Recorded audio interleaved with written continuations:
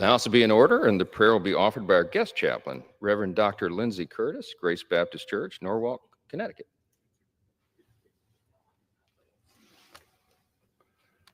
Let us pray.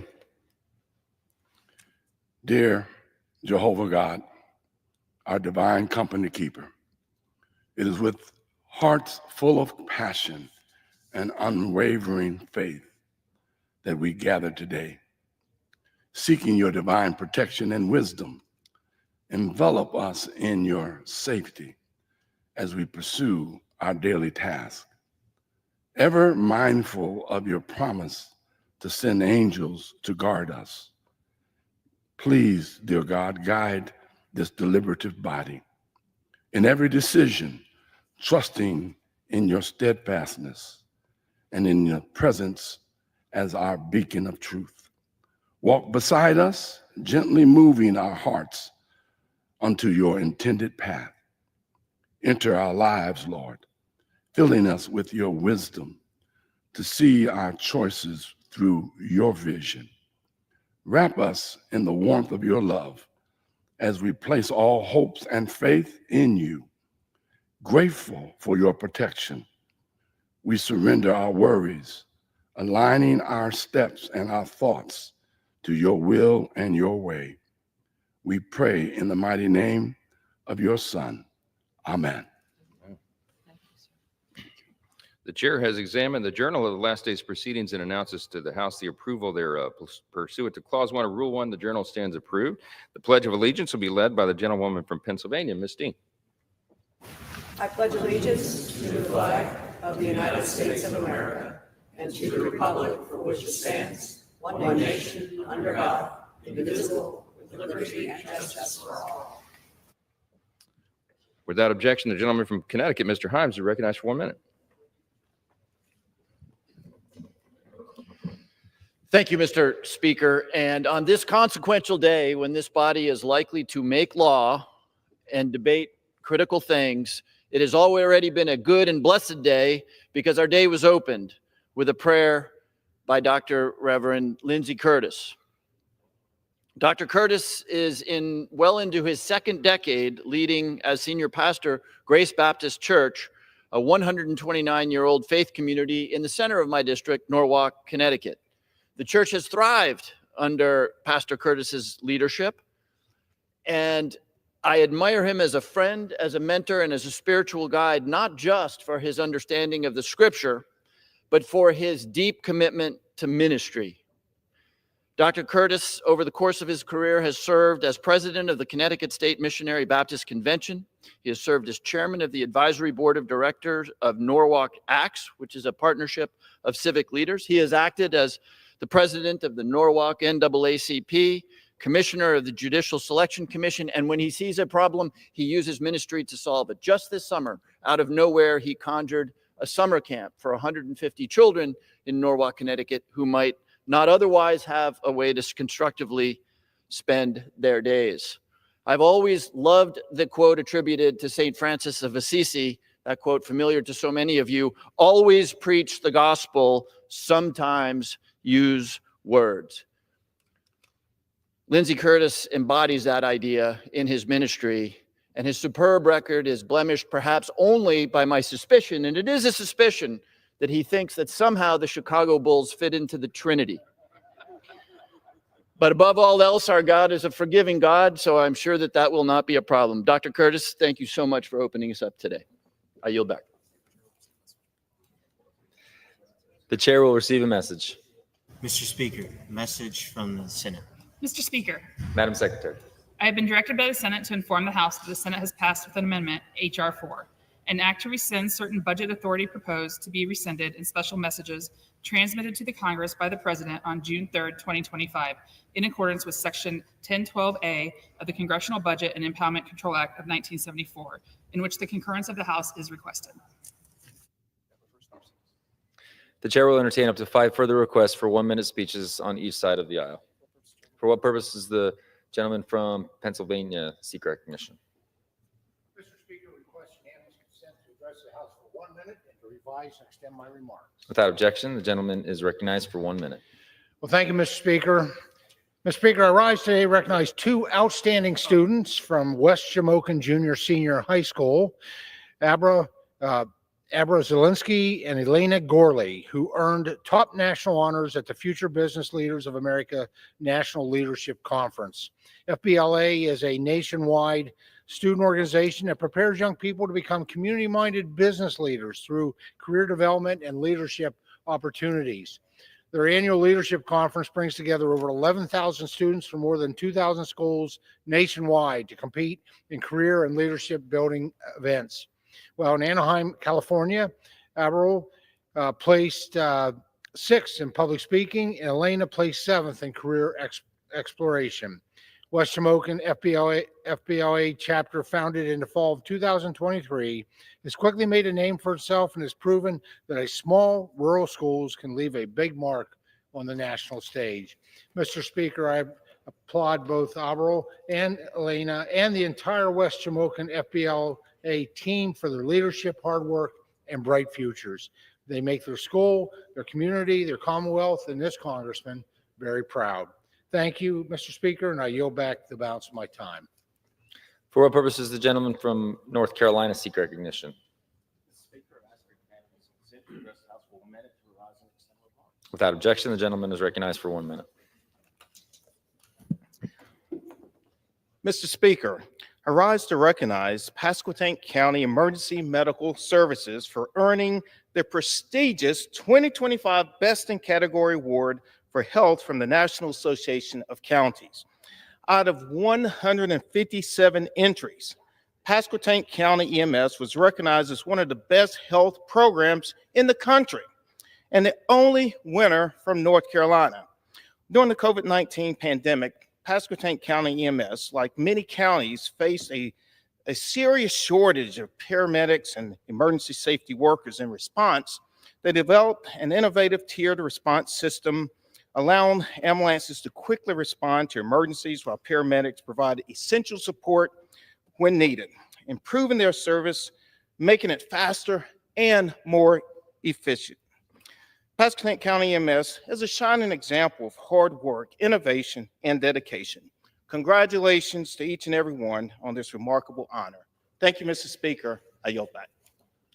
For what purpose does the gentleman from East Texas seek recognition? I ask unanimous consent to address the House floor for 1 minute and to revise and extend my remarks. Without objection, the gentleman is recognized for 1 minute.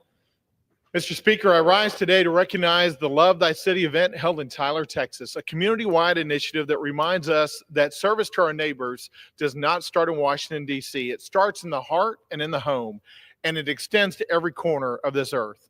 Organized by local citizen leaders, churches, nonprofits, and volunteers of all ages, Love Thy City is a day of service to others rooted in the great command to love our neighbors. That's a principle that transcends politics and parties. It transcends race and gender and every other perceived difference between us. It is our shared responsibility to care for everyone around us, just as the Good Samaritan did, not because government would tell us to, but because the love of Christ propels us to. Whether it's cleaning up a park, helping a neighbor in need, or simply showing kindness to a stranger, Love Thy City challenges us to use our act of faith to lead by example and invest in our communities, not just with words, but with action. This is what makes East Texas strong: faith, service, and a deep love for God and for others. I'm proud to honor this effort today and to recognize all those who give their time to love their neighbor. Thank you, Mr. Speaker. I yield back. For what purpose does the gentlewoman from Pennsylvania seek recognition? Without objection, the gentlewoman is recognized for 1 minute. Thank you, Mr. Speaker. Mr. Speaker, our children are under attack. $6.8 billion in education funding, dollars appropriated by Democrats and Republicans. It's frozen. Funds that should have been available July the 1st. In Pennsylvania, that's $230 million. Resources, including summer programs and teacher training, hang in limbo. Abington School District, my alma mater, is missing more than $250,000. Some schools may be able to function while the president's latest whims play out in court. But as is the case with most of his orders, Trump has stolen the most from those who have the least. Norristown School District, just 15 miles from my district of Abington, is owed 3 times as much, more than $750,000 in federal funds. This is not about government efficiency. It is about greed, incompetence, and cruelty. When Secretary McMahon testified before the Appropriations Committee, I asked her, "Why are you in this job?" Her response, "I want the best for my family." Not all families, her family. When Republicans tell us who they are, Mr. Speaker, we should believe them. I yield back.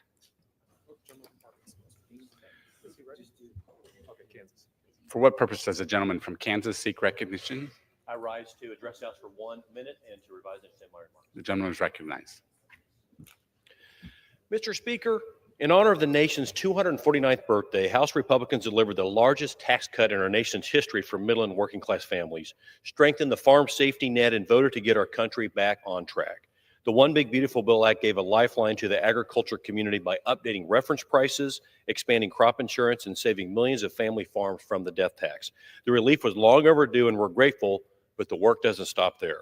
It is past time for Congress to pass a fiscally conservative 5-year farm bill, including support for agriculture research and development. We've seen the devastating impact disease outbreaks can have with the HPAI virus, and now we must continue to take steps to prevent the new world screwworm from reaching our borders. The Big First District is home to crown jewels of the animal health corridor, where world-renowned research happens, positioning the United States to focus on disease prevention rather than outbreak control after the fact. By investing in agriculture research, we strengthen our food supply chain and, in turn, our national security, all while providing the best and most effective return on taxpayer dollars.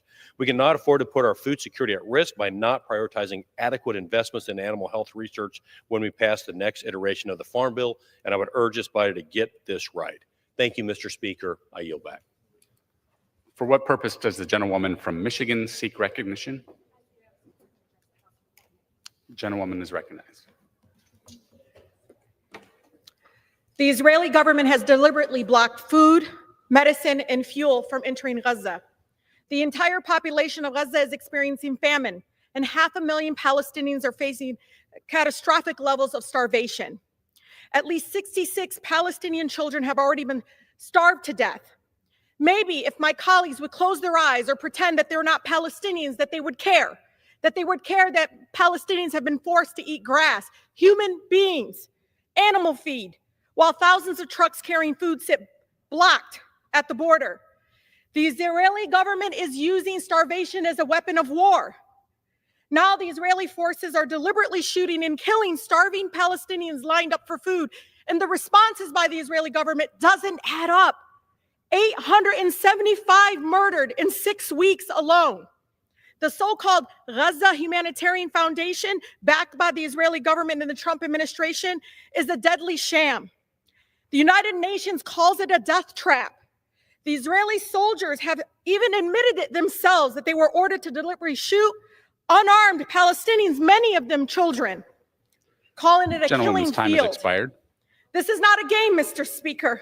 These are human beings. And if colleagues need to close their eyes again and pretend they're not Palestinians to care, then maybe they should, and we would stop this madness and stop supporting the genocide in Gaza. Gentlewoman's time has expired. For what purpose does the gentleman from Arkansas seek recognition? Speaker, I ask unanimous consent to address the House for 1 minute and revise and extend my remarks. Gentleman is recognized. Mr. Speaker, I rise to shed light on the broken permitting process, which creates roadblocks to unleashing American innovation and development while costing more taxpayer dollars with basically nothing to show for the expenses. The Fiscal Responsibility Act of 2023 attempted to change course and imposed a 2-year deadline and 150-page cap on environmental impact statements. However, the Council on Environmental Quality reports that 61% of environmental impact statements still take over 2 years to complete. The other two branches of government are taking actions to inject some regulatory common sense into the process. President Trump's Unleashing American Energy executive order directs federal agencies to confine NEPA analysis to applicable law. And in May, the Supreme Court ruled unanimously on narrowing the scope of NEPA. It's time for Congress to take a bipartisan, bicameral action to fix the broken permitting and regulatory laws so that America can thrive. I yield back. Gentleman yields back. For what purpose does the gentleman from California seek recognition? Yes, unanimous consent to enter into the record the letter from from the AFL-CIO and to address the House for 1 minute and to revise and extend my remarks. Without objection, the gentleman is recognized for 1 minute.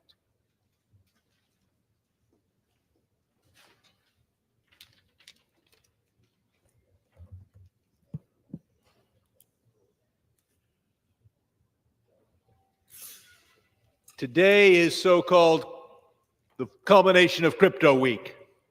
The AFL-CIO has sent a letter to every member saying that these bills are an attack on working families and they will score your vote on these issues. Vote no on both bills. This is what Trump had to say about crypto before he learned he could make money from it. The bills we have allow the president and the vice president to sponsor cryptos. That means they can print their electronic monopoly money. China is buying 300 billion, Abu Dhabi 300 million, and Abu Dhabi has agreed to buy $2 billion of Trump coin or Trump stable coin. It allows for bailouts by the Fed. Jay Powell won't bail out Trump coin, but the next Fed chair will. It allows for the purchase with your U.S. tax dollars of Bitcoin or Trump coin. And the third bill says innovation is wonderful, except if the U.S. government does it. Vote no on all three bills. For what purpose does the gentleman from Alabama seek recognition? That's unanimous consent to address the House for 1 minute and revise and extend my remarks. The gentleman is recognized for 1 minute. Mr. Speaker, I rise today on the House floor of the United States House of Representatives to recognize an extraordinary American and a dear personal friend, Mr. Roy Drinkard of Coleman, Alabama, who just celebrated his 105th birthday this past weekend on July the 12th. Born in 1920, Mr. Drinkard is a proud veteran of the Second World War and who served his country with courage and continue to inspire all those who know him.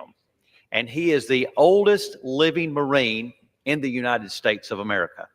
After the war, he returned to Alabama and built a legacy as a successful businessman, civic leader, and helped shape the growth and character of Coleman, Alabama, as well as the state. At the age of 105, Mr. Drinkard remains active in his business. He still serves on the Board of Trustees at Troy University, demonstrating that age is no barrier to leadership, to commitment, or to purpose. Mr. Speaker, Roy Drinkard is a living example of American grit and grace. And my wife, Caroline, and I are proud to call him our friend. Drinkard, a very happy 105th birthday, and in thanking him for a lifetime of service to his community and to his nation. May God bless Roy Drinkard and his family, and may God bless the United States of America. I yield back. The gentleman's time has expired. For what purpose does the gentleman from New York seek recognition? Mr. Speaker, I seek unanimous consent to address the House for 1 minute or to revise and extend my remarks. The gentleman is recognized for 1 minute. Thank you, Mr. Speaker. I rise today to honor Luna Higby, the daughter of my friend Brian, back in Westchester County, New York. Luna is a delightful 6-year-old girl, but she has already endured bullying simply for looking different. Luna wears an eye patch and glasses to treat her amblyopia. Mistreatment by a few peers has made Luna want to reject her treatment. Disney Pixar has recently released the movie Ilio, about a boy who is wrestling with his insecurity and a longing to belong. Representation matters. Research shows that seeing someone in the media who mirrors your experiences boosts self-esteem, supports identity formation, and reduces stigma. Imagine how it might feel for Luna seeing a character who wears an eye patch, someone like her. Isn't that more likely to help keep her and her patch over to feel proud, to feel seen? As someone who grew up with strabismus and experienced teasing firsthand, I know how much it can hurt. We must teach our children that differences are not deficits, but paths to empathy and connection. Mr. Speaker, I invite my colleagues to join me in sending Luna a message of inclusion. You belong, you're valued, and you matter to America. I yield back. Gentleman yields back. For what purpose does the member from Arkansas, Mr. Hill, seek recognition? Mr. Speaker, good morning. Pursuant to House Resolution 580, I call up the bill H.R. 3633 and ask for its immediate consideration in the House. The clerk will report the title of the bill. Union Calendar Number 134, H.R. 3633, a bill to provide for a system of regulation of offer and sale of digital commodities by the Securities and Exchange Commission and the Commodity Futures Trading Commission and for other purposes. Pursuant to House Resolution 580, in lieu of the amendments in the nature of a substitute recommended by the Committees on Agriculture and Financial Services printed in the bill, an amendment in the nature of a substitute consisting of the text of Rules Committee Print 119-6, modified by the amendment printed in Part B of House Report 119 through 199, is adopted, and the bill as amended is considered read. The bill shall be debatable for 1 hour, equally divided among and controlled by the chair and ranking minority member of the Committee on Agriculture or their respective designees, and the chair and ranking minority member of the Committee on Financial Services or their respective designees. After 1 hour of debate, it shall be in order to consider the further amendment printed in Part C of House Report 119 through 199, if offered by the member designated in the report, which shall be considered read, shall be separately debatable for the time specified in the report, equally divided and controlled by the proponent and an opponent, and shall not be subject to a demand for a division of the question. The gentleman from Pennsylvania, Mr. Thompson, the gentlewoman from Minnesota, Ms. Craig, the gentleman from Arkansas, Mr. Hill, and the gentlewoman from California, Ms. Waters, each will control 15 minutes. The chair recognizes the gentleman from Arkansas. Mr. Speaker, I ask unanimous consent that all members may have 5 legislative days to revise and extend their remarks and include extraneous material in this bill in the record. Without objection. Mr. Speaker, I yield myself such time as I may consume. The gentleman is recognized. I rise in strong support this morning of the Clarity Act. We've been here before, Mr. Speaker. Just last year, we passed landmark legislation, Fit 21, with an overwhelming bipartisan majority to apply strong federal standards to digital asset markets.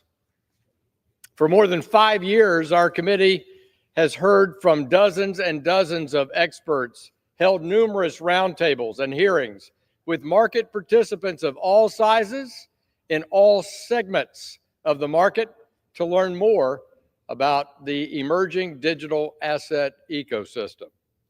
We learned about the value proposition and relevant risks associated with digital assets and the use of blockchain technology.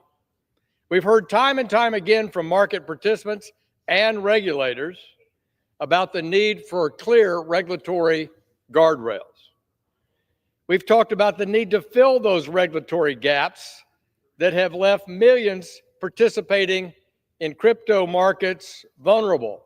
In fact, Mr. Speaker, both President Biden in his executive order 14067 and President Trump in his executive order 14178 identified those market regulatory gaps, asking Congress to act to fill those gaps.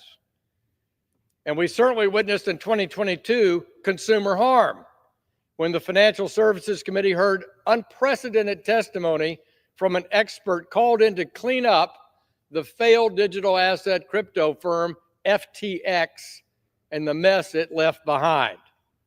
In his words, never had he seen such an utter failure in corporate controls. In its wake, then Chairwoman Waters wisely stated, "We need legislative action to ensure that digital assets entities cannot operate in the shadows outside of robust federal oversight and clear rules of the road."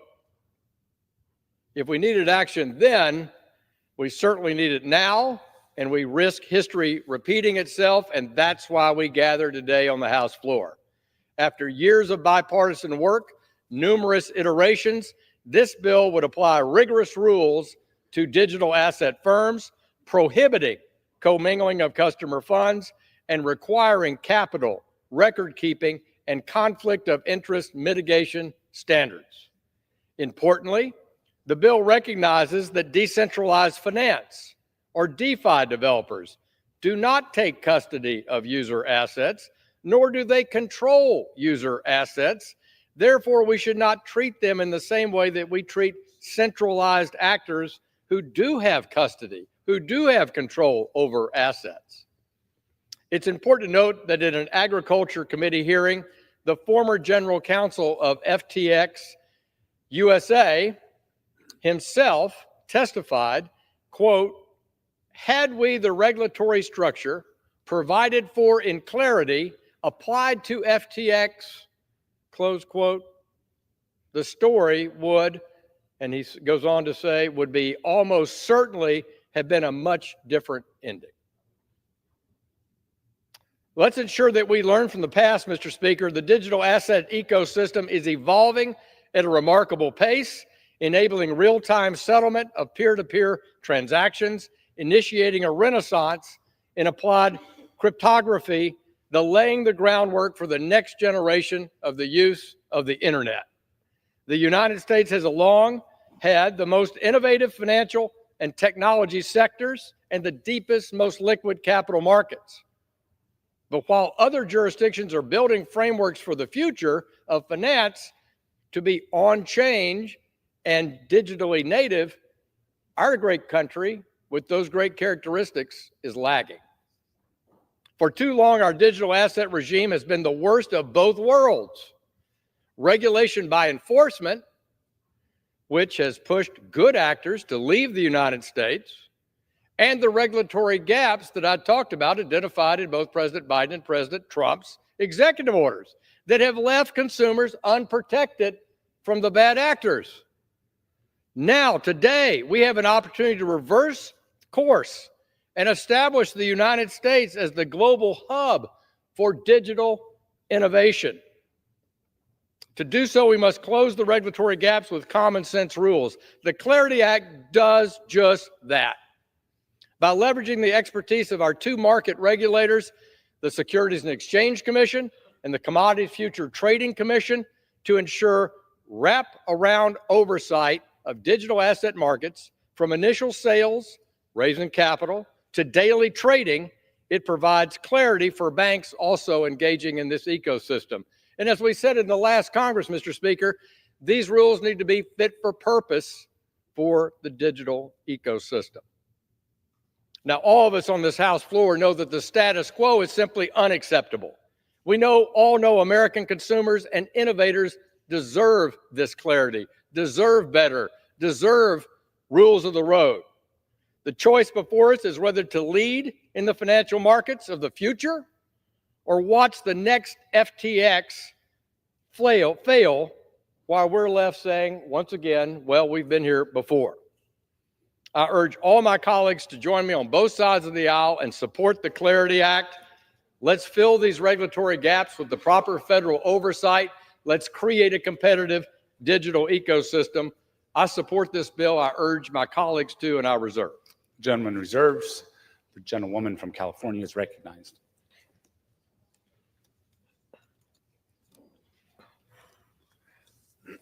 Mr. Chair, I yield myself such time as I may consume. Gentlewoman is recognized. Crypto Week has been going so well, hasn't it? Mr. Speaker, that's because bailing out billionaires is hard work. I look how hard Republicans worked to strip health care from 17 million Americans, shutter rural hospitals, and take food assistance from 12 million people just to hand the richest 1% of Americans a tax break they don't need. No one should be surprised that the Republicans' next order of business is $1 billion handout to the president himself. In just 6 months, President Trump has enriched himself and his family to the tune of $1.2 billion, and that's just the beginning. President Trump used to call crypto a scam in 2021. Trump said, and I quote, "Bitcoin, it just seems like a scam. I don't like it because it's another currency competing against the dollar," end quote. Melania was actually first to get involved in the crypto ecosystem. In January 2022, she announced an auction of her non-fungible token or NFT collection. Trump then followed suit in December 2022, launching his own NFT collection, ditching his concerns about crypto because he saw it as a way to pad his pockets. Now, during the campaign trail, Trump ramped up his crypto involvement. In September 2024, he and his family launched World Liberty Financial, a crypto trading platform. So days before the inauguration, Trump launched his meme coin, which he later used to offer access to the White House to the highest bidder, foreign or domestic. But his family's crypto empire hasn't stopped there. World Liberty Financial launched a stablecoin called USD1. And shortly after that, the Abu Dhabi-backed investment firm MDX bought $2 billion worth of Trump's coin to make an investment in Binance.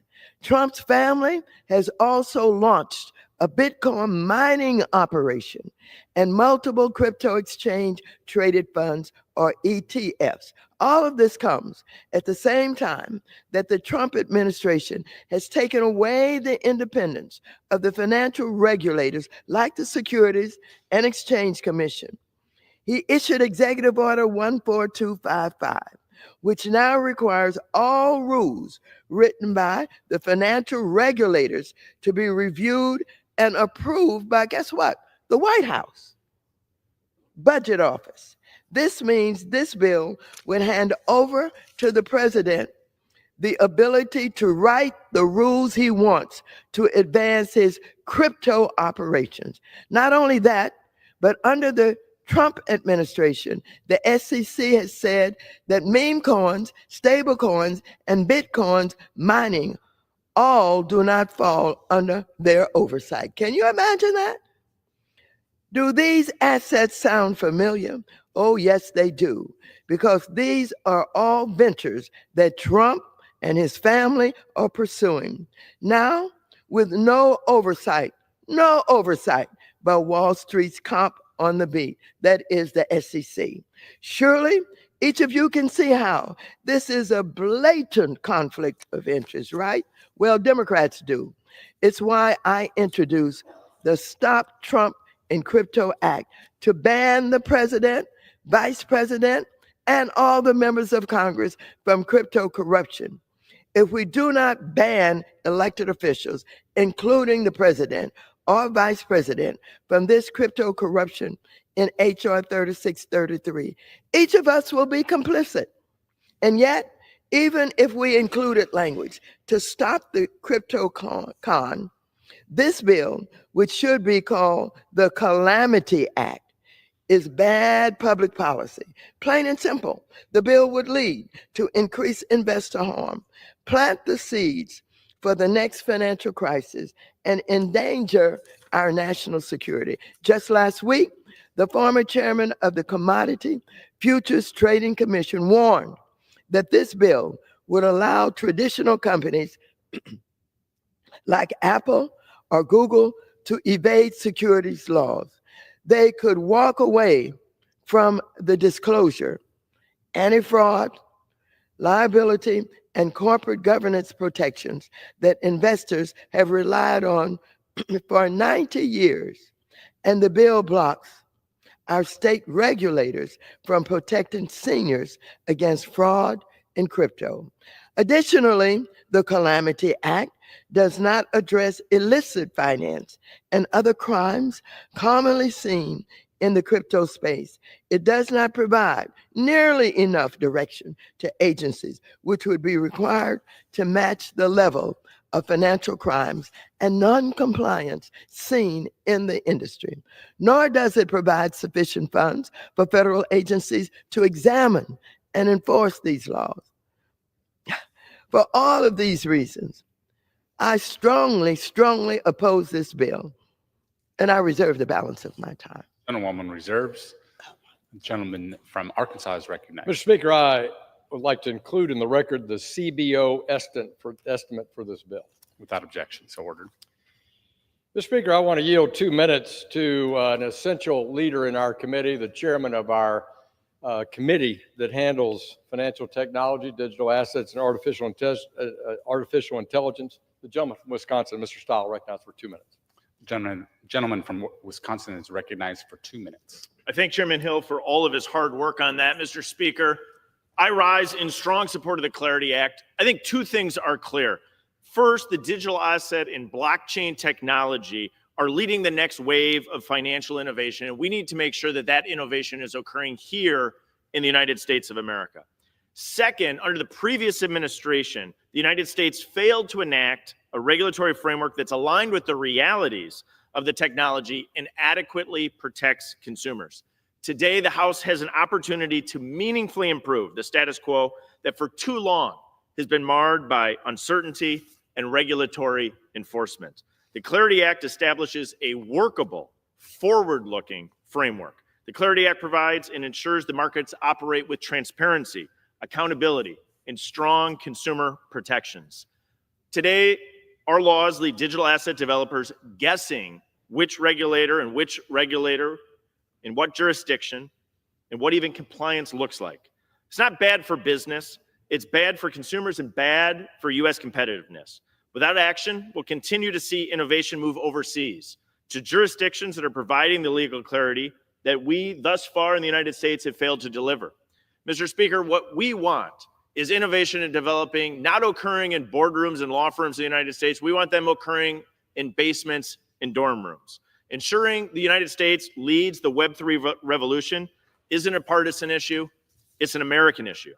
The Clarity Act legislates in a thoughtful way in a rapidly evolving space. The Clarity Act protects consumers and fosters innovation.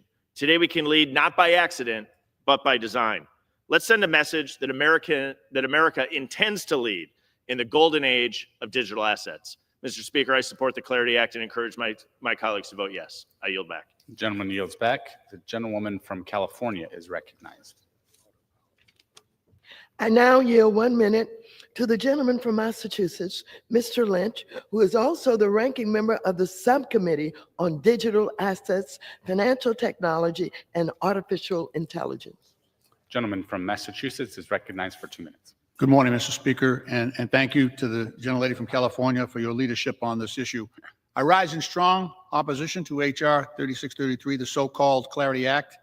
I believe this misguided legislation will have devastating impacts on our financial stability, national security, and investor protections. While my Republican friends claim that this bill will regulate the crypto market structure, in reality, it eviscerates the longstanding history of investor protections that have made our markets the envy of the world. Most importantly, this push for crypto will not end well for the U.S. taxpayer. This bill will lead to the next financial crisis, and the largest crypto donors who wrote this bill will walk away unharmed, because the worst aspect of this bill is that Republicans have repeatedly refused to include a single amendment preventing a federal taxpayer bailout of the crypto industry. That's what this bill does. Additionally, this bill includes zero provisions to prevent the president, who has a $620 million conflict of interest, from continuing his ability to accept emoluments from foreign governments like Abu Dhabi. And I urge my colleagues to vote no and protect the American taxpayer. I yield back. The gentleman from Arkansas is recognized. Thank you, Mr. Speaker. I want to yield 2 minutes to our majority whip, who has been an absolute essential, early, focused policymaker in the digital asset space. Mr. Emmer of Minnesota for 2 minutes, please. The gentleman from Minnesota is recognized for 2 minutes. Thank you, Mr. Speaker. The United States stands at the forefront of the next digital renaissance, a transformative shift towards a decentralized peer-to-peer digital economy. For many years, innovators and investors were forced to operate in a legal gray zone while agencies jostled for regulatory superiority over the digital asset ecosystem, leading blockchain developers to pack up and move abroad. The Clarity Act fixes this by creating regulatory guardrails tailored to the unique attributes of blockchain technology while giving users and developers the confidence to engage and innovate in this ecosystem. Gone are the days of arbitrary enforcement actions and regulatory turf wars that only hindered the development of this groundbreaking technology and drove capital overseas. This bill gives market participants the confidence to build, invest, and grow right here in the United States of America. We are proud to have the Securities Clarity Act included in this legislation. This provision provides market certainty for innovators and clear jurisdictional boundaries for regulators. Subsequently, elements of the Blockchain Regulatory Certainty Act were included, clarifying once and for all that digital asset developers and service providers who do not custody consumer funds are not considered money transmitters. Importantly, the Clarity Act will help further decentralize our financial system so that Americans can forego intermediaries and transact directly with each other. Having this choice will fundamentally transform the digital economy and unlock new opportunities for innovators, investors, and consumers around the globe. I want to thank Chairman Hill and Chairman Thompson for their leadership and for working with us to include our two bills in the Clarity Act. The United States has an opportunity to lead and deliver on President Trump's promise to make America the crypto capital of the world. We cannot and will not fail. With that, I yield back. Gentleman's time has expired. Gentleman from Arkansas reserves. The gentlewoman from California. I now yield 1 minute to the gentleman from Illinois, Mr. Caston, who is also the vice ranking member of the Financial Services Committee. Gentleman from Illinois is recognized for 1 minute. Mr. Speaker, the only thing you need to know about the Clarity Act is that it is designed to destroy U.S. capital markets. U.S. capital markets are the envy of the world because investors like putting their money in them. They are the envy of the world because we provide robust investor protections when people put their money in them, in part through the Securities and Exchange Commission.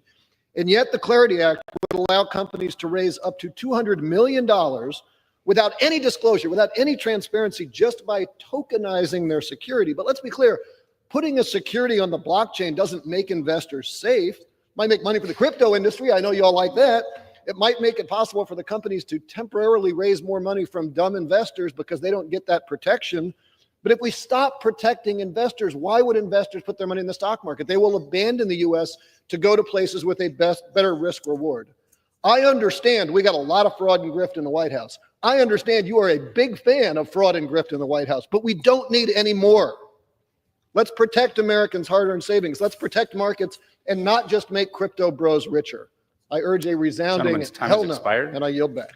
Gentleman's time has expired. The gentleman from Arkansas is Thank you, recognized. Mr. Speaker. I want to yield 1 minute to the gentleman from Michigan, the vice chairman of our full committee, Mr. Heisinger, who's been a longtime advocate for reform in the digital markets. Gentleman from Michigan is recognized for 1 minute. Thank you, Mr. Speaker, and I appreciate that. From the chair, the digital asset ecosystem currently operates in a fragmented regulatory environment that lends itself to significant challenges for both businesses and, more importantly, investors. The ambiguity in classifying a digital asset either as a security or as a commodity has led to confusion, legal uncertainty, and ultimately consumer harm. American innovation is a critical element of job creation and economic opportunity here in the United States. Congress must look to preserve this competitive advantage and not let it leave our shores. By passing a comprehensive market structure framework, responsible actors will now have greater certainty and consumers greater protection from bad actors. This bill establishes a regulatory framework for digital assets that aligns with our existing financial markets while accounting for the unique characteristics of digital assets. Mr. Speaker, our markets are the envy of the world. American innovation is a critical element of job creation and economic opportunity here in the United States. Congress must not cede its responsibility. I urge all of my colleagues to support this important legislation and yield back the balance of my Gentleman's time. time has expired. The gentleman from Arkansas reserves. The gentlewoman from California is recognized. I now yield 1 minute and 15 seconds to the gentleman from California, Mr. Sherman, who is also the ranking member of the Subcommittee on Capital Markets. Gentleman from California is recognized for 1 minute and 15 seconds. I submitted many amendments to rules, as did other Democrats. They made only one in order. I will not be offering it because in the absence of the other amendments, it's really not useful. This bill is an attack on working families, which is why the AFL-CIO says no, and they are scoring it. This bill prohibits Congress members from sponsoring cryptocurrencies because of the obvious corruption and conflict of interest, but it allows the president to create electronic monopoly money. And who's buying? Abu Dhabi is buying $2 billion of Trump stablecoin, while the Chinese interests behind TikTok are buying $300 billion worth of Trump coin. And that's just what we know about. There's a lot we don't know about because cryptocurrency literally means hidden money. It allows for bailouts under Section 13.3 of the Federal Reserve Act. Jay Powell won't do it, but the next guy will. And Congress won't stop them because crypto spends more in super PACs than any other industry by far, 5 times more than the combination of big oil and big pharma. It allows for the purchase of Bitcoin and Trump coin, and Trump has announced that he's going to do just that with our tax dollars going into his crypto. And finally, this creates the perfect financial tool for drug dealers and for tax evaders. I yield to the gentleman an additional 15 seconds. The gentleman is recognized for 15 more seconds. It creates the perfect financial tool for drug dealers and tax evaders, because every time a billionaire cheats on his taxes, a member of the Freedom Caucus earns his wings. I yield back. Gentleman's time has expired. The gentleman from Arkansas is recognized. Mr. Speaker, I yield 1 minute to the gentleman from Ohio, the chairman of our subcommittee on national security and a longtime policy advocate for reform in our digital markets. Mr. Davidson. Thank you, Chairman. The ability to move payments or digital tokens that represent other assets, person to person without a third party, any intermediary, across any space digitally at the speed of light is part of the reason this industry was created. So what do those tokens represent? Either securities, commodities, real world assets. We've needed a bright line test since this market began to decide who regulates them. I introduced the first piece of legislation on this back in 2018 called the Token Taxonomy Act. Think of the harm that could have been prevented if we had that bright line test all this time. And the other essential component is self-custody, the ability to control your own assets. You can't go person to person if you have to go through an intermediary without a permission. So it does that. It does just what we need to do, just like cash. We finally have market structure in place with this bill. I hope the Senate delivers the same structure soon, and we get the certainty the markets need. I yield back. Gentleman yields back. The gentleman from Arkansas reserves. The gentlewoman from California is recognized. I now yield 1 minute to the gentlewoman from New York, Ms. Velasquez, who is also the ranking member of the Small Business Committee. Gentlewoman from New York is recognized for 1 minute. Mr. Speaker, I rise today in strong opposition to this bill. It is ironic we are debating a bill called the Clarity Act when it offers no clarity on one of the biggest issues in crypto, the blatant conflicts of interest inside our own government. Since returning to office, President Trump has turned the presidency into a crypto cash machine. It is now estimated that crypto makes up the majority of Donald Trump's net worth. Foreign investors, some under federal investigation, are pouring millions into these ventures, buying access, influence, and favorable treatment. So I ask, what are we doing here? With this bill, not only are we continuing to allow President Trump to issue his cryptocurrency, we are allowing him and his cronies to be in charge of the regulators overseeing that venture and compromising the stability of capital markets in our country. Time has expired. I urge my colleagues to vote no, and I yield back. Gentlewoman's time has expired. The gentlewoman from California reserves. The gentleman from Mr. Arkansas Speaker, may I is inquire how recognized. much time I have remaining, please? Gentleman has 2.5 minutes remaining. Mr. Speaker, I yield 1 minute to the gentleman from Nebraska, Mr. Flood, the chair of our Housing and Insurance Subcommittee. The gentleman from Nebraska is recognized for 1 minute. Thank you, Mr. Speaker. Thank you, Mr. Chairman. I'll be brief. It's been a longer wait than expected, but I am excited that the Clarity Act has finally made it to the House floor for debate. The Clarity Act is not just about digital assets like Bitcoin. This bill will usher in a new age of blockchain innovation that will go well beyond the tokens that we know well today. Chris Dixon's book, titled Read, Write, Own, talks about a future where blockchain technology enables a new generation of the internet he terms Web 3.0.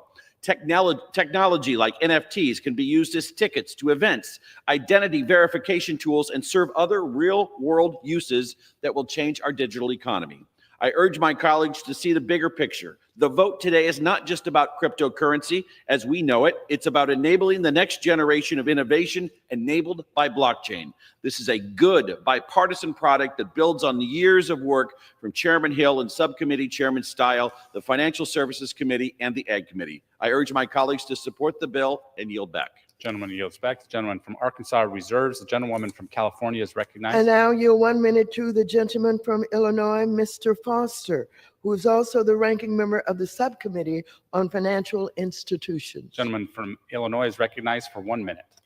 Mr. Speaker, I rise in opposition to the Clarity Act, which claims to bring digital assets under a regulatory umbrella, but fails in two major areas. First, because it has no KYC, know your customer requirements for self-hosted wallets, it allows anonymous trading on DeFi exchanges and the dark web, which means there is no way to prevent wash trading, front running, corruption, ransomware, extortion and kidnapping payoffs, and all the parade of horribles that unregulated crypto has unleashed upon the world. This legislation simply applies a patina of regulation while codifying loopholes that leave large parts of the industry, including the president's own meme coin schemes, completely unregulated. Secondly, the Clarity Act also lacks basic investor protection present in the securities laws. For example, firms are not required to serve the best interests of their investors or to separate critical market functions and many other basic protections. Now, I am not ideologically opposed to crypto, and both of these flaws are fixable, but in clarity, they have not been fixed, and so I oppose this bill and urge my colleagues to vote no. Yield back. The gentleman yields back. The gentlewoman from California reserves. The gentleman from Arkansas is recognized. Thank you, Mr. Speaker. I yield 1 minute to the gentleman from Wisconsin, Mr. Fitzgerald. Gentleman from Wisconsin is recognized for 1 minute. Mr. Speaker, I rise today in support of the bipartisan Clarity Act, common sense legislation that finally gives digital asset markets the regulatory certainty they need to grow responsibly right here in the United States.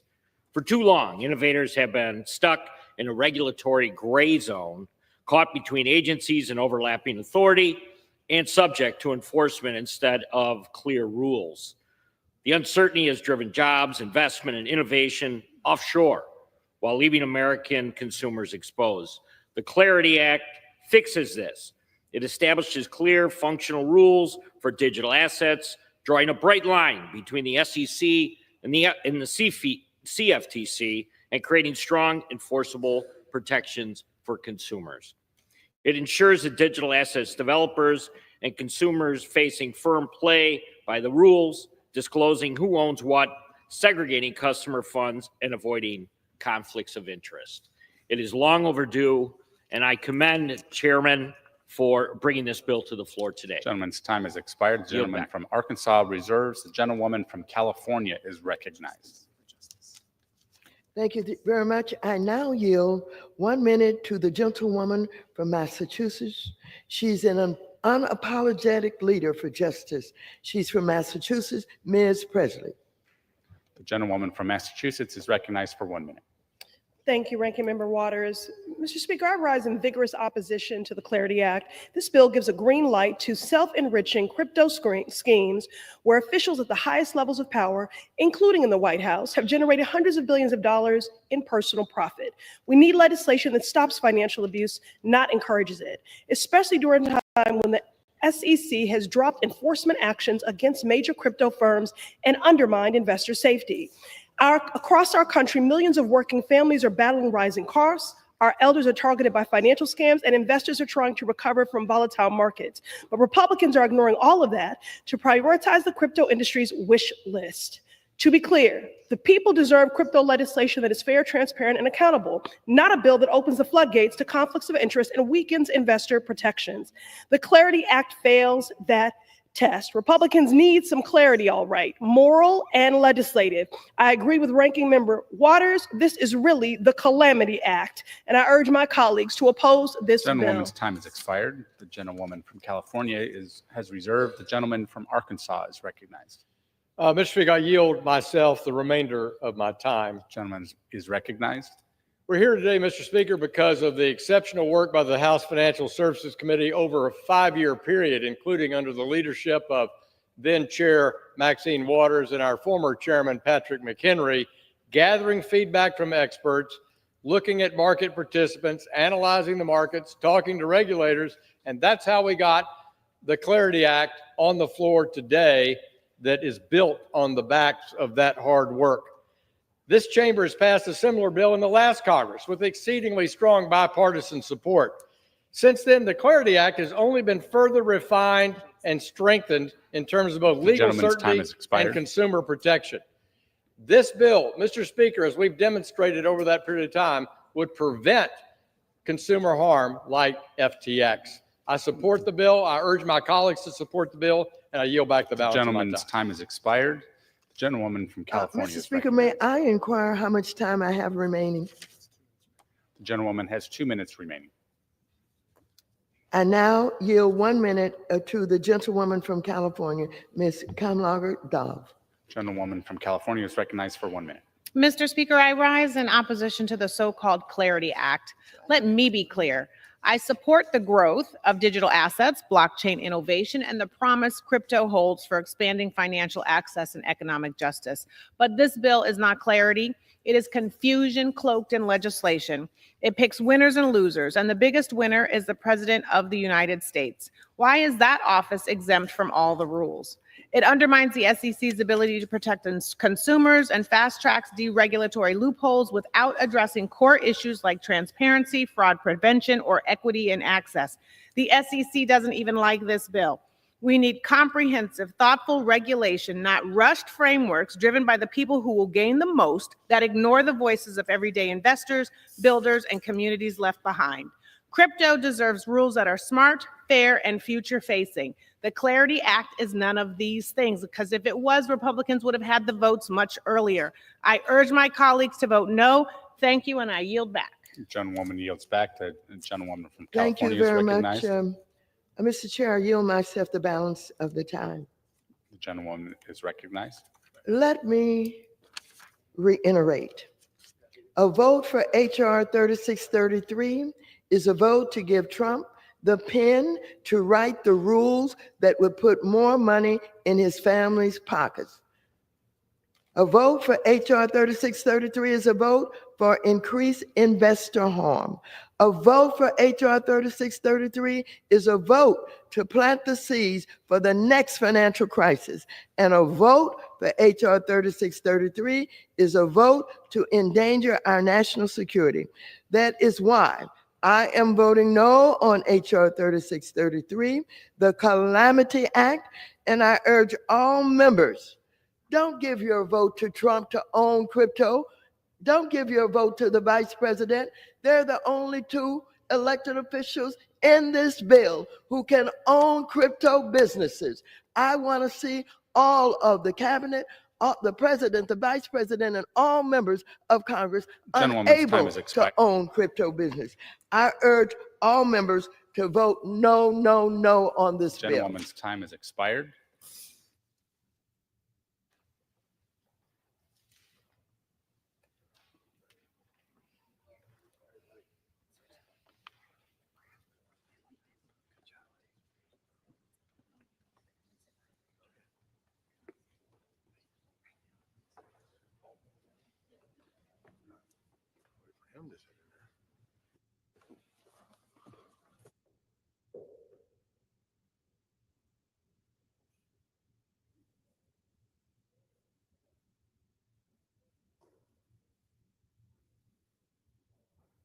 All time for financial services debate is expired, and the gentleman from Pennsylvania, Mr. Thompson, the gentlewoman from Minnesota, Ms. Craig, each will control 15 minutes. The chair recognizes the gentleman from Pennsylvania. Well, Mr. Speaker, thank you so much. Mr. Speaker, I yield myself such time as I may consume. Gentleman is recognized. Thank you, Mr. Speaker. I'm incredibly proud today to stand before you to share my support for the Clarity Act. This is legislation we've been working on the Agriculture Committee for 7 years. This is an improvement over legislation that fulfilled the very same purpose of what we're addressing today that passed last Congress with over 300 votes, 71 Democrats, and it was a great bipartisan bill. And this is an improvement on that bill. The Clarity Act is about 3 related ideas: certainty, protection, and innovation. And I'd like to talk about why each of these ideas is important. First, the Clarity Act provides regulatory certainty for all corners of the digital asset ecosystem, including issuers, exchanges, intermediaries, builders, software developers, and most importantly, users of digital assets. This regulatory certainty means that all parts of the ecosystem can engage with digital assets with confidence. It promotes healthy markets by establishing common sense requirements to protect consumers. And those are all built on the existing requirements in the financial services markets. Secondly, the Clarity Act protects good actors from government overreach.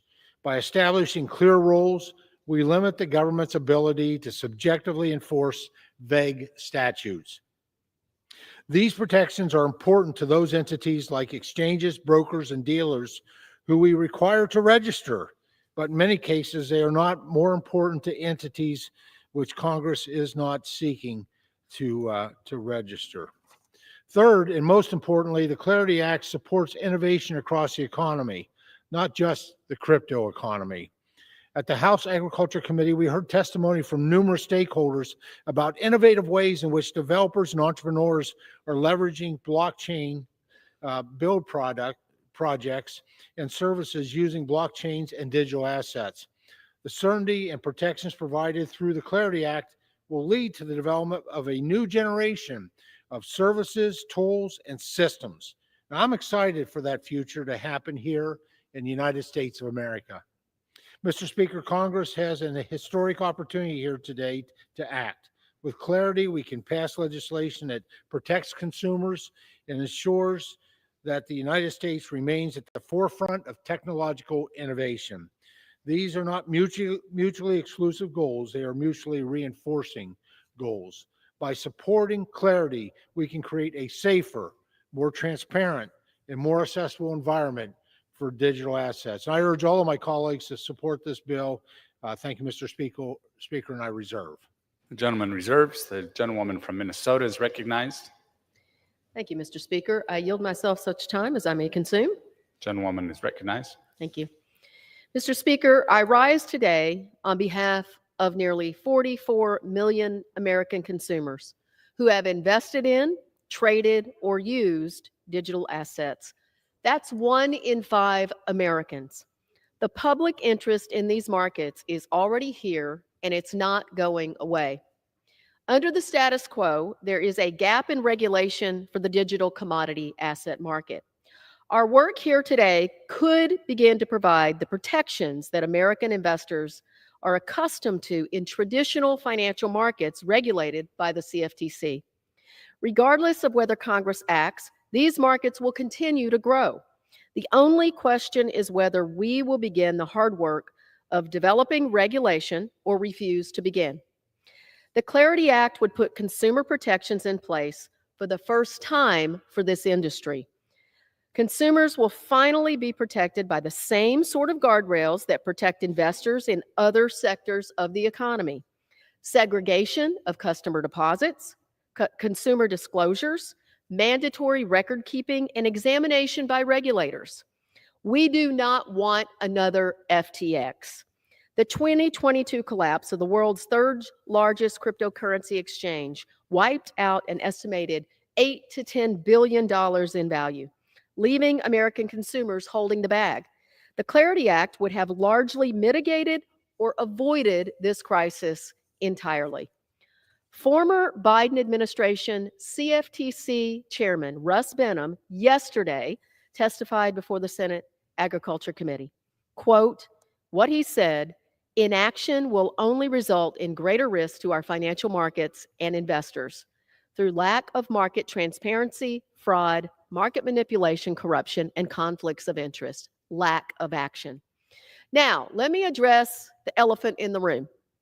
The first family's involvement with digital assets and personally profiting from them. It's rightfully raised questions of impropriety and alarmed government ethics watchdogs. The first family's personal financial involvement in other sectors, such as telecoms, should ring alarm bells as well, loud and clear as it comes to ethics in our country. There is a time and place for holding the powerful accountable, and that must happen. We should address executive branch corruption independently, and it should apply to all sectors. Today, we must focus on regulation and protections for consumers, because today, 1 in 5 Americans and growing lack those protections, lack any guardrails. It's our job to start putting them in place. Is this bill perfect? No. Can it be improved upon? Absolutely. And I encourage my Senate colleagues to keep working those outstanding issues. This bill deserves our support, and I urge my colleagues to vote yes. Thank you, and I reserve the balance of my time. Gentlewoman reserves. The gentleman from Pennsylvania is recognized. Mr. Speaker, I was remiss with my opening comments not to thank my agriculture partner, Ranking Member Angie Craig, for her leadership and work together on this issue, but also our Financial Services Chair, French Hill, my good friend Don Davis, Whip Emmer, Brian Stile, and so many more. There was just such a strong bipartisan leadership partner team. I now yield to the gentleman from Iowa, a member of the House Agriculture Committee, Mr. Feenstra, for 1.5 minutes. The gentleman from Iowa is recognized for 1.5 minutes. Thank you, Mr. Speaker. I want to thank our Chairman Thompson for bringing this bill forward. It's an amazing bill. I rise today in strong support of the Clarity Act. The increasing adoption of digital assets and the use of blockchain technologies can grow our economy and provide American families with a new opportunity to grow wealth. However, under President Biden, digital assets were attacked, which crushed innovation and created uncertainty for businesses. Fortunately, President Trump is working to make America the crypto capital of the world. We want digital asset innovation to happen in America and crypto jobs to be created in America without ceding ground to foreign countries. That's why we must pass the Clarity Act to spur innovation and support economic growth by providing clear rules of the road for digital assets in the United States. This bill establishes clear roles for the SEC and CFTC, which prevents agencies from overreach and confusion, provides consumer protections through greater transparency and accountability in the marketplace, and fosters innovation by providing a pathway for digital asset firms to operate legally and work with confidence, encouraging digital asset innovation to remain in the U.S. The Clarity unlocks economic growth, global competitiveness, and financial opportunity for all. I urge my colleagues to support this bill and put America first in the race to lead global digital asset Gentleman's marketplace time has expired. for our country. Thank you, and I yield back. Gentleman's time has expired. The gentleman from Pennsylvania reserves. The gentlewoman from Minnesota is recognized. I yield 3 minutes to my distinguished colleague from the state of North Carolina, Mr. Don Davis, the ranking member of the House Agriculture Subcommittee on Commodity Markets, Digital Assets, and Rural Development. Gentleman from North Carolina is recognized for 3 minutes. Mr. Speaker, I rise in support of H.R. 3633, known as the Clarity Act. I'm honored to serve as a co-lead on this legislation alongside Chairman Thompson, Chairman Hill, Ranking Member Craig, Subcommittee Chair Johnson, and so many others who came to the table in good faith to get this done. Let me also take a moment to thank the staff, both the majority and the minority staff. They put so many hours working on this. I know I was up late one night. It was probably midnight. So I really commend the team. And they help work on a very complex issue here that's before us, and to help shape a bipartisan product that reflects the seriousness of the moment. This bill reflects compromise, collaboration, and months of work to craft a regulatory framework that meets the moment. Because the truth is, we can't afford to fall behind. Right now, we are at a crossroads. The digital asset industry is growing, evolving, changing the way people around the world engage with financial markets and emerging technologies. But without a clear regulatory structure in place, we're seeing innovation move overseas, not because our talent isn't here, because the rules aren't here. The Clarity Act provides us with an opportunity then to change that, to lead, to establish thoughtful and balanced guardrails that support innovation, protect consumers, and foster confidence in our markets. You see disclosures, reports. You can't commingle funds. Dealing with so many provisions, anti-fraud, manipulation. But let me be clear. The bill isn't perfect. I've been vocal about that too. I remain concerned about the absence of meaningful conflict of interest provisions dealing with the executive branch. It doesn't matter who occupies the White House. Bottom line, whoever is in the White House, we need clear standards that ensure public trust is never compromised. I also remain concerned about adequate resources for the CFTC. Yes, this bill, and I'm acknowledging, provides more flexibility to deal with hiring, but we also need to see more resources because we're asking the CFTC to take on a major role here in this. Thank you. The gentleman is recognized for an additional 30 seconds. Thank you, Mr. Speaker. In the 118th Congress, we passed FIT 21 with overwhelming bipartisan support. The Clarity Act builds on this work. Let's pass the Clarity Act and send a strong message to the American people and the world that the United States will lead in building a forward-looking digital economy. I urge my colleagues to support this legislation. Thank you. I yield back.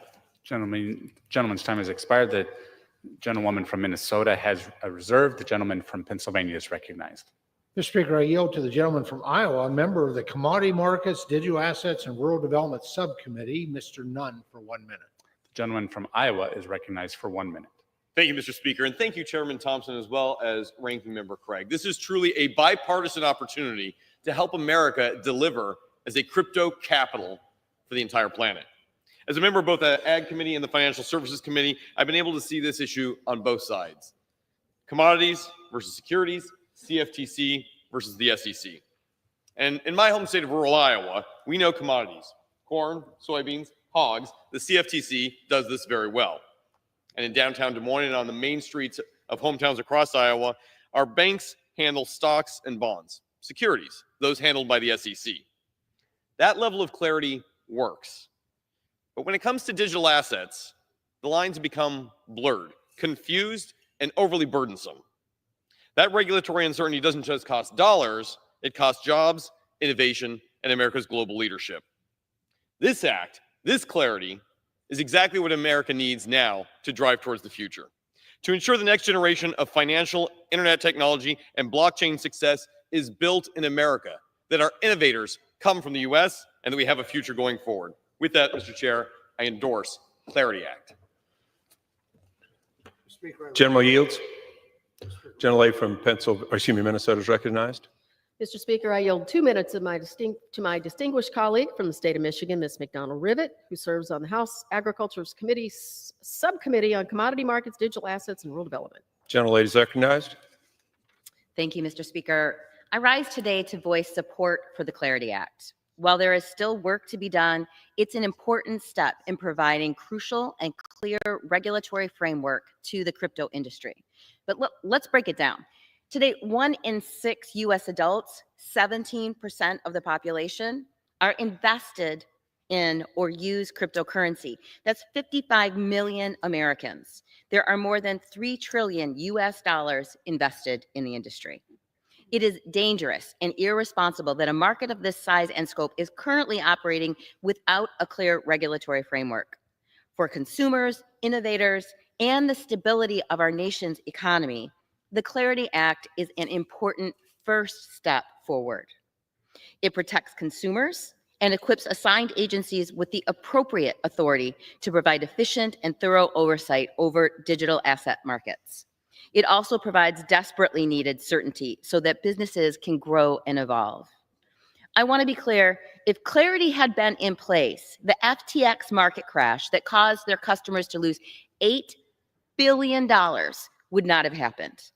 This bill strengthens our national security by giving regulators the tools they need to track cross-border transactions and stop digital assets from being used to evade sanctions or fund our adversaries. The bill is not perfect, and it does not resolve every issue. Like many of my colleagues, I am deeply concerned about the Trump family's potential conflicts of interest in using crypto to profit from the office of the presidency. That's why I voted for amendments to impose guardrails to stop elected officials from improperly profiting off the trades, and I will continue to push strongly for solutions to this problem. However, we cannot let the perfect be the enemy of the good. We stand at a critical moment where market structure is critical for our consumers, economy, and security, and the Clarity Act moves us meaningfully forward. Thank you, and I yield back. Gentlelady yields. Gentleman from Pennsylvania is recognized. Well, Mr. Speaker, I'd like to expand for a minute on the important protections included in Clarity. The Clarity Act includes strong protections for the developers of software. Section 309 and 409 make it clear that neither the CFTC nor the SEC have the authority to require a person to register just because that person is developing, publishing, or distributing software. This is a critical protection rooted in our First Amendment that should be read expansively by the commissions. The creation of new decentralized finance protocols is also an important development that the Clarity Act seeks to protect.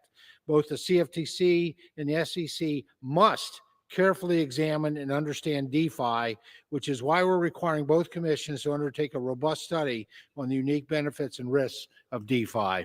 Through Clarity, Congress is making an unambiguous statement that DeFi is different and it should be treated differently from the centralized custodial intermediaries. Protecting this emerging technology is an essential purpose of the Clarity Act.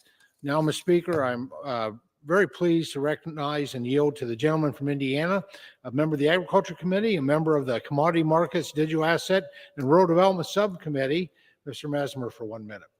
Gentleman is recognized.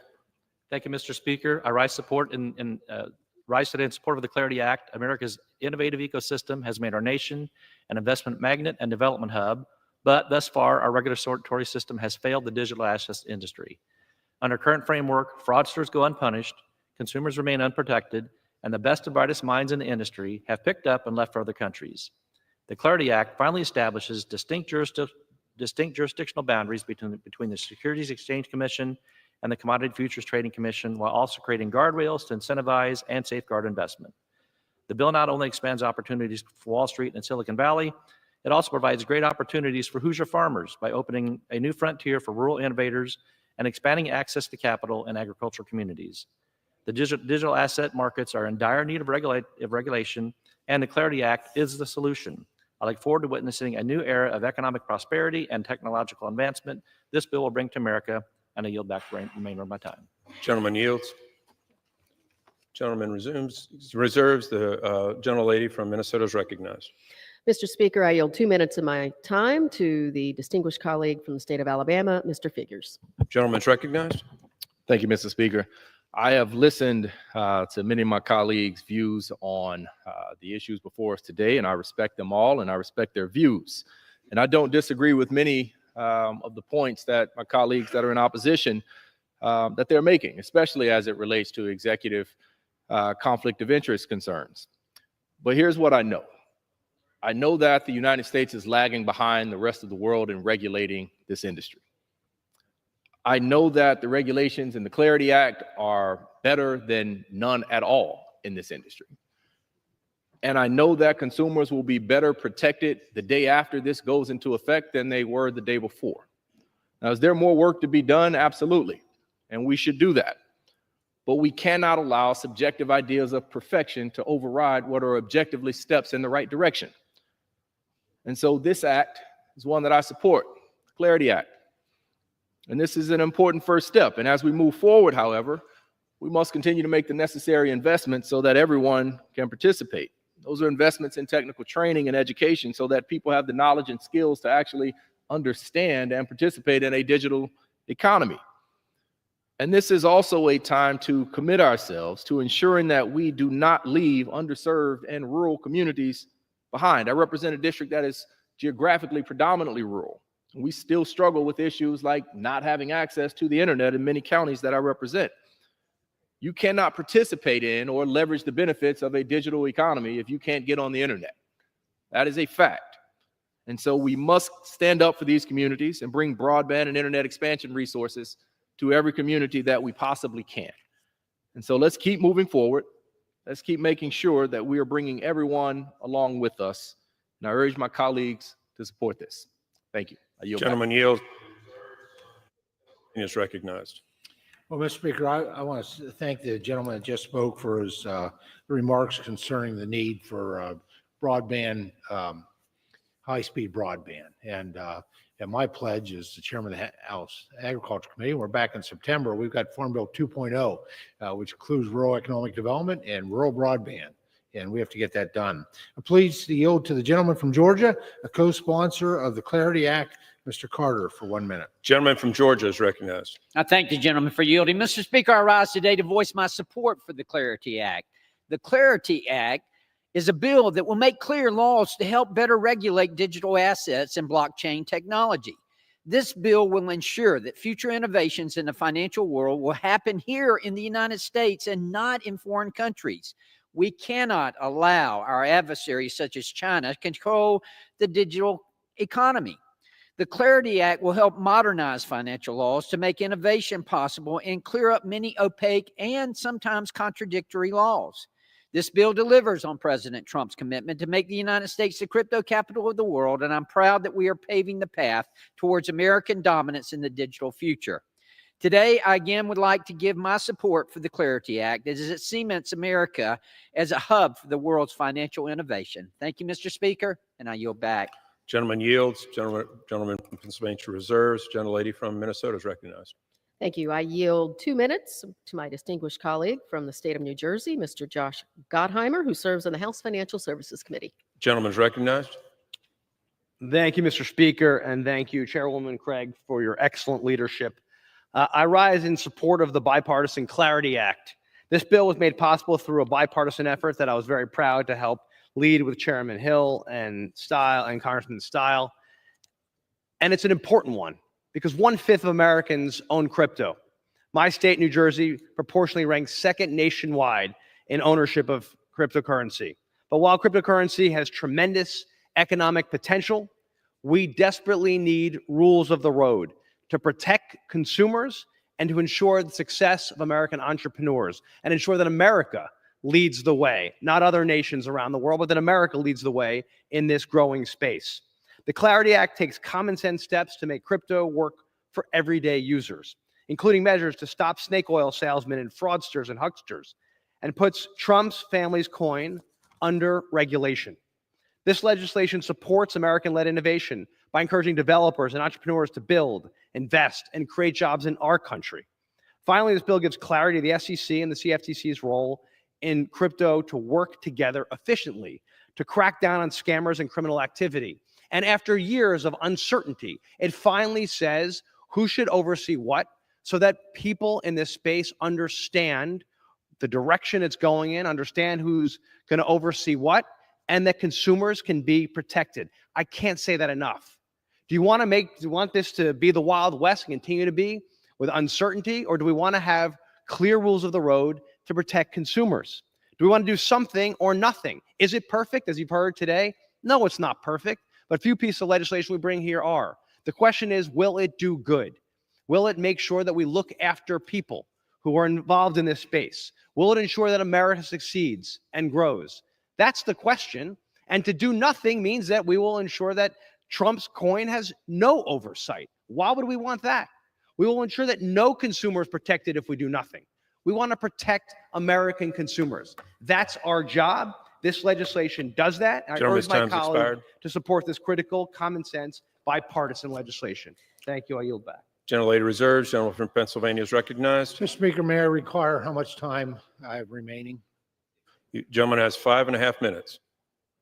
Mr. Speaker, Gentlewoman from Minnesota actually has 2. 2.5. Mr. Speaker, We'll give her another 30 pleased seconds. to yield to the gentleman from Tennessee, the Vice Chair of the Commodity Markets, Digital Assets, and Rural Development Subcommittee, also a member of the House Financial Services Committee, a very busy man, Mr. Rose, for 1 minute. The gentleman's recognized. Thank you, Chairman Thompson. Mr. Speaker, I rise in support of the Clarity Act, which provides long overdue updates aimed at protecting the future of digital assets, encouraging growth, and protecting American consumers. The days of stifling this emerging industry through litigation and rogue rulemaking must end. The Securities and Exchange Commission, under former Chair Gary Gensler, went far outside the agency's statutory mandate in many ways, especially with cryptocurrencies. The Clarity Act will strengthen transparency and accountability for consumers. It will require developers to provide accurate disclosures with details about the asset project's operation, ownership, and structure. It requires brokers and dealers to disclose important information to investors, to hold their own funds separate from their customers' funds, and to report any conflicts of interest. This bill ensures Americans know where they're putting their money, and it gets government out of the way of growth and innovation. Let's pass the Clarity Act for the good of this country. I yield back. Gentleman reserves. Gentlelady from Minnesota is recognized. Mr. Speaker, I have no other speakers at the moment, and I continue to reserve the balance of my time. Gentlelady reserves. Gentleman Minnesota or Pennsylvania is recognized. Well, Mr. Speaker, I yield to the gentleman from South Dakota, the chairman of the Commodity Markets, Digital Assets, and Rural Development Subcommittee, Mr. Johnson, for 3 minutes. Gentleman is recognized. Mr. Speaker, it's been such an honor to work with GT, French, Angie, Don, Brian, and so many others on something that's real. It's sometimes hard to separate the real from the fake in this town. That's certainly true for digital assets. NFTs, meme coins, these generate tremendous attention and they can pull our gaze away from what really matters. Here's what matters. Blockchain technology, Web3, will transform every single industry in the same way that the internet has transformed every single industry over the last 30 years. And that transformation will happen much faster than people realize. If we can keep government from continuing to screw this up. This is not about buying bubble gum with Bitcoin. This is about blockchain innovation happening here rather than overseas. About more liquid capital markets, about small businesses creating new services and products, about removing friction from transactions for every single American, and about protecting consumers so the debacles like the FTX meltdown never happen again. We tend to overstate the impact of what we do in this town. Everything is historic, even when it's not. But this is different. This is huge. Before I came to Congress, I was in the broadband industry, and the 1996 Telecom Act provided the regulatory certainty needed to launch the internet era. That was a watershed victory for this country, and my friends, we are here again. The regulatory certainty provided by this incredible bipartisan work product will launch a golden age of innovation and the golden age of digital assets. Today, now, this moment, this is a watershed victory for this country. Today, we do something real. And with that, I would yield back. Gentleman yields. Gentleman from Pennsylvania reserves. Gentlelady from Minnesota is recognized. Mr. Speaker, I'm prepared to close. Gentlelady reserves. Gentleman from Pennsylvania recognized.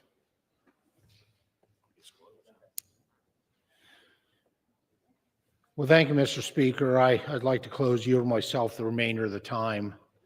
I want to thank the gentleman from South Dakota for his remarks, and quite frankly, couldn't agree more.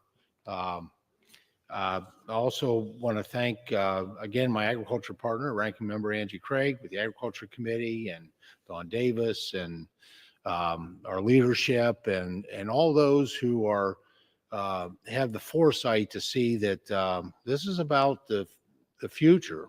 Well, it's about today, because there's companies that are struggling with this, but it's about the more importantly the future of both the financial sector and the technological sector. And so a vote for clarity is a vote for America's future and America's leadership. And with that, I urge all my colleagues to vote yes on clarity. Thank you, and I yield back. Gentleman yields. Gentlelady is recognized. Thank you, Mr. Speaker. I too would like to thank the gentleman from Pennsylvania, Chairman G.T. Thompson, and his team for working on this consumer protection legislation in a bipartisan manner. I believe bipartisan legislation is always preferable to partisan legislation. It's stronger. It's harder to undo when it has broad support and leadership changes. It's why I heard my chairman talk about the Farm Bill. I regret that it wasn't a bipartisan path through reconciliation for Farm Bill provisions, but I am optimistic that we can work together in many other areas. While I wait to see what the gentleman's got in store for us for farm programs left behind, I too agree that rural development is incredibly important, Mr. Speaker. I hope that the bipartisanship shown through the Clarity Act process can act as a reminder that we accomplish more and we go further when we work together. And with that, Mr. Speaker, I yield the remainder of my time. Gentlelady yields. All time for debate on the bill has expired. The chair understands that the amendment number 1 will not be offered.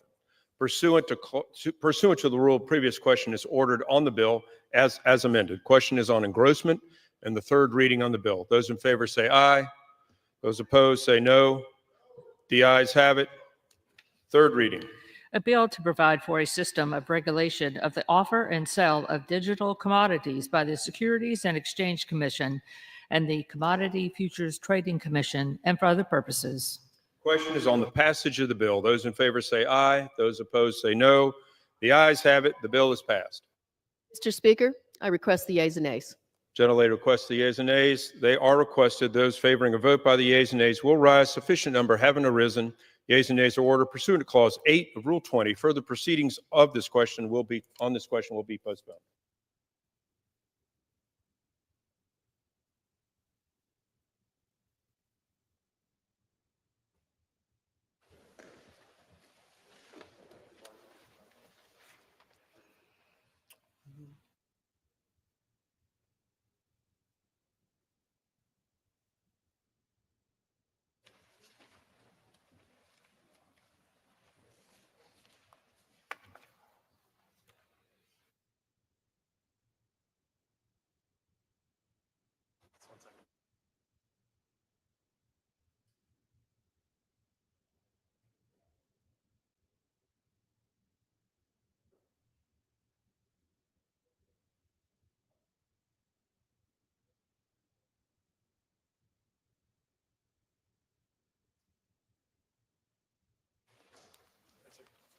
For what purpose does the gentleman from Arkansas seek recognition? Mr. Speaker, good morning. Pursuant to House Resolution 580, I call up the bill S-1582 and ask for its immediate consideration in the House. Clerk will report the title. Senate 1582, an act to provide for the regulation of payment stablecoins and for other purposes. Pursuant to House Resolution 580, the bill is considered read. The bill shall be debatable for 1 hour, equally divided and controlled by the chair and ranking minority member of the Committee on Financial Services or their respective designees. The gentleman from Arkansas and the gentlewoman from California, Ms. Waters, each will control 30 minutes. The chair recognizes the gentleman from Arkansas, Mr. Hill.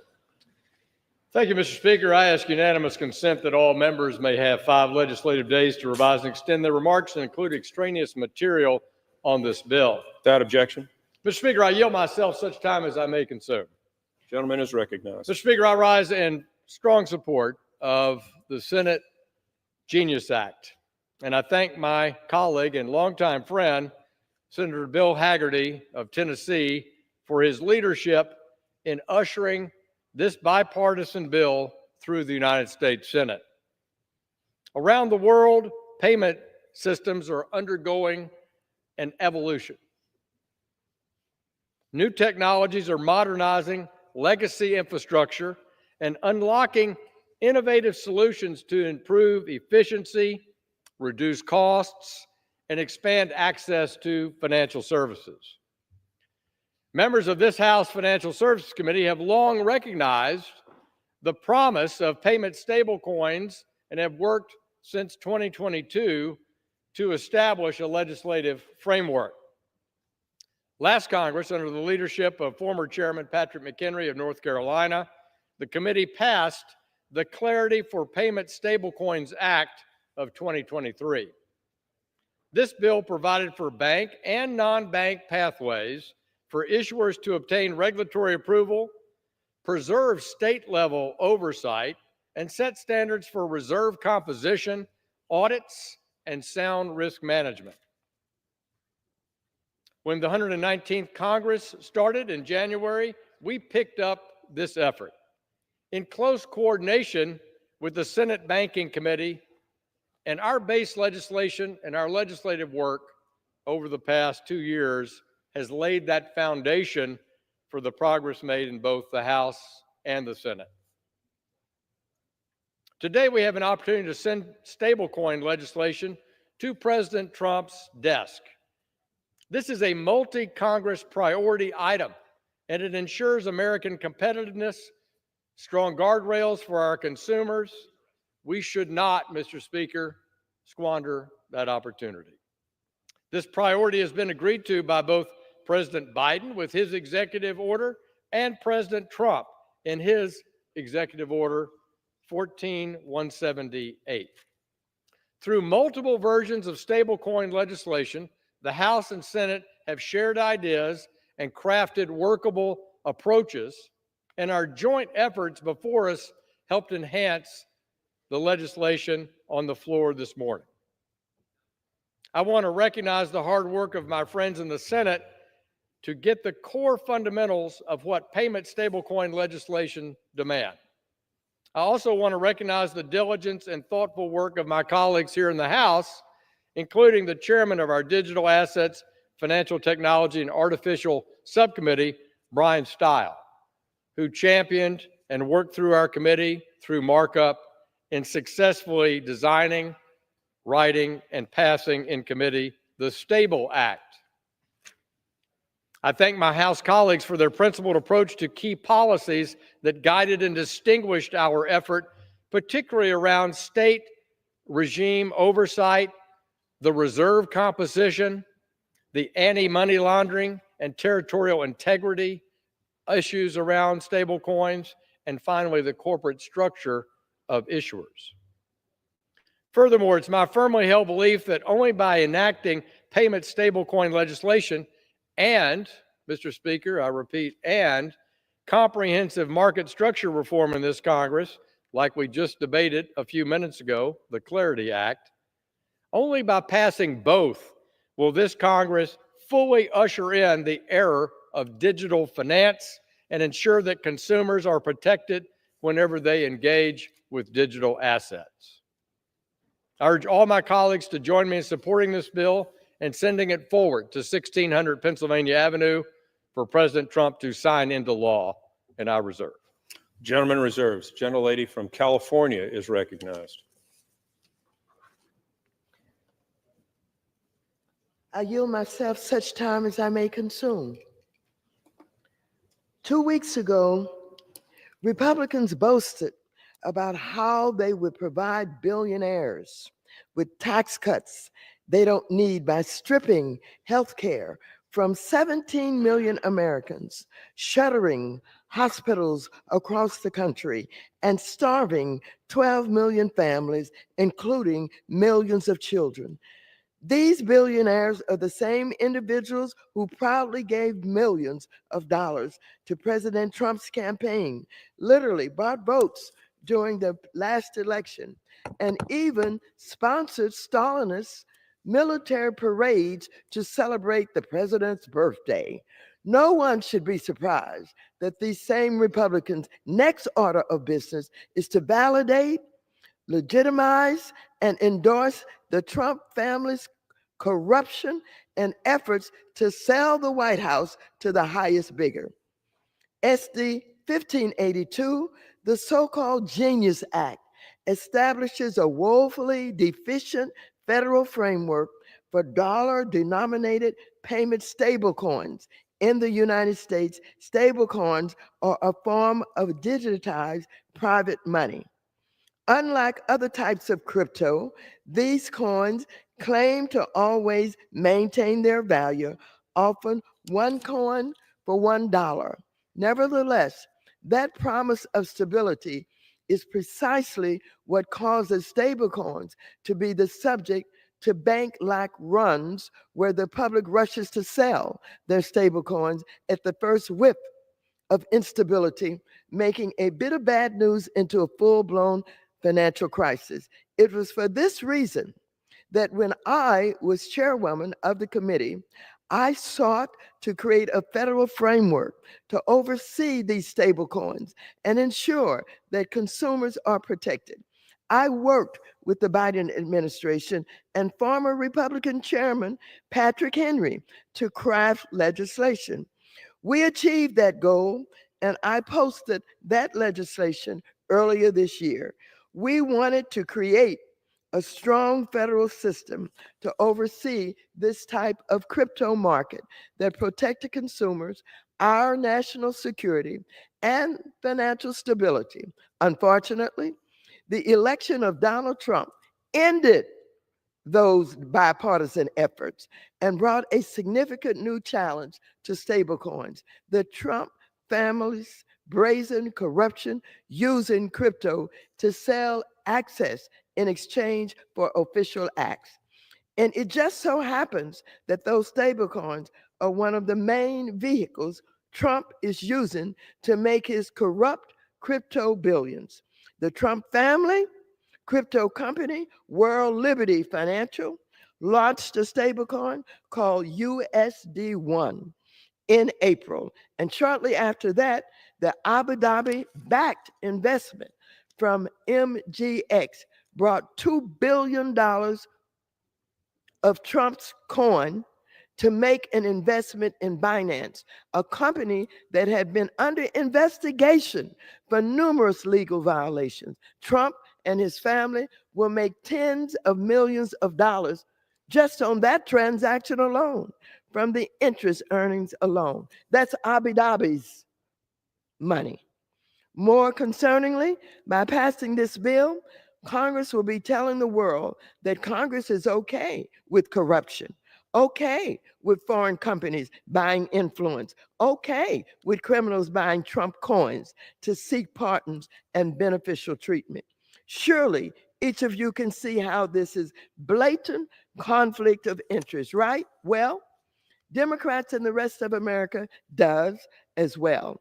It is why I introduced the Stop Trump in Crypto Act to ban the president, vice president, and members of Congress from crypto corruption.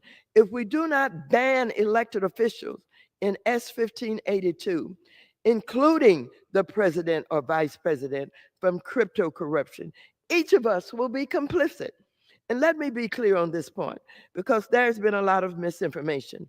This bill has a policy statement that elected officials, like members of Congress and senators, as well as government officials, cannot issue their own stablecoin. But do you know who Republicans did not ban? Now get this straight. The president and the vice president, they're the only elected officials that can have a crypto business. Why Are the Republicans protecting the president to make billions and billions more dollars? Don't just take my word for it. Earlier this week, Chairman Hill confirmed as much at the Rules Committee. Anyone who says that the bill stops the president's company from issuing stablecoins is not telling the truth. And yet, even if we adopted such a ban, the Genius Act sent over by the Senate and apparently unable to be amended is still bad public policy. S 1582 creates the appearance of a federal framework for stablecoins, but it does not provide the federal government with the full authority it needs to ensure that all stablecoin issuers comply with the law. The bill also creates risk for consumers who will be stuck in a lengthy bankruptcy process if a stablecoin ever fails. Additionally, it leaves the door open for foreign firms that present a major national security threat, including targets of sanctions, all to appease those in the Trump family's inner circle, which has ties to those shady entities. Yes, I'm talking about Tether, the foreign stablecoin issue everyone knows has been used in terrorist financing, organized crime schemes, and other horrible acts, but which the Commerce Secretary, has close ties with. But let me give you one more example why this bill is just bad for America. The very heart of this bill is that stablecoins will, in fact, be stable because they will be backed one-to-one with solid, safe assets. But I invite anyone to read the bill. While some of the reserves are cash and short-term treasury securities, this bill allows for uninsured deposits. We already know how dangerous these deposits are. When Silicon Valley Bank failed, Circle, the largest stablecoin today, had $3 billion locked up in uninsured deposits and needed the federal government to rescue it. But that isn't all. A stablecoin issuer is also permitted to hold Bitcoin as reserves. That's because someone added language in this bill late in the night in the process that added new definitions and language to the bill.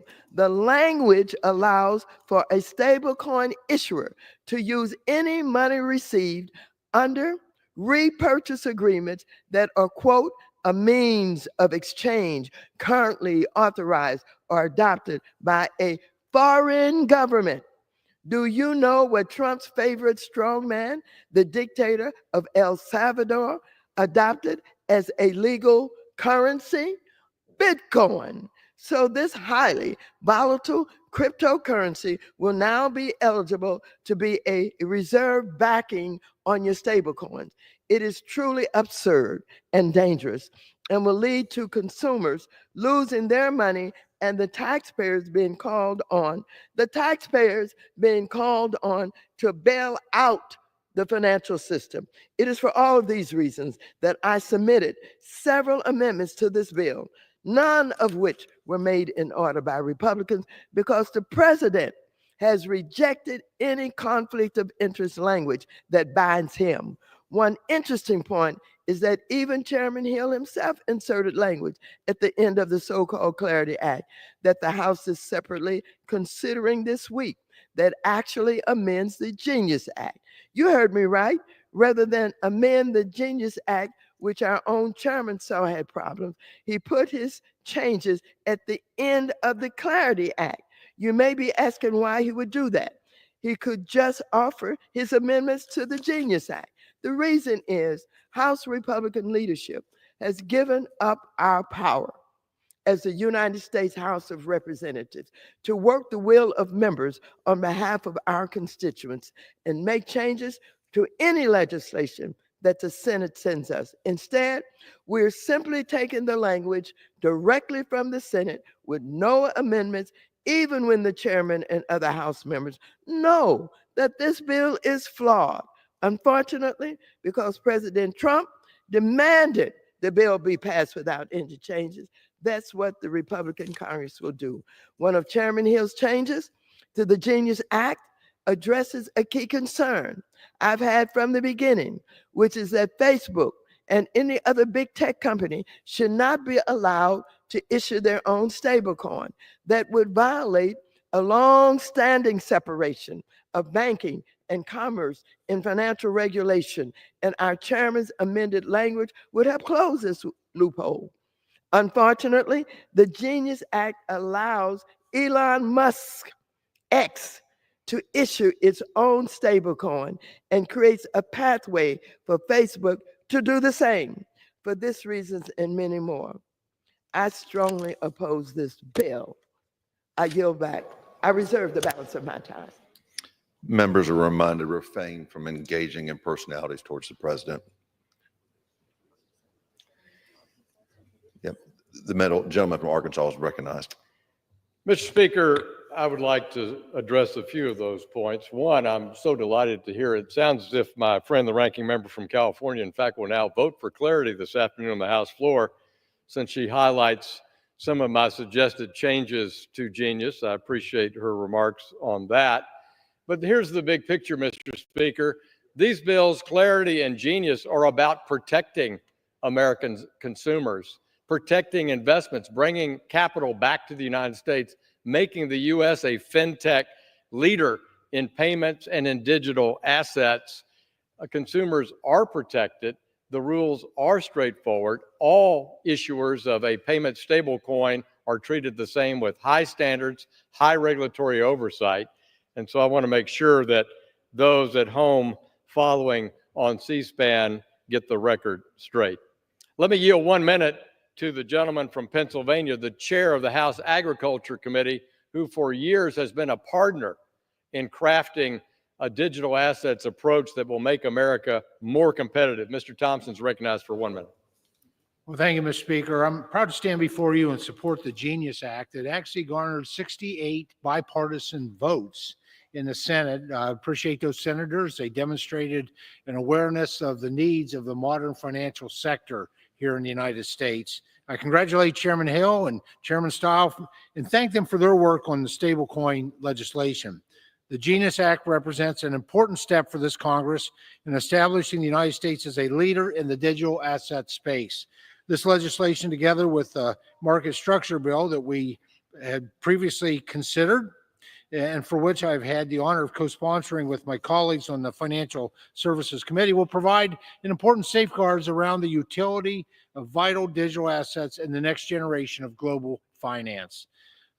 Furthermore, Mr. Speaker, I request unanimous consent to submit additional remarks for the record and to clarify congressional intent on the effect the bill may have on the ability to list certain derivatives products. Without objection. Thank you, Mr. Speaker. Thank you, Mr. Chairman, and I yield back. I reserve.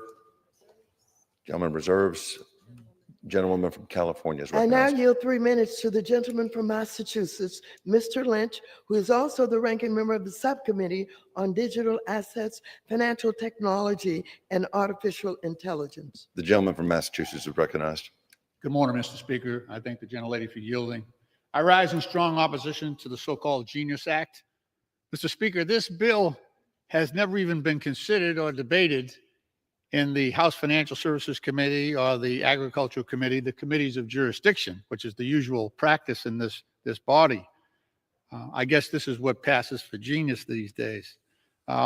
Republican leadership has once again caved into President Trump's demands for quickly pushing crypto legislation. President Trump just yesterday posted, "Pass the Genius Act ASAP." I guess there's no need to debate it or read it or amend it, just pass it. Now, you might think that Republicans might be cautious about taking financial policy direction from someone who has a side hustle selling baseball hats and Bibles and who has filed for bankruptcy 6 times in the past 20 years. But sadly, you would be mistaken. This bill significantly weakens the U.S. dollar, which is the global reserve currency and provides a huge competitive advantage for our country. This bill allows a complete takeover of our financial system by big tech companies, by allowing these massive companies to issue their own cryptocurrencies. For example, Google with 3.5 billion daily users. Meta has over 2 billion active daily users, not to mention Amazon or X or Walmart, Several of these companies have already indicated they're planning to launch crypto stablecoins if this bill becomes law. And those companies can easily compel or incentivize users to move away from the dollar and away from traditional banks and into these so-called stablecoins. President Trump's own stablecoin is set to become one of the top 10 stablecoins after Abu Dhabi announced a $2 billion investment in World Liberty Financial, which is a joint venture between the Trump family, his sons, and Steve Witkoff and his family. You may recall that Steve Witkoff is Trump's special envoy to the Middle East, where Abu Dhabi is located. Nothing in this bill prevents the clear conflicts of interest and violations of ethics laws by President Trump. And the worst aspect of this bill is the danger and risk that it puts on the backs of the U.S. taxpayer, because this will not end well, and nothing in this bill prevents a taxpayer bailout of crypto. If we really wanted to protect the taxpayer, we could require that crypto companies that are pushing these bills absorb the losses if they fail. That would seem fair. Yet despite several attempts to have amendments included in the bill that would protect the taxpayer from paying for crypto bailouts, my Republican colleagues repeatedly refused.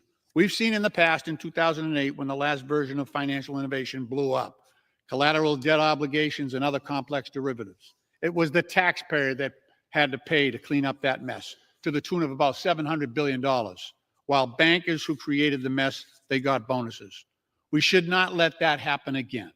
And I urge my friends on the other side, my colleagues on our side, to defend the U.S. taxpayer and vote no on this bill. Gentleman's time's And I expired. yield back. I thank the gentleman.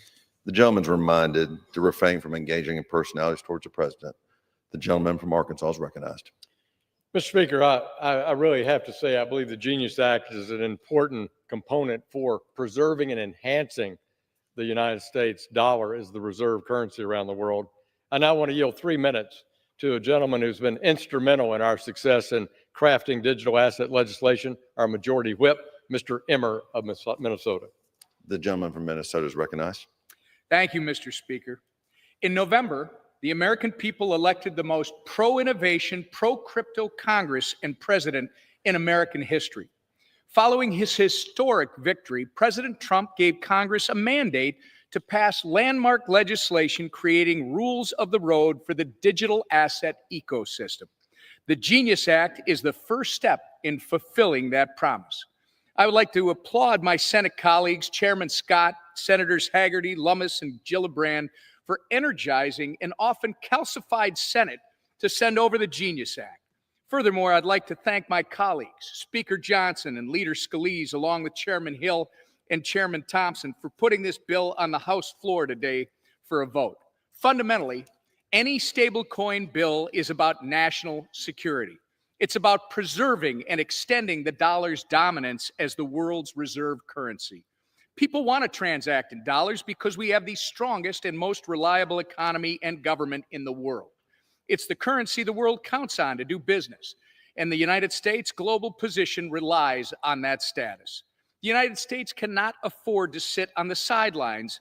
If we fail to lead in this space, we risk leaving the door open for authoritarian regimes like China to advance its state-controlled digital currencies.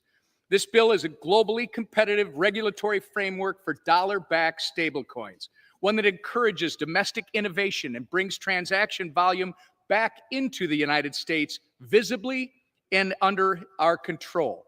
As we saw over the last 4 years under the Biden administration, regulation by enforcement not only created uncertainty, but also pushed companies offshore. A clear and defined stablecoin framework like that in the Genius Act keeps these innovators here at home and brings back all those who left.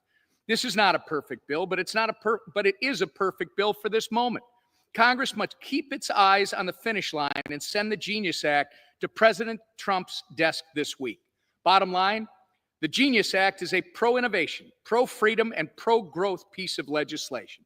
It's a bipartisan solution to a global challenge, empowering U.S. markets to lead, not follow.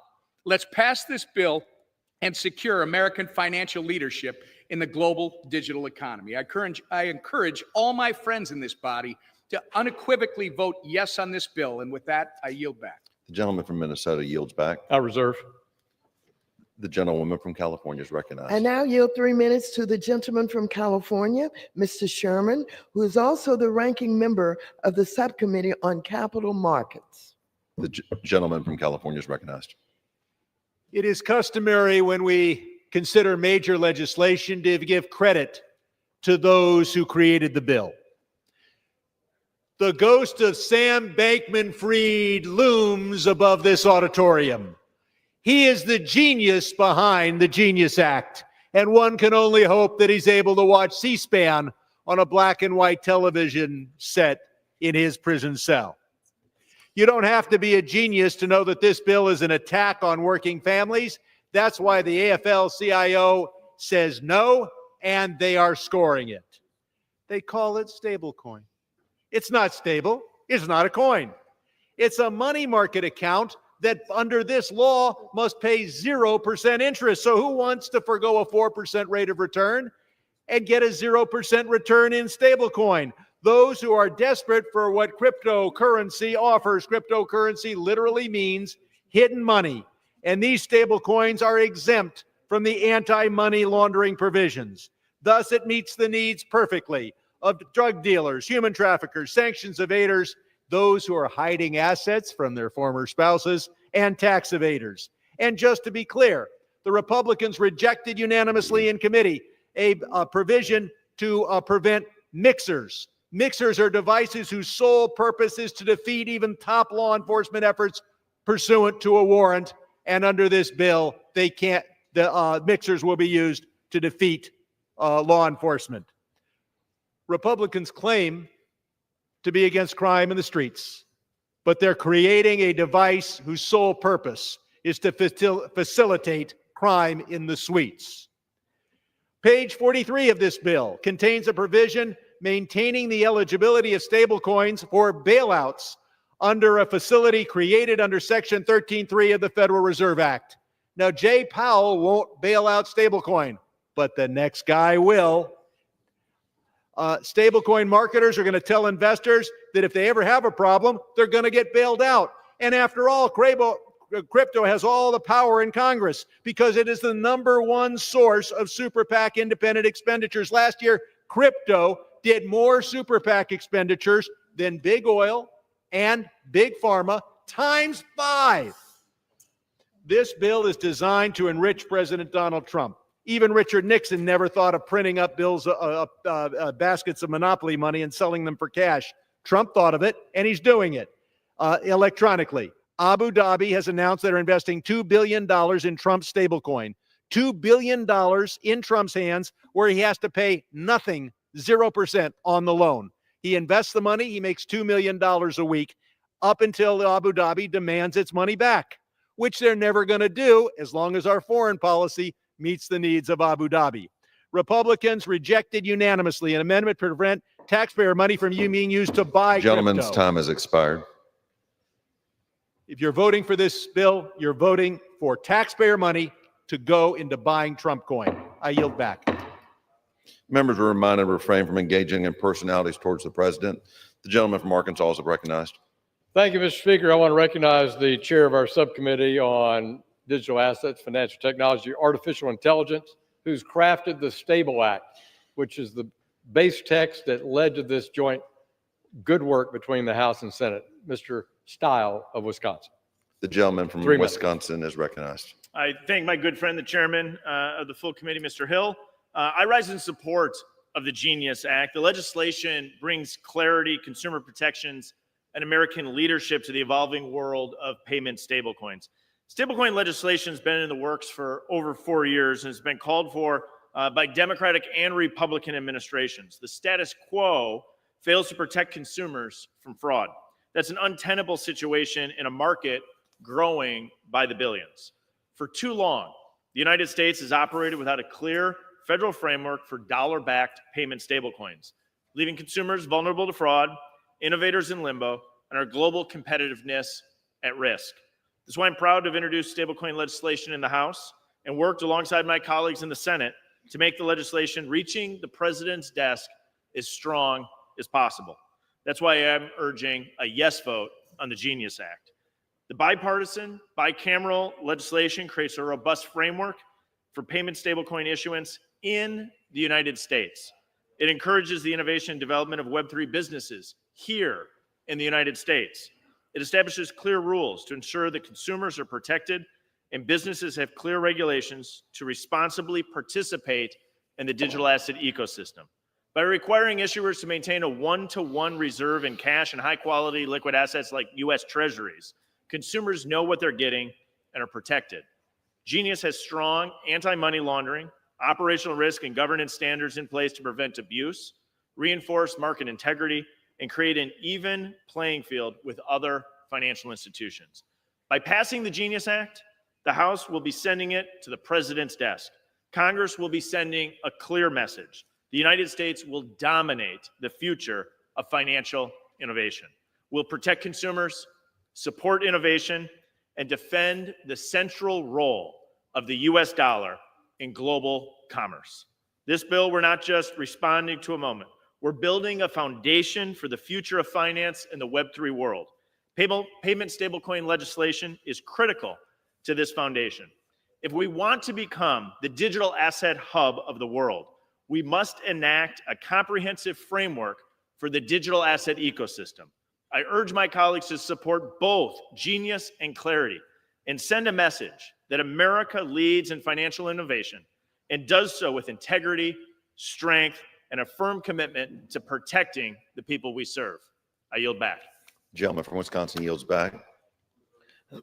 Gentleman reserves. Gentlewoman from California is recognized. I now yield 2 minutes to the gentleman from Illinois, Mr. Costin, who is also the vice ranking member of the Financial Services Committee. Gentleman from Illinois is recognized. Thank you, Mr. Speaker. If I was to describe Jeffrey Epstein as a nice family man who works in finance, you might question why I was saying that. Well, if someone says that something that is neither a coin nor stable is a stable coin, you might question why they're saying that, because they aren't stable. Terra, which was a stable coin, collapsed to 30 cents and wiped out $40 billion in investor value. That was an algorithmic stable coin. More recently, as the ranking member has noted, USDC, a so-called stable coin, fell to 88 cents and only exists today because taxpayers bailed them out. These are some of the reasons why central bankers last week issued a warning that stablecoins threaten global financial stability and need a much more restrictive regime than traditional finance. The Genius Act ignores all those experts and instead ties stablecoins into our financial system, but without the safeguards that are required by banks and investment companies. As the ranking member noted, this allows big tech companies to issue stablecoins, amass consumer data, at the same time we're gutting the Consumer Financial Protection Bureau that protects consumers. It allows issuers to cherry pick the lightest touch regulator between the federal government and any of the 50 states. Rather than fixing the problems created when Silicon Valley Bank collapsed, it makes them worse by saying that you can have uninsured deposits, but if there is a run on a future Silicon Valley Bank, the stablecoin issuers have a superior claim over every single person in this room who has a legitimate deposit in that bank. My colleagues have said this has a one-to-one requirement, except that that's not audited. There's only an audit requirement for companies over $50 billion in asset, which is only 2 stablecoins.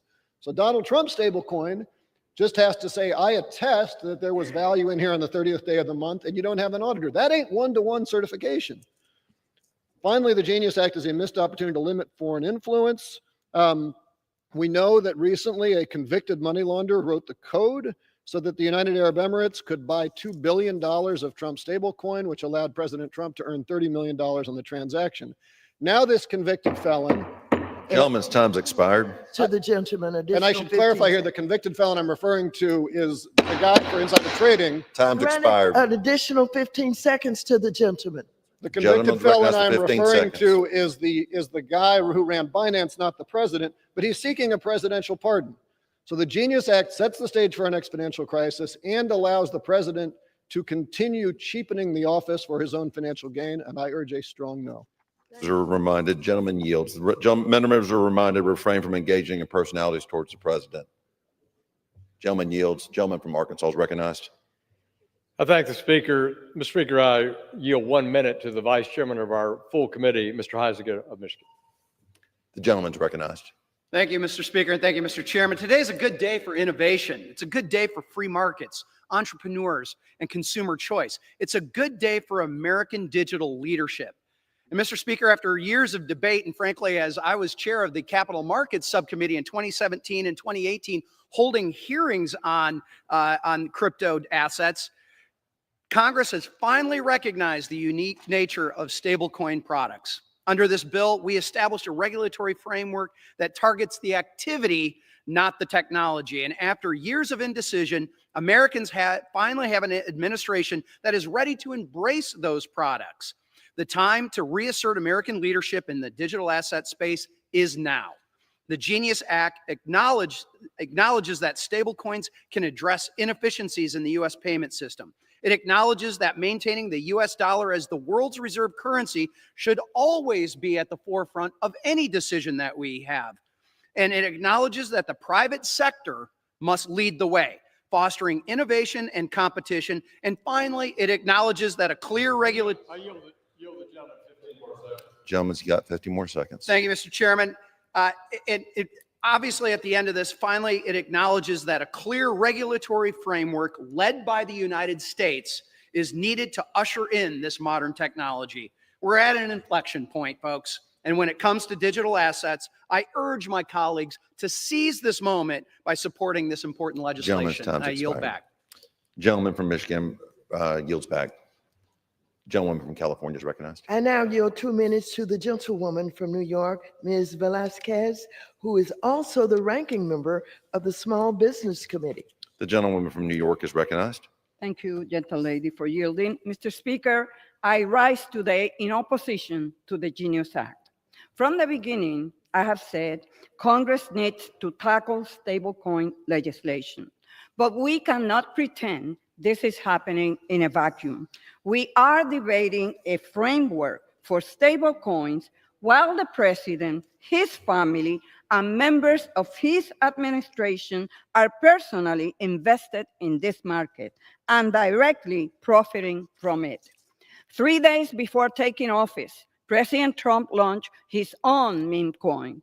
When the coin's value collapsed, his insiders cashed out. Everyday investors were left holding the bag. It is estimated they lost over $2 billion, while the Trump circle walked away with more than $350 million. And now his family firm, World Liberty Financial, has launched its own stablecoin, once again netting the president's family tens of millions of dollars. The administration is rolling back enforcement and reshaping family policy to give this business interest a leg up. These are such clear-cut conflict of interest, and yet this bill does nothing to address them. It doesn't bar the president or cabinet officials from holding financial stakes in stablecoin issuers. It doesn't address the foreign investors piling into these ventures. It doesn't even try to draw a line between public office and private gain. This isn't a framework for innovation. It's a framework for more corruption. If we are serious about protecting consumers, about protecting our markets, we have to start with ethics. This bill fails that basic The gentlewoman's test. time has I urge expired. my colleagues to vote no. The gentleman yields back. The gentleman from Arkansas is recognized. Mr. Speaker, this bill, the Genius Act, and the bill we debated a few minutes ago, the Clarity Act, are all about consumer protection. There are no rules federally across the board in the digital asset space at all now. That's why we've seen consumers hurt by the lack of a regulatory framework. And so I have to say, Mr. Speaker, in total contrast to my friends on the other side of the aisle, that's what we're all here for today. Now, Mr. Speaker, I appreciate your continuing reminder to the members in the chamber from engaging in personalities. But it has become a part of our morning routinely. So I have to inquire how long we're going to let this go on, Mr. Speaker. I want to make sure this chamber, all the members of the chamber, adhere to Rule 17.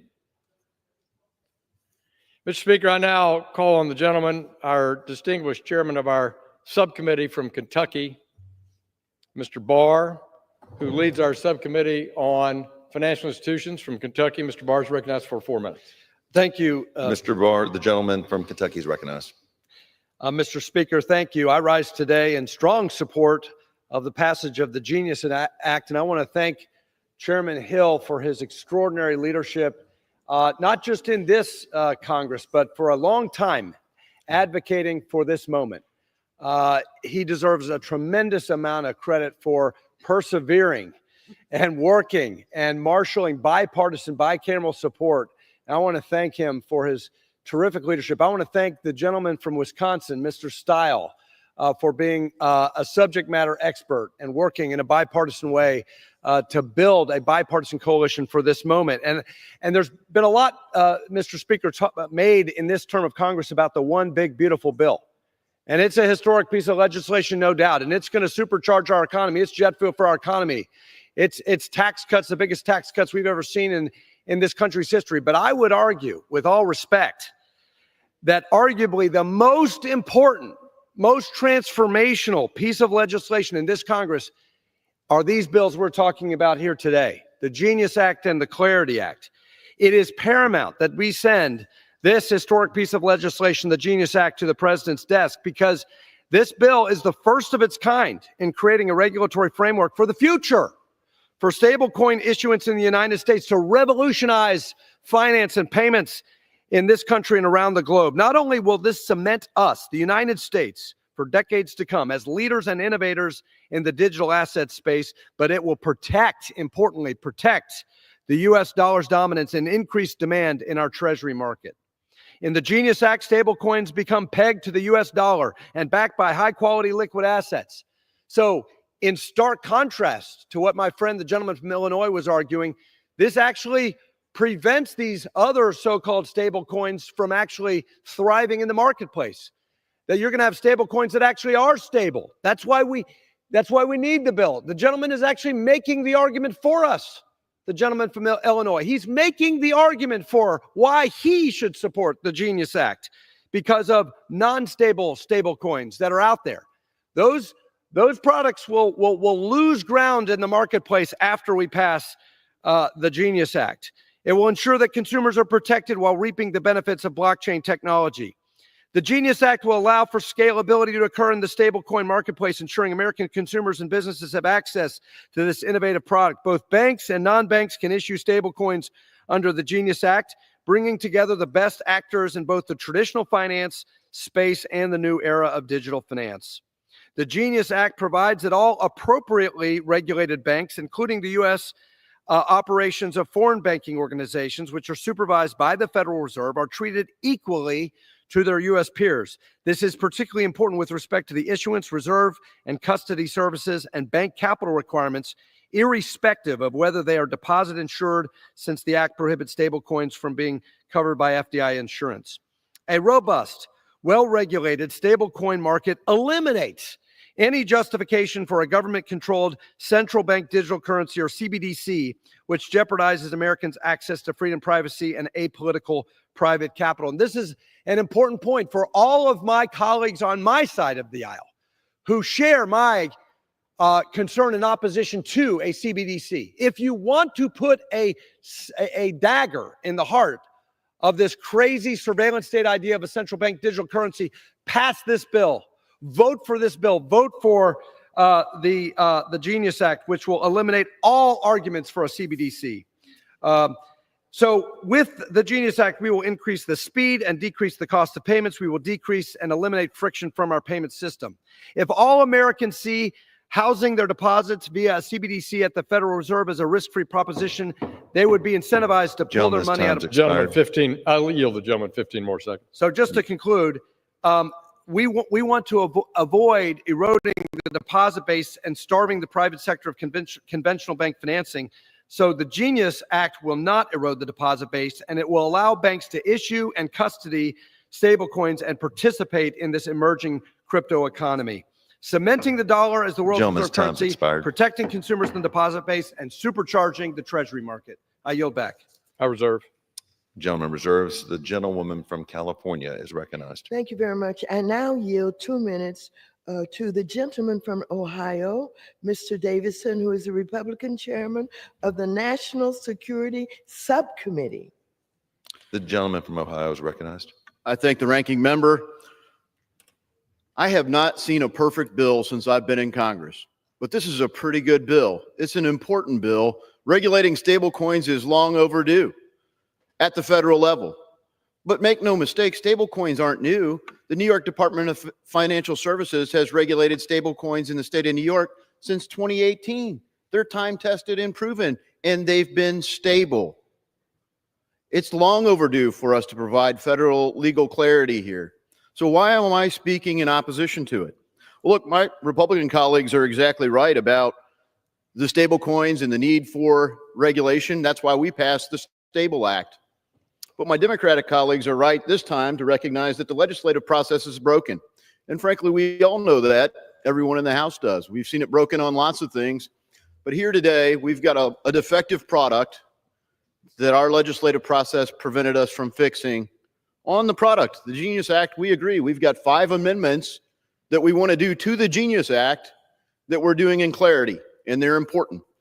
And frankly, while the Genius Act does address retail CBDC, and it's an important concession because Democrats want a surveillance state central bank digital currency. You're going to see that when we vote later on Tom Emmer's bill. They want that. Republicans are thankfully united in opposing central bank digital currency, but we should deal with that fully here. On March 8th of 2023, in a dialogue with Chairman Hill, Federal Reserve Chairman Jerome Powell said that they would need congressional approval for a retail CBDC. But he went on to explain that you could have a layered CBDC, and they're building just that at the Federal Reserve. We should completely turn that off, and that's why we need to pass Emmer's bill. I'll talk about that later. But we also need to protect self-custody, which is the ability for you to move your money directly, person to person, without an intermediary. You won't have direct access to your own money unless you protect it, because government agencies continue to try to ban it, and we need to protect Gentleman's it. time's expired. We do in clarity, and that's why I oppose the bill. Mr. Speaker. Gentleman from Arkansas is recognized. Mr. Speaker, I yield 1 minute to the gentleman from Pennsylvania, the chairman of our Oversight Committee, Mr. Muser. Gentleman from Pennsylvania is recognized for 1 minute.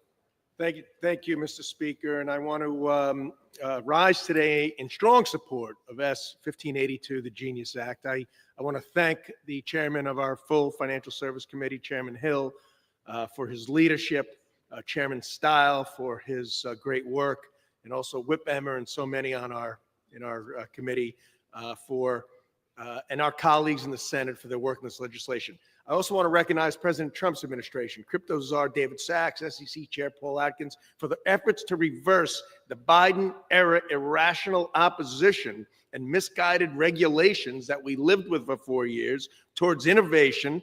And now we are setting America back on a pro-growth, America first course. Mr. Speaker, the Senate's legislation built on 2 years of groundwork by the House, crafting a framework for stable coins that protects consumers, the dollar, unleashes private sector innovation.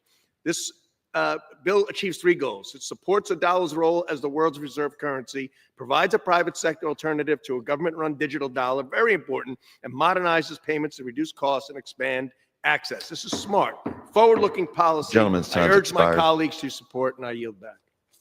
I reserve, Mr. Speaker. Gentleman reserves. Gentlewoman from California is recognized. I yield myself such time as I may consume. Since assuming office, President Trump has been making himself richer and richer while working class Americans are struggling just to stay afloat. President Trump has earned $1.2 billion since he entered office. The Trump family has been using the office of the presidency, and the way that they're doing this is extremely alarming to me and my fellow Democrats. Now, let me go through this timeline once more. In September of 2024, on the campaign trail, the Trump family launched World Liberty Financial, which they have described as a decentralized finance or DeFi company. On January 17th, 2 days before the presidential inauguration, President Donald Trump launched his Trump meme coin, and days later, Melania Trump launched her meme coin. On March 25th, 2025, World Liberty Financial launched a dollar pegged stablecoin just 1 week before the House Financial Services Committee marked up stablecoin legislation, and 2 weeks after Senate colleagues held their markup. On March 31st, Eric Trump and Donald Trump Jr.'s American data centers merged with American Bitcoin, a Bitcoin mining operation. On July 8th, Trump Media and Technology Group, the company that operates the Truth social media platform, announced that it had filed paperwork with the SEC to launch the crypto blue chip ETF later this year. Now let's add all of this up. Since January of this year, President Trump and his family have launched or planning to launch 6 different crypto ventures. 6. Congressional Republicans and the crypto industry will state that these conflicts of interest take away from the discussion on other parts of the bill. They claim that this bill is good for consumers and investors. Well, let me tell you, it is not. It is good for Trump's family and wealthy crypto investors. They can afford to see themselves through an FTX-type collapse. No one, not a Republican or a Democrat, should be using their office to make themselves richer while everyday Americans are struggling to buy groceries and pay for their health care. Everyday Americans are simply trying to survive thanks to Republican policies, while President Trump and his billionaire boys club thrive in the economy. It's simple. If people want to know why members of Congress can't simply exclude the president and the vice president, why do they keep them in both of the bills as owners of crypto? Why did they avoid my amendment that would take them out? I don't believe that the president, the vice president, his cabinet, his family, or any members of Congress should be owners of crypto. And I certainly don't believe that the office of the presidency should be used by anybody, any president, now or in the future, to be the owners of crypto. With that, I reserve the balance of my time. The gentlewoman reserves. The gentleman from Arkansas is recognized. Thank you, Mr. Speaker. I want to yield 2 minutes to the gentleman from Nebraska, Mr. Flood, who chairs our subcommittee on housing and insurance. The gentleman from Nebraska is recognized. Thank you, Mr. Speaker, and thank you, Chairman Hill. I've been working on this since I was in the Nebraska legislature. Back in 2021, I passed the Nebraska Financial Innovation Act, making our state the second state to allow state-chartered banks to custody digital assets, mostly stablecoins. These stablecoins have the ability to greatly increase not only the speed of payments and settlements, but to also make our economic system even more efficient. Stablecoins will also support the advancement of the US dollar around the globe. We may often take it for granted, but most of the transactions around the globe rely on a currency backed by the US dollar. That could change if we don't adopt laws like this. Who steps in? Adversaries like China. We want to have a presence on the continent of Africa. That is the next frontier. This assures us of that. In the early days, caution was certainly prudent. Stablecoins are a novel technology with significant questions regarding how to protect consumers, what happens in the event of a bankruptcy, how to ensure that the issuers live up to the technology's namesake by providing a truly stable asset, the dollar.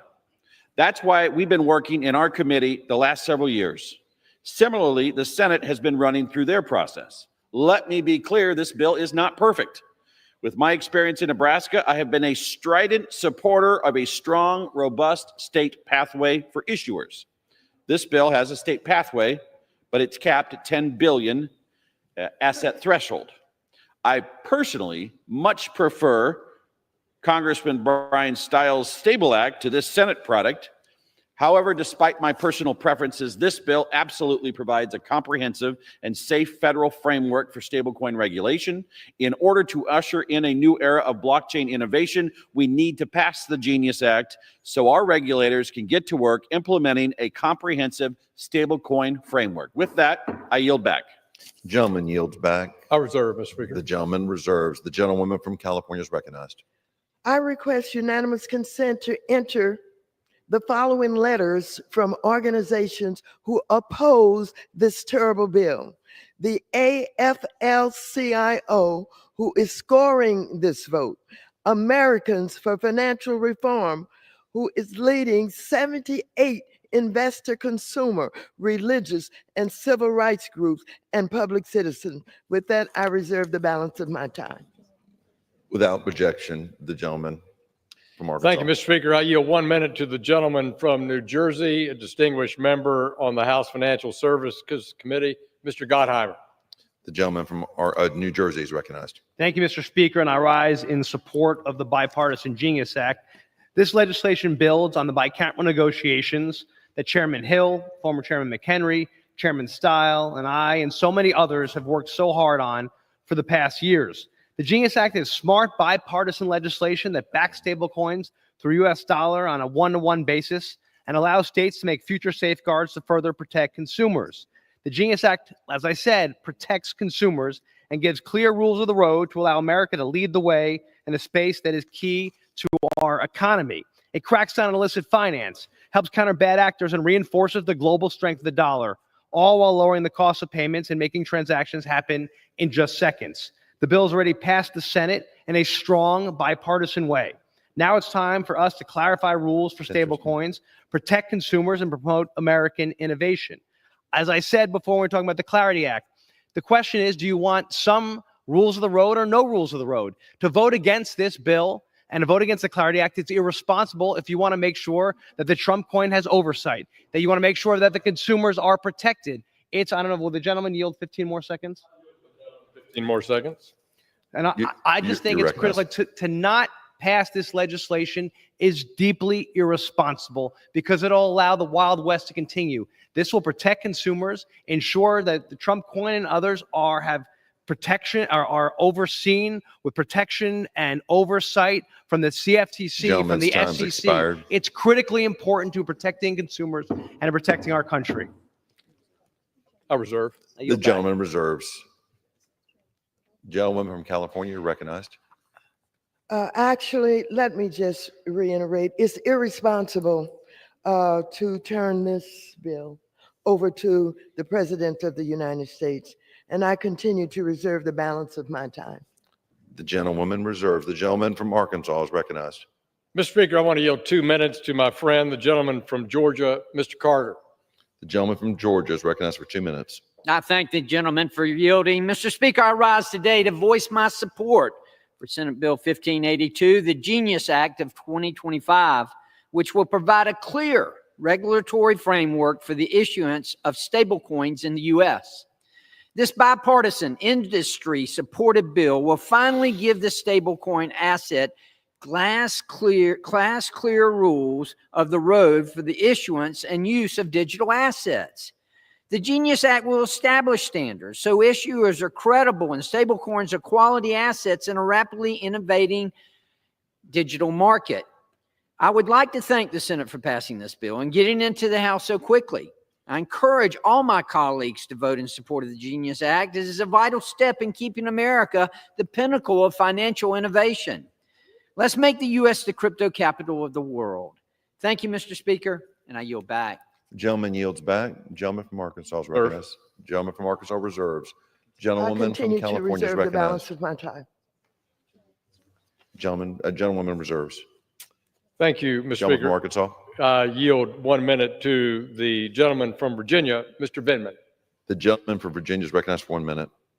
As Vice Ranking Member of the Commodity Markets, Digital Assets and Rural Development Subcommittee of the House Agriculture Committee, I rise today in support of both the Clarity and Genius Act. These bills aren't perfect, but digital innovation in our economies is critical to our economy, and I support a regulatory framework that protects consumers and the financial system. However, I am concerned the ability for certain officials to use these assets for self-enrichment at the highest levels of our government. These bills ensure members of Congress and many other government officials must abide by ethics rules that we expect from government officials, allowing the industry to innovate as it should. But two individuals are exempted, the president and vice president. This is incredibly dangerous and undermines confidence in this important industry. It also further degrades the public trust in our government, especially at a time when that trust is already eroded by the president's refusal to release the Epstein files. We need to take important steps to establish a regulatory framework for digital assets to thrive and to restore public trust. We need action now, and I hope we can close these loopholes. Thank you. I yield back. The gentleman yields back. Gentleman from Arkansas is recognized. I reserve. Gentleman from Arkansas reserves. Gentleman from California is I recognized. continue to reserve the balance of my time. Gentlewoman continues to reserve her balance of her time. Mr. Speaker, I yield 1 minute to the gentleman from Florida, Mr. Herodopoulos, our majority whip of the House Financial Services Committee. The gentleman from the state of Florida is recognized. Thank you, Mr. Chairman. Once again, we are showing that we can lead here in Washington, D.C., getting things done with the leadership of our president and our leadership here in the House, working together with the United States Senate. And it shows that we are offering that certainty and stability once again for our economy to make America first. We're going to make the dollar dominant once again, and we're going to lead on digital currency payments. So it will increase, of course, the demand for U.S. treasuries and move us towards that dominant position we need to have in the financial markets. And I applaud our chairman. As a new member of this committee, it has been wonderful to watch a person in action attempting to work with the other side, pushing through bipartisan legislation, and once again proving that Washington can work if we have leadership at the helm. Thank you, and I yield back. Gentleman yields back. Gentleman from Arkansas is recognized. Thank you, Mr. Speaker. I am prepared to close, and I yield to the ranking member if she's prepared for her closing remarks. From California is recognized. Thank you. I have no further speakers, and I'm prepared to close if the gentleman from Arkansas has no further speakers. Yield to you. All right. I yield myself the California is balance of the recognized. time. Let me again reiterate. A vote for SB 1582 is a vote to give Trump the pen to write the rules that would put more money in his family's pocket. A vote to S 1582 is a vote for consumer harm. A vote for S 1582 is a vote to plant the seeds for the next financial crisis. A vote for S 1582 is a vote to endanger our national security. That is why I will be voting no on S 1582, the Genius Act, and I urge all other members to also vote no. I yield back the balance of my time. The gentlewoman yields back. The gentleman from Arkansas is recognized. Thank you, Mr. Speaker. I yield myself such time as I may consume in my closing, and I yield myself the remainder of my time. The gentleman's recognized. Let me start by saying that we're here on the floor. We've heard a vigorous debate about dollar-backed payment stable coins. Our committee has worked under both Democratic leadership and Mrs. Waters and under Republican leadership to research this, talk about it, think about it, have hearings about it for over 5 years now. And we come to the House floor today with a bill before us that, while not perfect, is a good bill, as been evidenced by our speakers on the floor. S 1582, the Genius Act, is a simple bipartisan bill that's long overdue and is based on that bipartisan work in both chambers. Wow, we're actually legislating. We're seeing bills passed in both chambers. It's exciting for me to see the good work of my friend Chairman Tim Scott of the Banking Committee in leading a policy-driven effort to put America's financial leadership first. S 1582, as written by Bill Hagerty, does exactly that. And Mr. Speaker, 68 senators voted for this bill in the United States Senate. 68. A quote, cloture-proof margin is only 60. 68 senators came together, including 18 Democrats, who vigorously debated this bill, worked on this bill, improved this bill, modified it, and sent it to us in the House. Likewise, Chairman Stile here in the House worked with those senators on both sides of the aisle all along the way to take the ideas that we had here in the House and our markup and our Stable Act and improve Genius.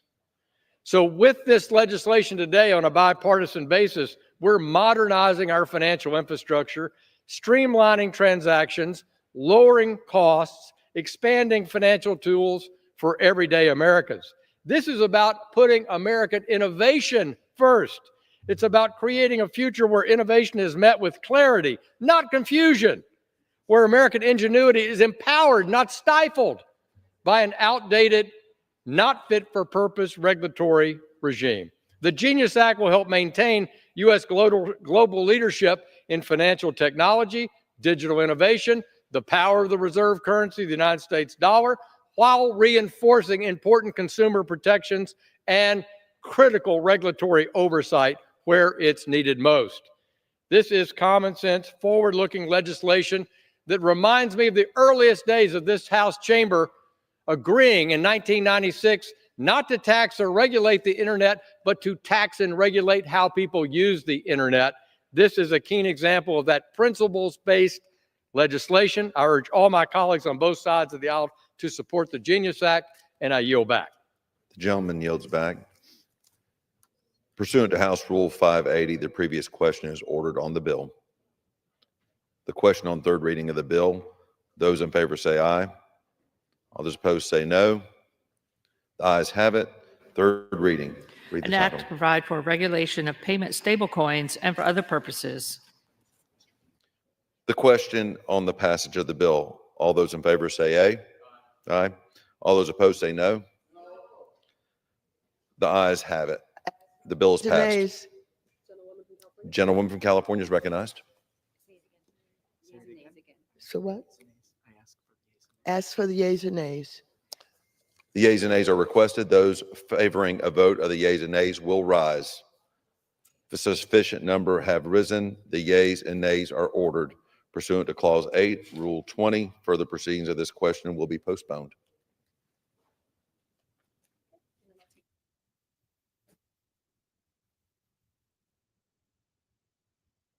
For what purpose does the gentleman from Arkansas rise? Mr. Speaker, pursuant to House Resolution 580, I now call up H.R. 1919 and ask for its immediate consideration in the House. The clerk will read the title of the bill.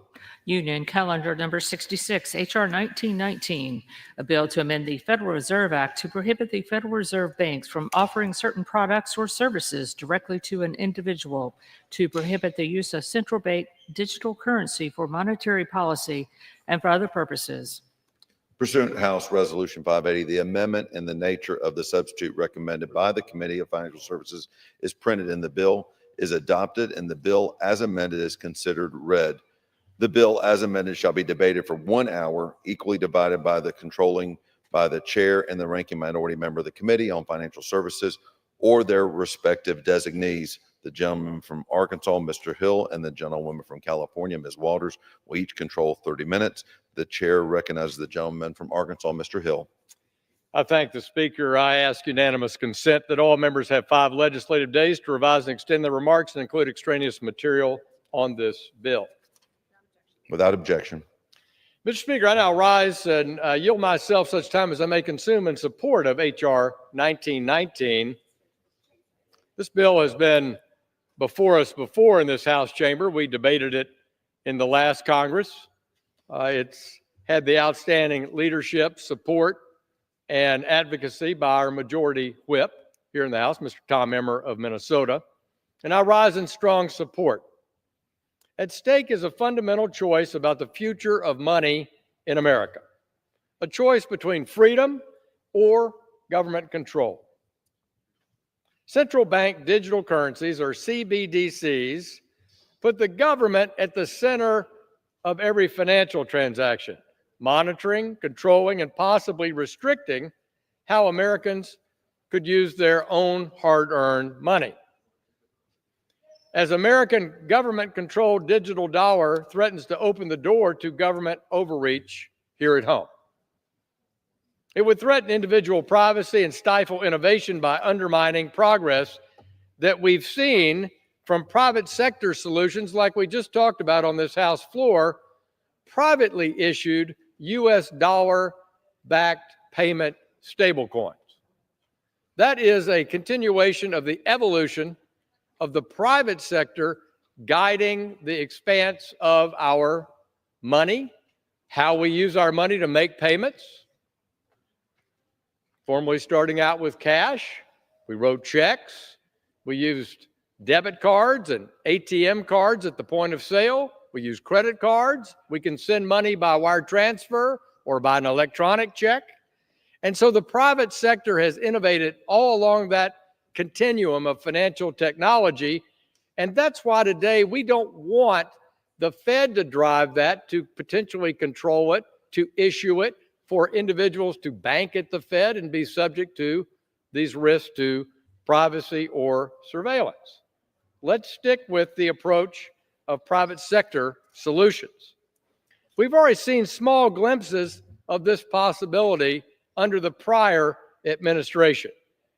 House Financial Services Subcommittee Chair for Oversight and Investigations, Dan Muser of Pennsylvania, has been having a robust discussion about the debanking policies of the prior administration for politically disfavored industries. The capability for the government then to follow on and directly freeze or delete Americans' funds on a whim, it's not compatible with our values, with our cherished freedoms, or our way of life, or even the past approach to the evolution of payments in our country. Moreover, a government-run digital dollar would put the Federal Reserve potentially in direct competition with the private sector. Further, a CBDC would create unnecessary risks by consolidating financial power within the federal government, limiting choice and threatening the very innovation that made American financial markets the strongest in the world.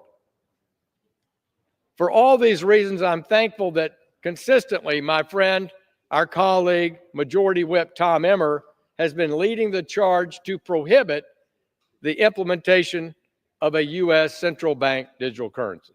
And I thank him for the work he's done to elevate this issue in the Congress and bring this bill before us once again for a vote on this House floor. I hope all my colleagues can recognize that Article 1 determines how we issue money and how we value it, that's a power of the Congress, and that we're not delegating it to the executive. We control that in Article 1. This bill says that you can't issue a CBDC without that specific, explicit authority and direction from the Congress. I urge all my colleagues to join me in supporting Mr. Emmer's bill, and I reserve. The gentleman from Arkansas reserves. The gentlewoman from California is recognized.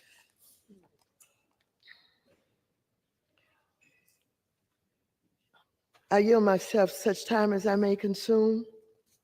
Over the last hours, we heard arguments from the other side of the aisle that the United States must prioritize innovation. The Republican crypto bills we considered will create giant loopholes in our federal financial laws that put consumers and investors at risk in the name of innovation. These bills would increase the chance of another costly financial crisis like the one in 2008 that led to trillions of dollars of wealth being wiped out in the name of innovation. So it comes as no surprise to me. So if it comes as a surprise to me that the last bill we will debate would block any research, pilots, or consideration about how to digitize the US dollar, it is the reason that I call H.R. 1919 the Anti-Innovation Act. Now, we've been discussing a lot about cryptocurrency. We've talked about two different acts, the Clarity Act, the Genius Act. We've talked about a lot of the intricacies of crypto. But the general public does not understand all of this because the big issuers, the big boys, literally kind of own all of the information. They're the issuers, et cetera, et cetera. It's time for the United States government to take charge. And our central bank must be involved in the study and the research so that we don't have issuing crypto or anything else without the federal government knowing and being in control. H.R. 1919 would immediately halt and prohibit the United States from any research and exploring the potential benefits of a central bank currency or CBDC. A central bank digital currency is essentially a digital version of the dollar issued by the federal government that uses crypto technology known as blockchain to record everything and everybody who owns tokens. Open it up, let's know who the big issuers are. There are two types of CBDCs, and this bill bans both of them. A retail CBDC is made available to consumers directly from the Federal Reserve or from a bank or other financial institutions. A wholesale CBDC is not available to the public, but only to the banks and other financial institutions. This bill would ban both this kind of CBDC. Now, when Republicans raise concerns about CBDCs, they're talking about retail CBDCs. But because they're so adverse to knowledge, adverse to studying things, they have no idea that their bill blocks research into other forms of digitizing the dollar that would truly cut costs for the people. For example, JP Morgan Chase has estimated that 100 billion could be saved in cross-border transactions every year if a wholesale CBDC is adopted. Now, earlier this week, in the Rules Committee, we heard Republicans claim that we need to weaken oversight of private crypto because doing so will help cross-border payments. So I would ask my colleagues across the aisle, why abandon any research into making the greenback ready for the future? The thing is, if this bill passes, the United States would be the only country in the world to ban any research in the world on CBDCs. What are you afraid of? Why don't you want the knowledge to be held and explained? 137 countries are racing ahead, some studying, others issuing their own CBDCs. The foreign currency markets are evolving, but Republicans want to stick their heads in the sand. Those 137 countries and currency unions represent 98% of the global GDP, and China is one of the front runners in the global race to implement a viable CBDC. And do you know why China is quickly rolling out its digital currency? It desperately wants to create an alternative to the US dollar to determine the dominance of our currency. Mr. Speaker, America reaps great riches because our currency, the dollar, is the primacy currency used around the world for all sorts of trade, from sales of oil to commodities to financial contracts. One of those benefits is that when we take out a loan to buy a car or use our credit cards, our interest rates are much lower than in other countries. Another benefit is that the United States can pressure bad actors from Iran to Russia to China by cutting off access to our financial system and the dollar using sanctions. But those same countries would love to replace the dollar with their currency or something else. One way China hopes to do this is to show that the dollar is an antiquated currency, whereas the Chinese currency is the future. It is so short-sighted to not even study how the dollar could be digitized, especially during the same week that Republicans want to let private companies create their own currency. And so it is very important for all of us to understand that if you want to be innovative, if you want innovation, you will study, you will understand, you will be able to explain. If you really want to protect the American dollar. You will not put your head in the sand. You would allow this research to go on to make sure that the American dollar stays strong, even in digital. I reserve the balance of my time. The gentlewoman from California reserves. The gentleman from Arkansas is recognized. Thank you, Mr. Speaker. I'd ask unanimous consent that I could insert in the record the Congressional Budget Office estimate for this bill. Without objection. Thank you. Mr. Speaker, I'd like to ask our distinguished chair of our subcommittee on financial technology and digital assets and artificial intelligence, Mr. Stile of Wisconsin, to address this bill for 2.5 minutes. The gentleman from Wisconsin is recognized. I thank my friend Chairman Hill. I rise in strong support of the Anti-CBDC Surveillance Act. And I want to thank Whip Emmer for his leadership on this issue. He's actually one of the first in Congress to raise the alarm. And since then, the case has only grown stronger about the risks posed by U.S. CBDC. Mr. Speaker, the globe and the global economy is at a crossroads when it comes to digital payments. Jurisdictions around the world are upgrading their payment systems to be faster, to be cheaper, and cross-border. The payment sector is leading the way, including payment stablecoins, to enhance the payment rails. As the United States grapples with modernizing our own payment systems, we're confronted with a choice. Do we empower free market solutions that protect privacy, protect individual liberty, or do we centralize control over payments in the hands of the federal government? To me, Mr. Speaker, the choice is clear. Federal Reserve Governor Christopher Waller has repeatedly warned that a CBDC is, quote, a solution in search of a problem. Yet nonetheless, Mr. Speaker, in 2022 Executive Order on Responsible Development of Digital Assets, President Biden sought to explore a U.S. central bank digital currency, placing, quote, the highest urgency on research and development efforts into the potential design and development options of a United States CBDC. But President Trump understands a CBDC's threat to American freedoms. In a January 2025 executive order, President Trump explicitly prohibited any federal agency from issuing or advancing a CBDC without direct congressional authorization. In a free society, Mr. Speaker, financial privacy and private property rights must be protected. The American economy thrives on choice, competition, and liberty, not on coercion and control. I urge members to support this bill in preserving liberty, protecting privacy, and ensuring the United States of America is a global leader in financial innovation. I yield back. The gentleman from Wisconsin yields back.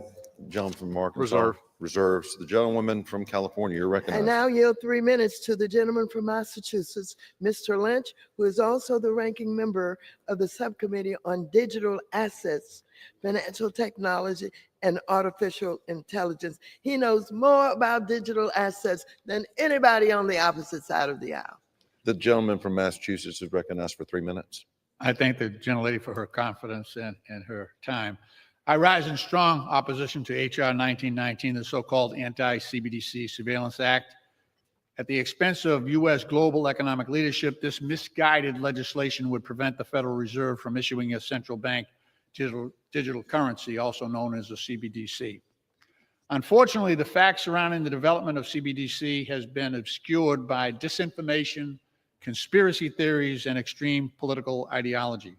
Republicans and the crypto industry have made unfounded claims that a CBDC will be used as a surveillance tool by the federal government. Let's be clear about what a CBDC is. A publicly issued digital dollar that would be regulated by the Federal Reserve, an independent Federal Reserve that would have the full faith and backing of the U.S. government. A CBDC would serve as an alternative to existing forms of payment and will have benefits including instant payment settlement, provide a medium for cross-border transactions, and foster greater financial inclusion. And Congress could require that the architecture of a central bank digital currency not have surveillance capabilities. More than 130 countries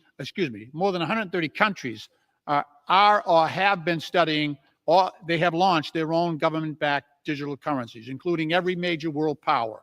Meanwhile, the U.S. remains far behind amid an increasingly and blatant misinformation campaign about the features of a digital currency. Let's talk about the EU. It is widely acknowledged that the EU has one of the most stringent data protection regimes and protection laws on the planet. They have strict data protections, number one, on the GDPR. They have access, so European citizens, EU citizens have access to control of their personal data. They have the right to be forgotten, which would prevent data surveillance and surveillance of citizens. And they have strict penalties for companies that violate their personal data rights. The United States could have the same in a U.S. digital currency. There's a widening gap between the U.S. and its G7 peers, all of whom have far more advanced CBDC projects than the U.S. I'll go back to the EU. The EU is in the final stages of a pilot retail CBDC program already, so far ahead of us. They're going to capture the future if we adopt this bill. The U.S. government has always led the way in harnessing technology to promote innovation. Look at DARPA and NASA space programs, clear examples of what happens when the U.S. invests in research and development. While concerns about data privacy could be real, we have the ability to protect that data in any architecture that we adopt. It's counterintuitive that my colleagues would be raising concerns about data privacy while thousands of private companies are scooping up data every single day. Vote no on this bill. I yield back. The gentleman from Arkansas is recognized. Thank you, Mr. Speaker. I'd like to yield 4 minutes to the gentleman from Kentucky, the chair of our House Financial Institutions Subcommittee, Mr. Barr. Absolutely. The gentleman from Kentucky is recognized. Thank you, Mr. Speaker. I rise in strong support of my friend from Minnesota, Whip Emmer's bill, the Anti-CBDC Surveillance State Act, a bill I'm proud to co-sponsor.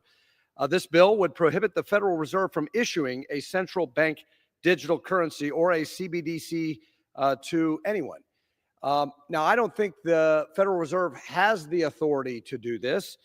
In fact, a cursory, simple review of the Federal Reserve Act shows that the Federal Reserve does not have the legal authority to issue a CBDC to individuals absent explicit authorizing legislation from Congress. The Supreme Court has also recognized Congress's power to coin money and regulate the value thereof, implicitly denying to the executive branch or to the Fed the ability to do this without congressional authority. That said, I think it's prudent to explicitly deprive the Fed of the authority to do this for a variety of reasons. As has been said, Americans' financial privacy is at stake here. And we should not try to compete with China by becoming more like China. The argument for a CBDC that, oh no, Beijing is doing this, we should do it too. Why on earth would we want to imitate, emulate, or copy Beijing's surveillance state authoritarianism? And to my friend on the other side of the aisle who just made the argument, oh, we're behind. The European Central Bank is doing this. When have we in this country, the United States of America, wanted to emulate Europe? This is America. We do it the American way, not the European way, not the Chinese way, not the communist socialist way. We do it the free enterprise way. We do it the limited government way. We do it the way to honor Americans' privacy through the Genius Act, through private stable coins. That's the way we should do it. That's the way we should lead in innovation. And so, yes, personal privacy is at stake. Surveillance of Americans' individual financial transactions through a CBDC does raise serious privacy concerns and concerns about government control and politicization of loans, online payments, credit scores, tax compliance, federal contracts, monetary policy, and the like. But in addition to these privacy concerns, a central bank digital currency would centralize Americans' finances, eroding the banking deposit base. That would decrease competition and choice. And this is a big concern that I have, that a CBDC would substantially decrease the availability of credit and increase the cost of financial services and products for consumers, destroying our conventional traditional banking system. Our banking system, in contrast to Europe, in contrast to China, is the envy of the world due to its free market principles, its dynamism, and its diversity. Banks of all different sizes serve customers, communities, businesses with all different needs. And capitalism promotes market demand, which incentivizes banks to offer products that fit the needs of their consumers at the best price possible. We don't want to eliminate that. We don't want to erode the deposit base with a CBDC. So I ask you, Mr. Speaker, would we truly want to lose the benefits of a diverse banking system that makes the U.S. the global leader in the financial system? Do we want to take actions to be more like China or Europe and decrease Americans' right to privacy? I went to the European Central Bank. I heard them lecture us about a CBDC, and it made me more convinced than ever that we don't want to be like Europe. The answer is we do not want to be like Europe. We do not want to be like the communists in Beijing. We must not disintermediate our banking system and allow for a creation of a CBDC. We must not threaten Americans' access to privacy. That's why I support this legislation and urge all my colleagues to do so as well. And if you really don't like a CBDC, to my Republican colleagues, vote for the Genius Act, which takes away all the arguments for it. I yield back. Time's expired. Mr. Speaker, I reserve. Gentleman reserves. The gentlelady from California is recognized. Thank you. I now yield 3 minutes to the gentleman from Connecticut, Mr. Himes, who is also the ranking member of the Permanent Select Committee on Intelligence. Thank you, ma'am. The gentleman from Connecticut is recognized. Thank you, Mr. Speaker, and I thank the gentle lady from California for this opportunity to speak, because this is one of the most ignorant things I have seen this House produce in a very, very long time. And it stuns me, frankly, that my good friends, Congressman Hill and Style and Barr, are associating themselves with this bill. Let's be super clear about this.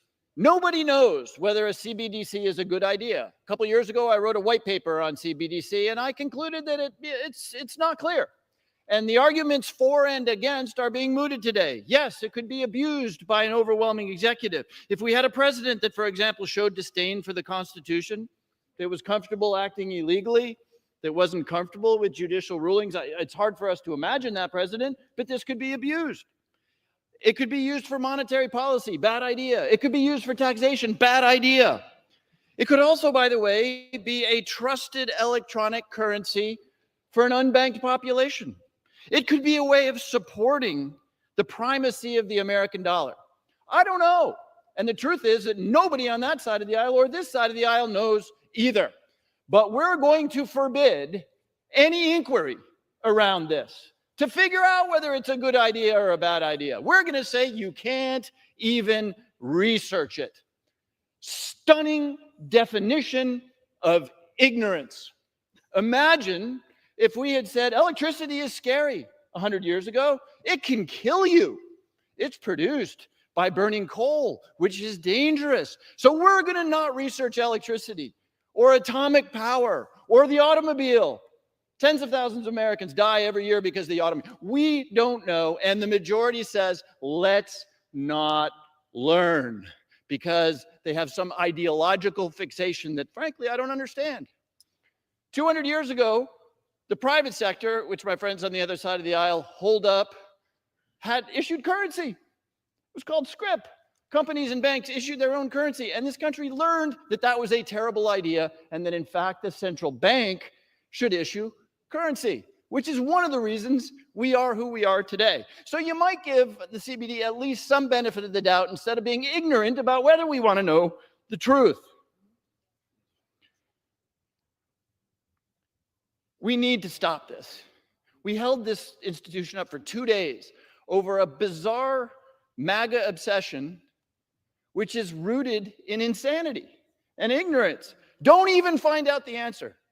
The ranking member said that this is, like a boy who is hiding from the truth. I have another metaphor. This is like a young 5-year-old who's angry and covers his eyes and ears and believes he's invisible. Imagine just my good friend Andy Barr saying, we're not like China, we're not like Europe. What if there's a sterling? Or the gentleman's time has I expired. yield to the gentleman an additional minute. I thank the ranking member. The gentleman is recognized. For all the rah-rah patriotism, think about this. And again, I'll acknowledge that we don't know if this is a good idea or a bad idea, and we ought to find out. But let's imagine that the European Union, which Mr. Barr wants to dissociate himself with, puts out a CBD that picks up real usage. Now, all of a sudden, we have a threat to the dollar because we're still handing around pieces of paper because the Republican majority said we shouldn't even research something that may or may not be a good part of a modern 21st century economy. Come on, guys. Don't go with ignorance. You're too smart for that. Don't risk putting us behind on something that could be really important to the future of the American dollar.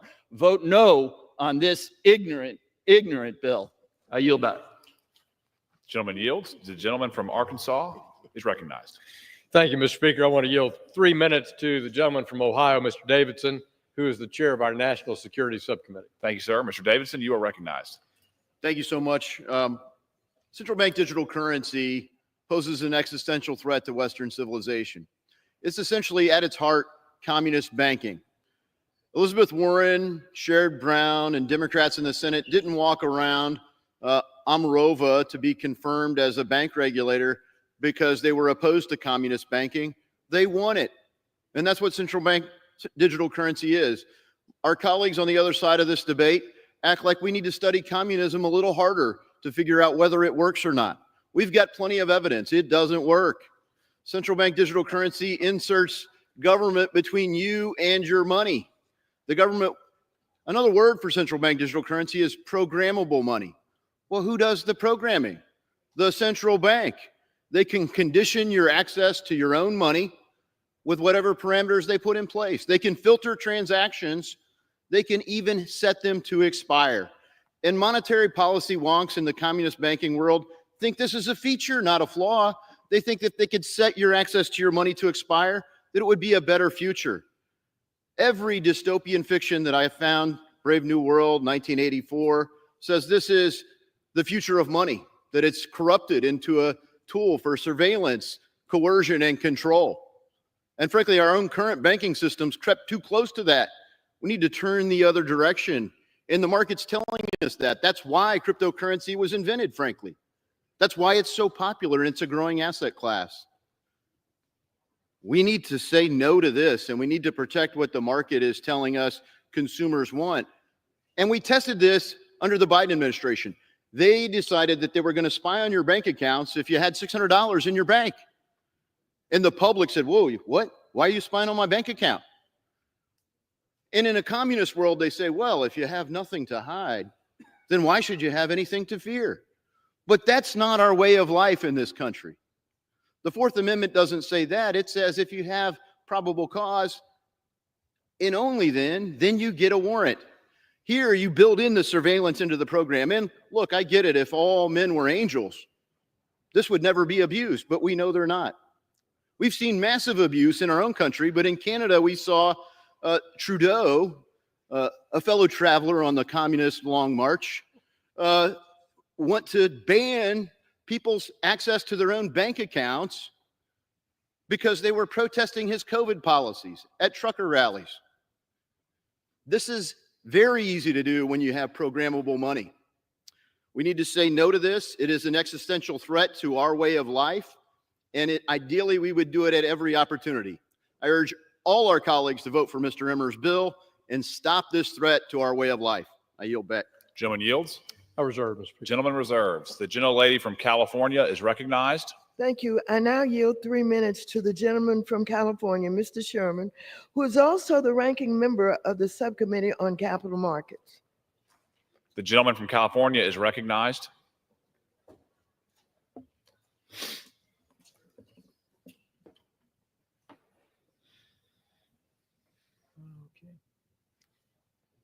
I worked hard in school, but the grade I'm proudest of is to be the first member of this House to get an F from the crypto industry.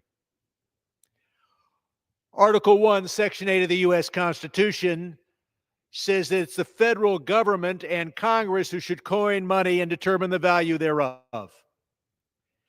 But our Republican friends tell us that that means that the federal government should be stuck with 1776 technology while the competitors of the dollar race forward in the 21st century. The largest super PAC expenditures in history occurred last year. The crypto industry spent more on independent expenditures. Take a look at this. You combine all of the expenditures from big oil plus big pharma, put them together, multiply by 5, and you still don't have what the crypto industry did last year. And so it's not surprising that we hear words like freedom, innovation, choice, and competitiveness used to justify making money for the crypto bros. And now we have a bill designed to prevent freedom, innovation, choice, and competitiveness when it poses a risk to their profits. This bill not only prevents us from ever having a digital dollar, it prevents us from even studying a digital dollar. Now, I think Americans will always have banks, credit cards, debit cards, Zelle, Venmo, cash, money market funds, and pursuant to the bill that it looks like we're going to pass today, they'll have stablecoin, a privacy device specifically designed for criminals and tax evaders. And then they'll have mixers to make it impossible for even the most advanced law enforcement, even with a warrant, to find out what's happening. So they have all those choices. What's the one choice you're not allowed to have?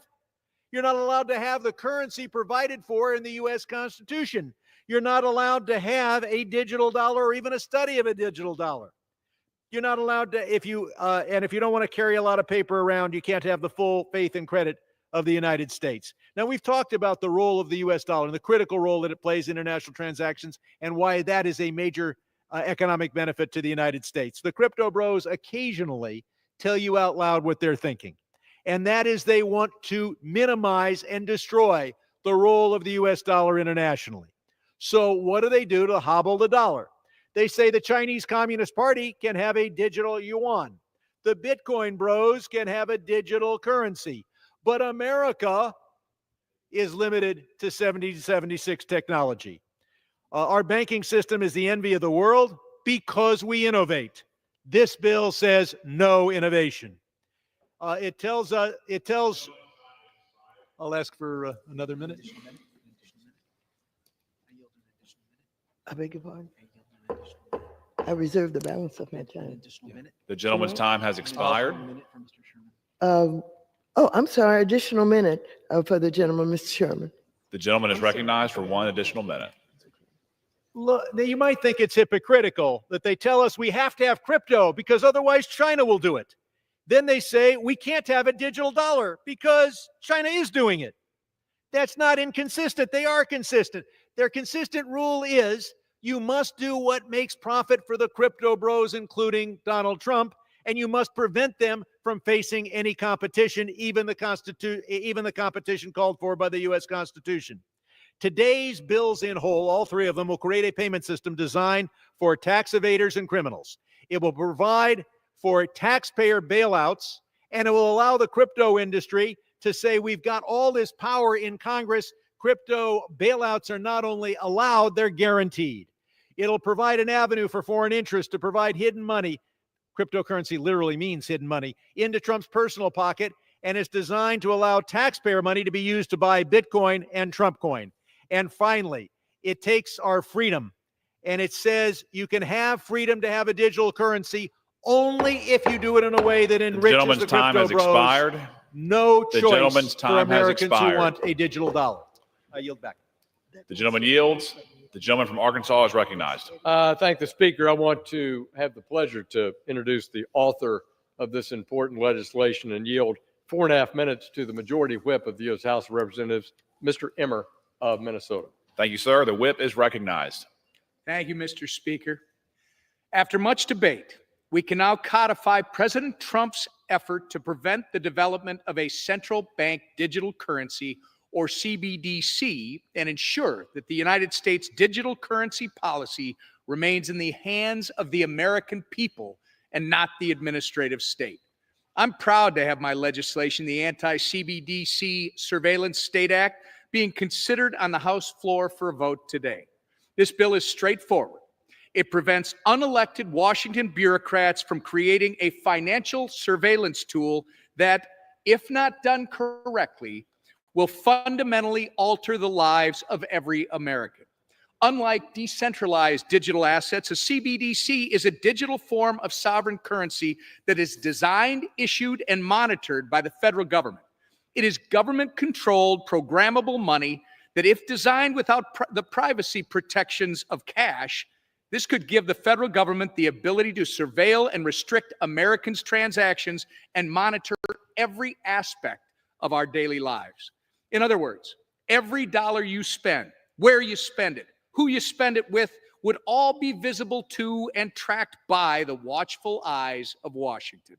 There would be no cash, no anonymity, no space for private financial decision-making. This isn't an inconceivable concept. We have already seen examples of governments developing these types of tools and using them to weaponize their financial systems against their citizens. The Chinese Communist Party employs a CBDC that is being used to monitor and restrict citizen spending.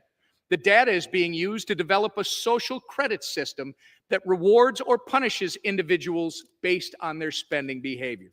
In Canada, the former Trudeau administration demonstrated the power of federal financial surveillance and control when it froze the bank accounts of hundreds of truckers protesting the COVID vaccine mandate in 2022. Surely, this totalitarian surveillance tool would never take root in the United States. However, that assumption would be wrong. This is not a theoretical risk. It is a very real and very dangerous precedent. Under the Biden administration, financial surveillance was a core tenet of President Biden's policy agenda. In 2022, President Biden issued an executive order placing urgency on CBDC research and development.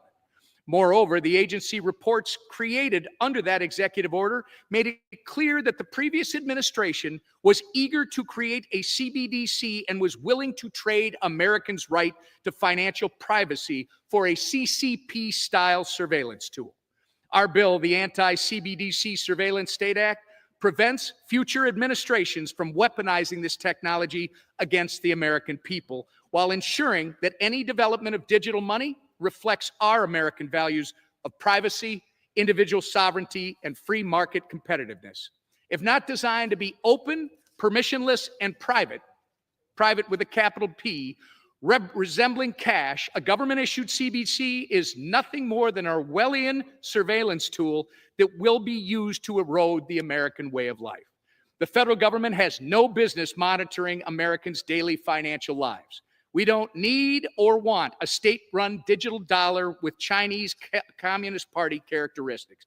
We need to protect the core principles that make this country exceptional: liberty, limited government, and the right to privacy. We are on the verge of the next game-changing technological evolution, and we must embrace this push for a more developed digital economy. In doing so, we cannot jeopardize who we are as Americans, and this bill is designed to ensure just that. I want to thank Chairman Hill and Chairman Stile for their tireless work and advocacy on this issue, in addition to the 135 members of Congress who have joined as co-sponsors of our legislation. I urge all my colleagues to support this bill, and I yield back the balance of my time. Gentleman yields. Gentleman reserves. The gentleman reserves. The gentlelady from I California reserve is the balance recognized. of my time. The gentlelady reserves. Do what? The gentleman from Arkansas is recognized. Thanks, Mr. Speaker. I would like to yield 2 minutes to the chairman of our subcommittee on oversight, Mr. Muser of Pennsylvania. Gentleman's recognized. Thank you, Mr. Speaker. And I do thank the chairman of our full committee, Chairman Hill, for his leadership. I do rise in support of H.R. 1919, the Anti-CBDC Surveillance State Act, led by Whip Emmer.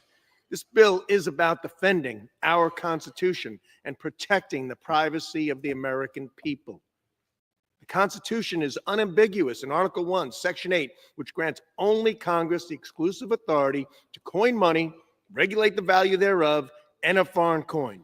This is a clear provision of the United States Constitution. It's a foundational element of our constitutional republic designed to keep such important authority over our nation's currency issuance within the hands of the people's representatives. A central bank digital currency would centralize unprecedented power in the federal government and could open the door to real-time surveillance of every financial transaction in America. Existing banking practices safeguard Americans' privacy. A CBDC could undo that protection overnight, creating a tool ripe for abuse. Even though the Constitution is clear, this bill restrains the Fed from even considering a central bank digital currency, reinforces Congress's constitutional authority over currency, and ensures that digital dollar reflects our founding principles. I commend Whip Emmer for his leadership, and I urge support for this very important legislation. I yield back. Yields. I reserve, Mr. Speaker. The gentleman reserves. The gentlelady from California is recognized. Thank you so very much. Democrats are not the only ones who want to study CBDC. In 2021, my dear friend, Chairman Hill, worked with Representative Foster to introduce the Central Bank Digital Currency Study Act. Chairman Hill also wrote a letter to the Fed asking for information, and after the Fed agreed to do a study, he issued a statement saying, and I quote, "The Fed is finally taking actionable steps to do what we've been asking them to do for 2 years. And we're pleased to see Chairman Powell announce steps toward making a digital dollar a reality." Mr. Hill, what changed? We need more research. We need to learn more. So we need to vote no on this bill. It goes in the opposite direction from what you want and what you've been asking for. And finally, we have a chance to vote. And certainly, I'm asking for a no vote, and I would hope that you would too. I reserve the balance of my time. The gentlelady reserves. The gentleman from Arkansas is recognized. Mr. Speaker, I'd like to yield 2 minutes to the gentleman from Middle Tennessee, Mr. Rose. The gentleman from Tennessee is recognized. Thank you, Chairman Hill. Mr. Speaker, I rise today in support of H.R. 1919, the Anti-CBDC Surveillance State Act. Among the many rights we enjoy as Americans, privacy is among the most fundamental. Establishing a central bank digital currency would not only usurp consumers' privacy and individual freedom, but it would also hinder free market innovation. Digital assets are here to stay. I agree strongly with President Trump that the United States should be a leader in this space. However, the last administration held a very different view.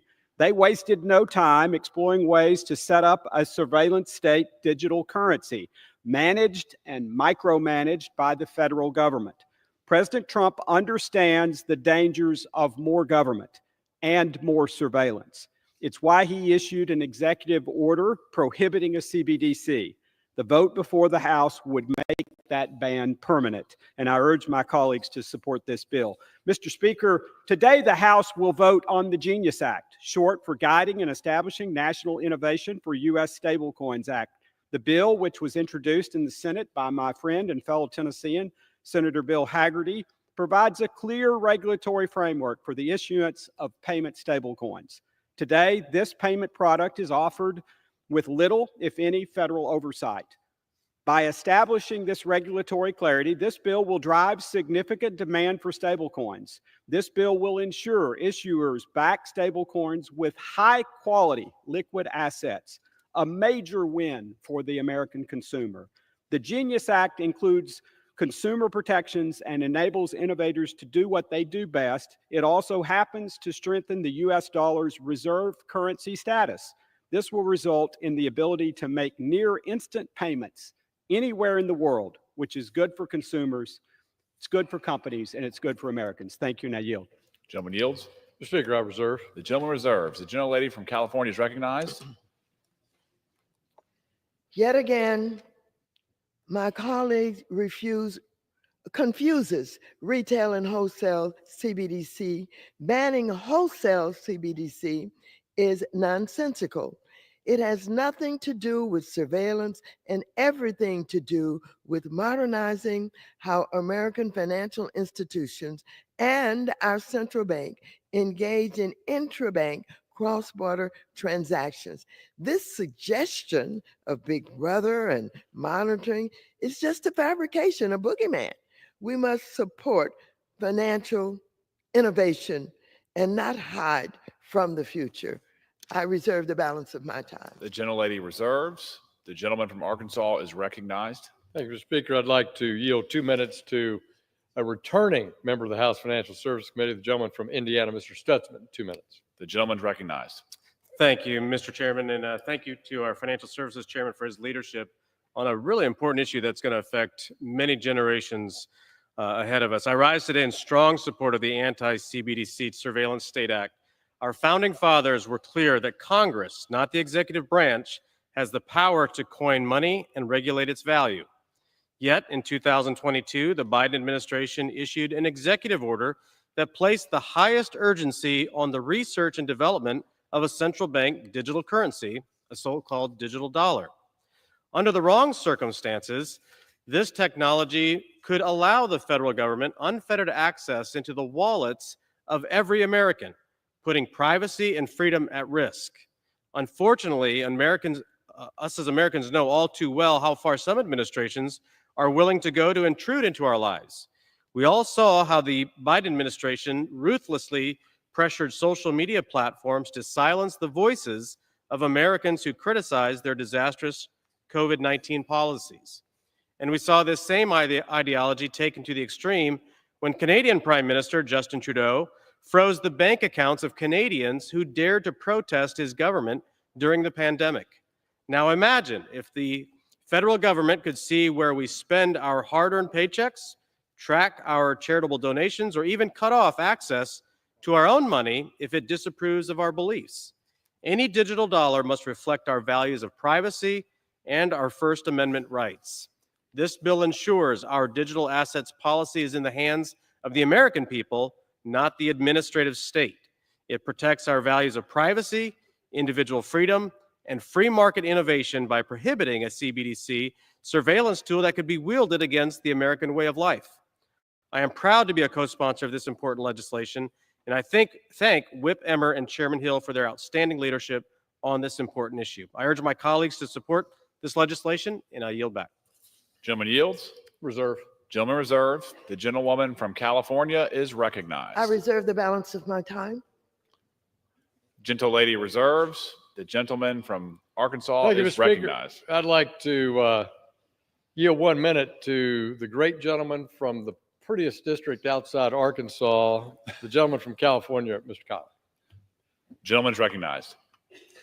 Mr. Speaker, the Biden administration started us down the road of adopting a central bank digital currency issued by the Federal Reserve without the consent of the American people or their representatives here in Congress. Today, we are saying no. We are not the Chinese Communist Party. We are not going to turn the central bank of the United States into a giant panopticon capable of tracking and surveilling every American citizen, keeping a watchful eye on each and every one of your financial transactions, crediting or discrediting or punishing you based on your personal behavior, restricting that behavior with the tap of a button. Nothing could be more inimical to the liberty and privacy on which American greatness depends. I am proud to be a sponsor of this critical legislation and look forward to its passage on the House floor today. I yield back. Gentleman yields. I'll reserve, Mr. The gentleman reserves. Speaker. The gentlelady from California is recognized. I reserve the balance of my time. The gentlelady reserves. The gentleman from Arkansas is recognized. Mr. Speaker, I'd like to yield 1 minute to the gentleman, our new member from including the Speaker, our new member from North Carolina, Mr. McDowell, for 1 minute, please. The gentleman from the great state of North Carolina is recognized for 1 minute. Thank you, Mr. Speaker, and thank you, Mr. Chairman. America is not a surveillance state, and under Republican leadership, it never will be, because today, this Congress has the opportunity to lay the foundation for a digital future that protects freedom and financial privacy. At the center of that effort is the Anti-CBDC Surveillance State Act. This bill ensures that no central bank digital currency will be created under the Federal Reserve. We've seen what that looks like in communist China, where the CCP uses it to track, monitor, and control their people. Not here, Mr. Speaker, not in the land of the free, because together with the Clarity Act and the Genius Act, we will protect Americans' financial liberty and make the United States the crypto capital of the world. I urge my colleagues to support this legislation, and I yield back. The gentleman yields. Mr. Speaker, I'm prepared to close. I'd like to inquire of my friend, the ranking member, if she's prepared to close. The gentlelady is recognized.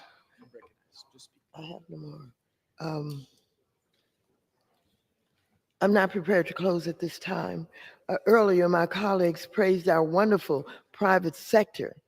And we know now, my friends do not like studies, but I would encourage him to read the study from our biggest bank, JP Morgan Chase, explaining how CBDCs can save $120 billion in cross-border payments. Please read the study.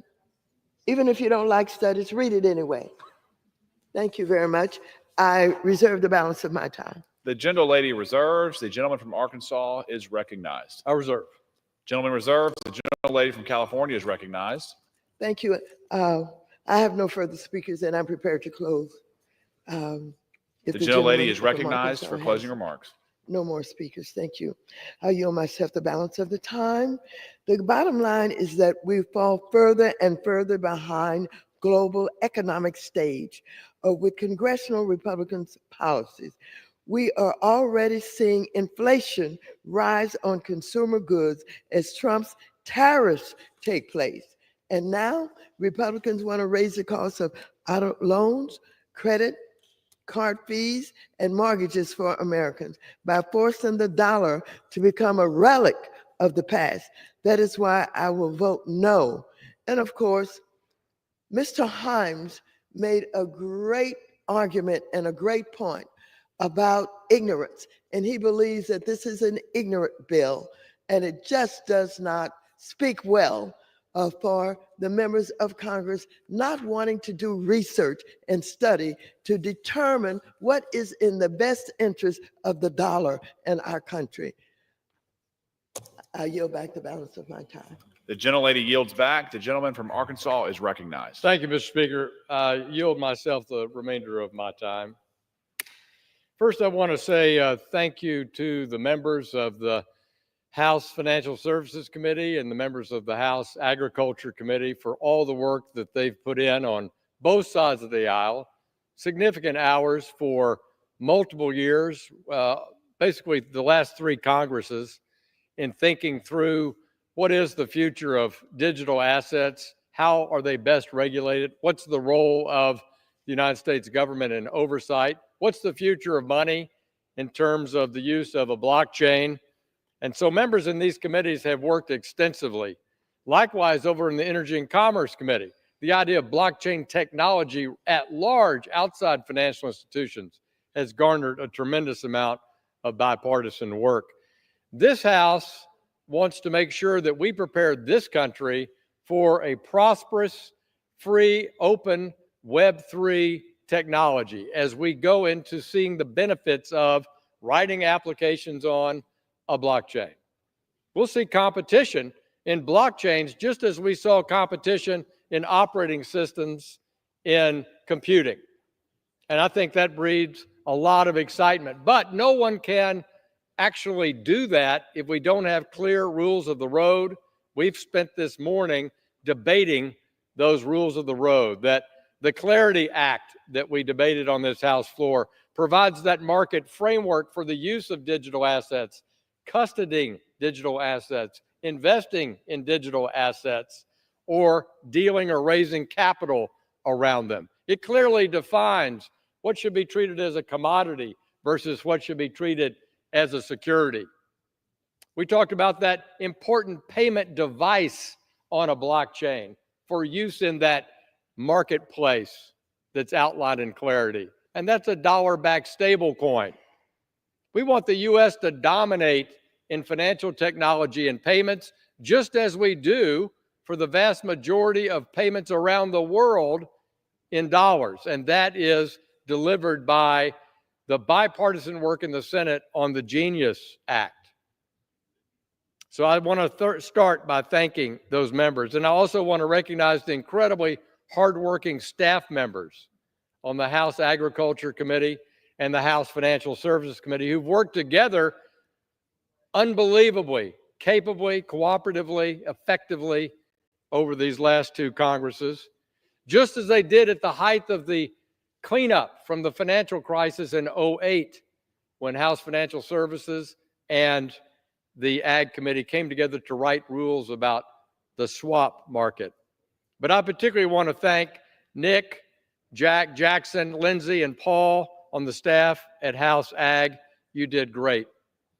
I want to thank Nick and Allison and our team on House Financial Services for their staff leadership. Mr. Speaker, this bill we're debating today is essential, and the ranking member seems to think that I'm interested in the subject of a central bank digital currency, and I am. And I've spent the better part of the last 5 years studying central bank digital currencies outside the United States, talking to officials inside the United States about whether that's a good idea or a bad idea. And over those years, it's not out of ignorance that I've come to the conclusion that it's a bad idea. And one of the contributing factors to me determining that I don't believe it's an idea whose time has come to supplement private sector innovation in this nation is actually Congressman Jim Himes' white paper that he shared with me years ago.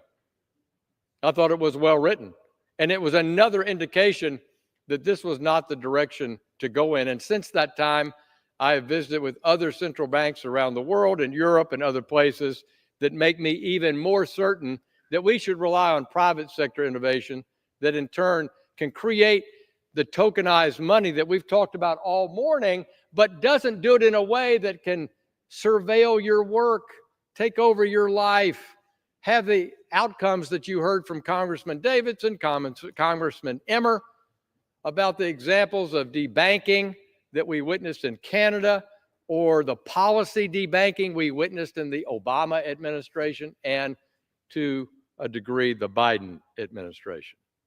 So Americans have made it clear, we don't want the federal government controlling how we spend, save, or send our money in our personal lives. We've witnessed firsthand the dangers when government wield that power unchecked, and you heard examples of that this morning.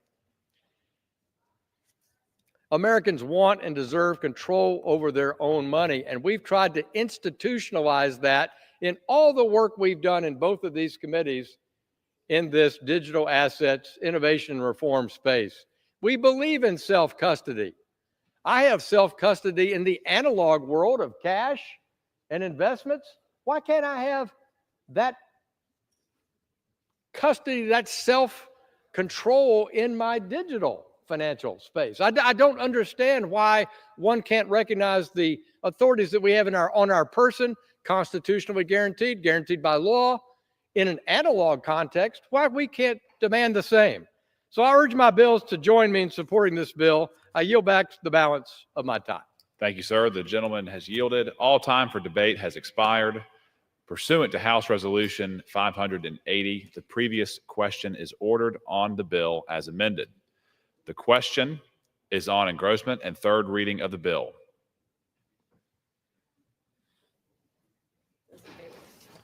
Those in favor say aye. Aye. Those opposed, no. In the opinion of the chair, the ayes have it. The third reading. A bill to amend the Federal Reserve Act to prohibit the Federal Reserve banks from offering certain products or services directly to an individual, to prohibit the use of central bank digital currency for monetary policy and for other purposes. The question is on the passage of the bill. Those in favor say aye. Aye. Those opposed say no. The ayes have it. The bill is passed. Mr. Speaker? For what purpose does the gentlelady rise? What? The yeas and nays. The yeas and nays. The yeas and nays are requested. Those favoring a vote by the yeas and nays will rise. A sufficient number having risen, the yeas and nays are ordered. Pursuant to Clause 8 of Rule 20, further proceedings on this question will be postponed.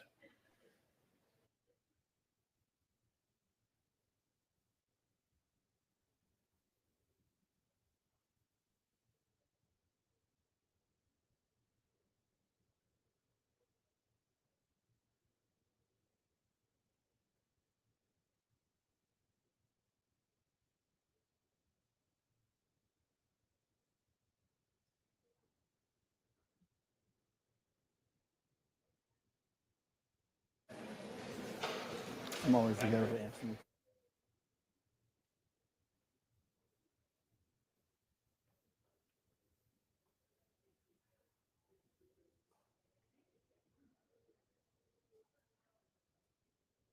Is that Rule 18?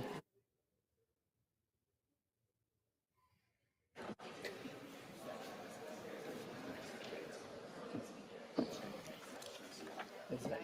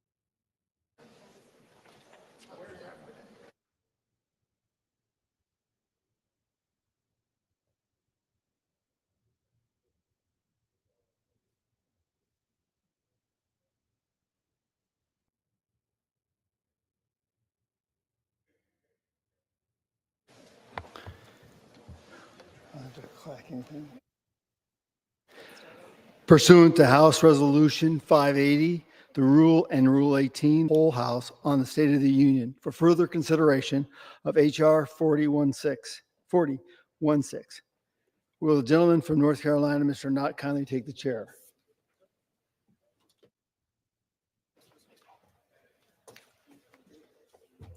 Read this. It's yours. The House is in the committee of the whole House on the State of the Union for the further consideration of H.R. 4016, which the clerk will report by title.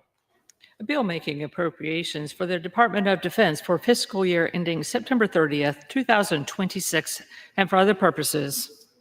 When the committee of the whole rose earlier today, amendments in block number 7, printed in Part A of House Report 119-199, offered by the gentleman from California, Mr. Calvert, had been disposed of.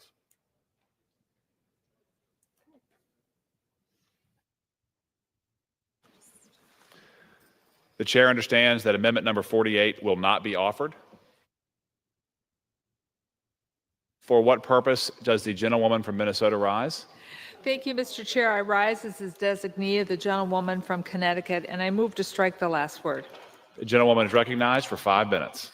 Mr. Chair, I yield to the gentlewoman from Ohio, the distinguished ranking member of the Energy and Water Subcommittee, Ms. Capter. The gentlelady is recognized. Thank you. Thank you, Mr. Chair. Thanking also Ranking Member McCullough and Chair Calvert. As a senior member on the Defense Appropriations Subcommittee, I'm deeply concerned and disappointed by this legislation. This bill was written before the Department of Defense submitted its budgetary needs for fiscal year 2026. Shamefully, the department still has not provided Congress with a complete request. Thus, we have been brought to the floor to vote on an incomplete bill with no complete executive branch submission. This is not only out of order, it is dangerous. Their procrastination yields uncertainty for those who risk their lives in defense of this nation. America deserves better than uncertainty in a Defense Department that is missing in action. Our troops can't train on promises. Our allies can't fight with doubt. Our factories can't build American strength without steady support, and this bill fails liberty on all counts. This bill misses crucial opportunities to strengthen America's defense industrial base. Shipbuilding is backed up over 2 years. The Great Lakes region, a cornerstone of American industrial manufacturing, can play a major role in relieving that backup. But all of America is put on hold due to the DoD's damaging budget delays. We must prioritize investments that rebuild our domestic manufacturing capabilities. Our military should never have to fight with or depend on foreign sources for materials, critical minerals, or key military components. Furthermore, by cutting all funding for Ukraine, this bill dangerously ignores history at our own peril. At our founding, Patrick Henry heroically proclaimed, "Give me liberty or give me death." He knew liberty's cost and our new nation's responsibility to uphold the values that our European forebears bequeathed to us, ones that focused on representative government. Thomas Jefferson knew America does not exist alone in the globe when he wrote the words, quote, "Our laws, language, religion, politics, and manners are so deeply laid in European foundations that we shall never cease to consider their history as part of ours." And more recently, on January 20th, 1961, President John F. Kennedy, in his inaugural address, recognized America's fierce dedication to liberty when he said, "We shall pay any price, bear any burden, meet any hardship, support any friend, oppose any foe, to assure the success of liberty." And then he warned those who ride the back of the tiger would end up inside it. He warned against that, and I hope our nation never goes down that lonely, dark path. In a contemporary era, on June 6, 1984, President Ronald Reagan stood in Normandy, France, commemorating the day in history when the Allied armies joined in battle to reclaim the European continent to liberty. They stood and fought against tyranny in a giant undertaking unparalleled in human history, and they did it together.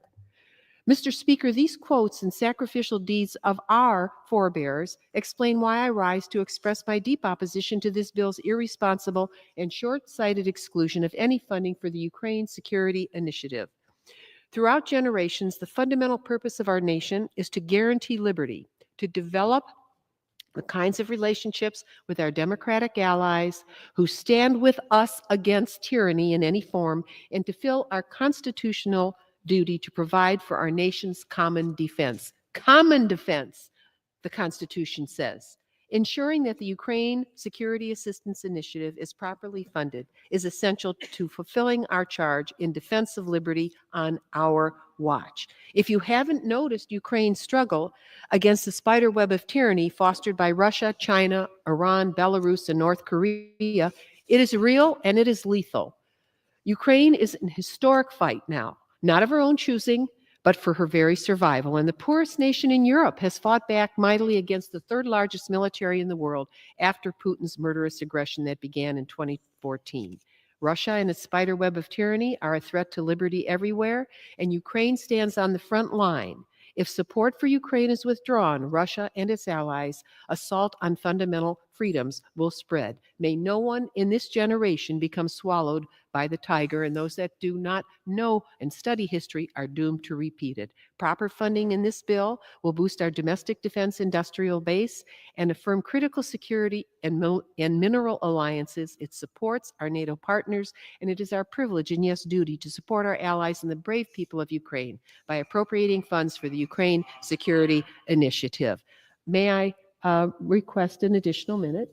I have The gentlewoman may not I have yield for more additional time. time. You have to close. Okay, so The My gentlewoman's amendment time would has reinstate expired. funding for the Ukraine Security Assistance Initiative, and at The the end of the gentlewoman's debate, I time will has insert expired. into the record the text of this amendment.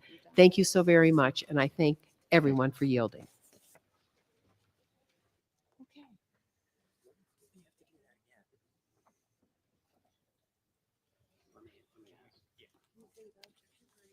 Hang on, don't move, don't move. It is now in order to consider amendment number 49, printed in Part A, House Report 119-199.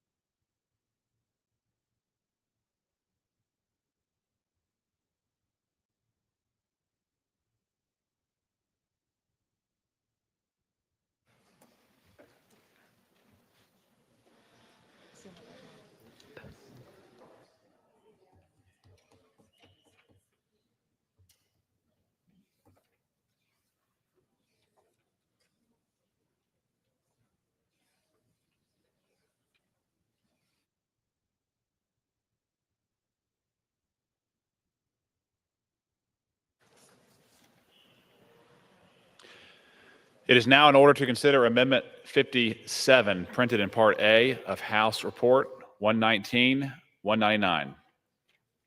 For what purpose does the gentleman from Ohio seek recognition? The clerk will designate the amendment. Amendment number 57, printed in Part A of House Report number 119-199, offered by Mr. Davidson of Ohio. Pursuant to House Resolution 580, the gentleman from Ohio, Mr. Davidson, and member opposed each will control 5 minutes. The chair recognizes the gentleman from Ohio. Thank you, Mr. Speaker. I rise today to urge you and all our colleagues to support Amendment number 57 to the FY 2026 Department of Defense Appropriations Bill. This amendment strikes Section 8072, a misguided rider that prohibits the Navy from decommissioning littoral-class combat ships.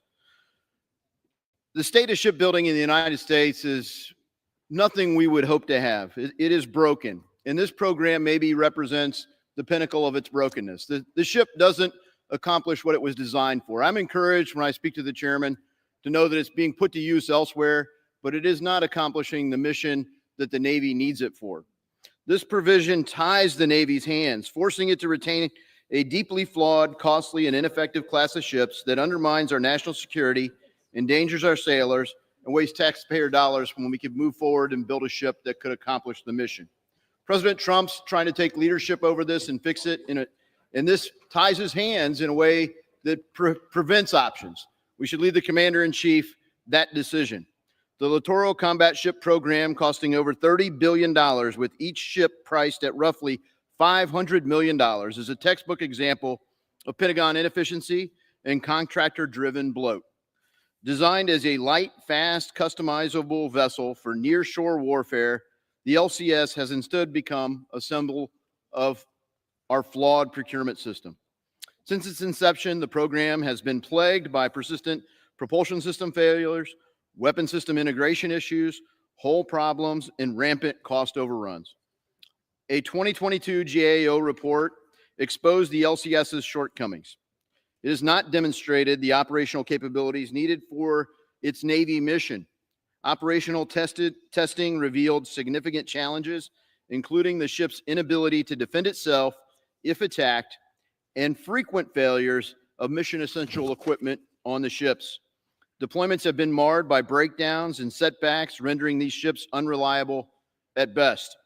Mr. Speaker, forcing the Navy to maintain a fleet of broken, expensive ships is simply irresponsible, and I think it's wrong to tie our commander-in-chief's hands. Our sailors deserve the best, most reliable vessels to defend our nation.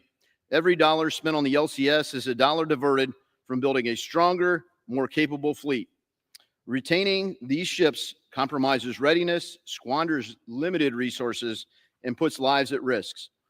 My amendment restores the Navy's authority to make strategic decisions about its fleet and frees up resources for platforms that actually enhance our national security. I urge our colleagues to put the safety of our sailors and the strength of our Navy first. Vote yes on Amendment 57. I yield back. Gentleman yields. Does any member claim time in opposition? For purposes, gentleman from Florida rise. Mr. Speaker, I rise today in opposition to the Davidson Amendment that would decommission littoral combat ships. Gentleman is recognized for 5 minutes. Today, our nation is facing growing and real threats from adversaries around the world. China, who continues to rapidly grow their naval capacity at an alarming rate.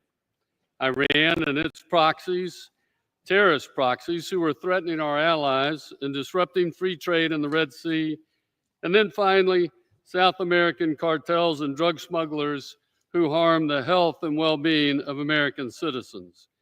To face these growing threats, our Navy must rise to the occasion. That means projecting strength throughout the world while bolstering our naval fleet. The LCS supports America's maritime security, sea control, and deterrence, and importantly, President Trump's agenda. Just this past April, the USS Minneapolis-St. Paul helped the U.S. Coast Guard stop 2 alleged drug smuggling operations in the Caribbean Sea. These ships assist in stopping narcotics, protecting the homeland from illicit maritime drug trafficking, and securing our border. Also, sea mines are actually responsible for more damage to U.S. naval warships than any other weapon since World War II.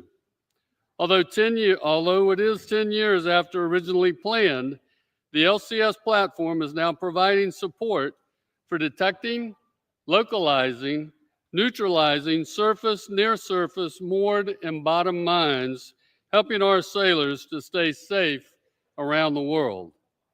The Navy has emphasized the need for a mixed naval fleet in the past, consisting of both blue water and littoral combat ships that act as fast-moving surface warfare vessels. They continue to undergo upgrades to improve their lethality and survivability in littoral waters so they can intercept drug and human traffickers in the Caribbean, sweep for deadly mines, and most importantly, support U.S. naval efforts to end Houthi attacks on commercial vessels in the Red Sea.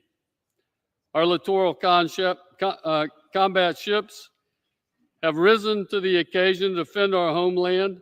They have provided the necessary backup needed to protect America's homeland and abroad. If we want our military to continue to be the best in the world, Mr. Speaker, we cannot throw away a dime to save a nickel, especially when an LCS vessel has only reached its half-life cycle. But that's exactly what this amendment could do. The decommissioning of the Navy's mixed fleet strategy, the LCS vessels, is not the answer to our budget constraints. And that's why I stand in opposition to this amendment, and I ask my colleagues to vote no on the Davidson Amendment. Mr. Speaker, I yield back. Gentleman yields back. The question is on the amendment offered by the gentleman from Ohio. Those in favor say yay. Those opposed say no. In the opinion of the chair, the noes have it. The amendment is not agreed to.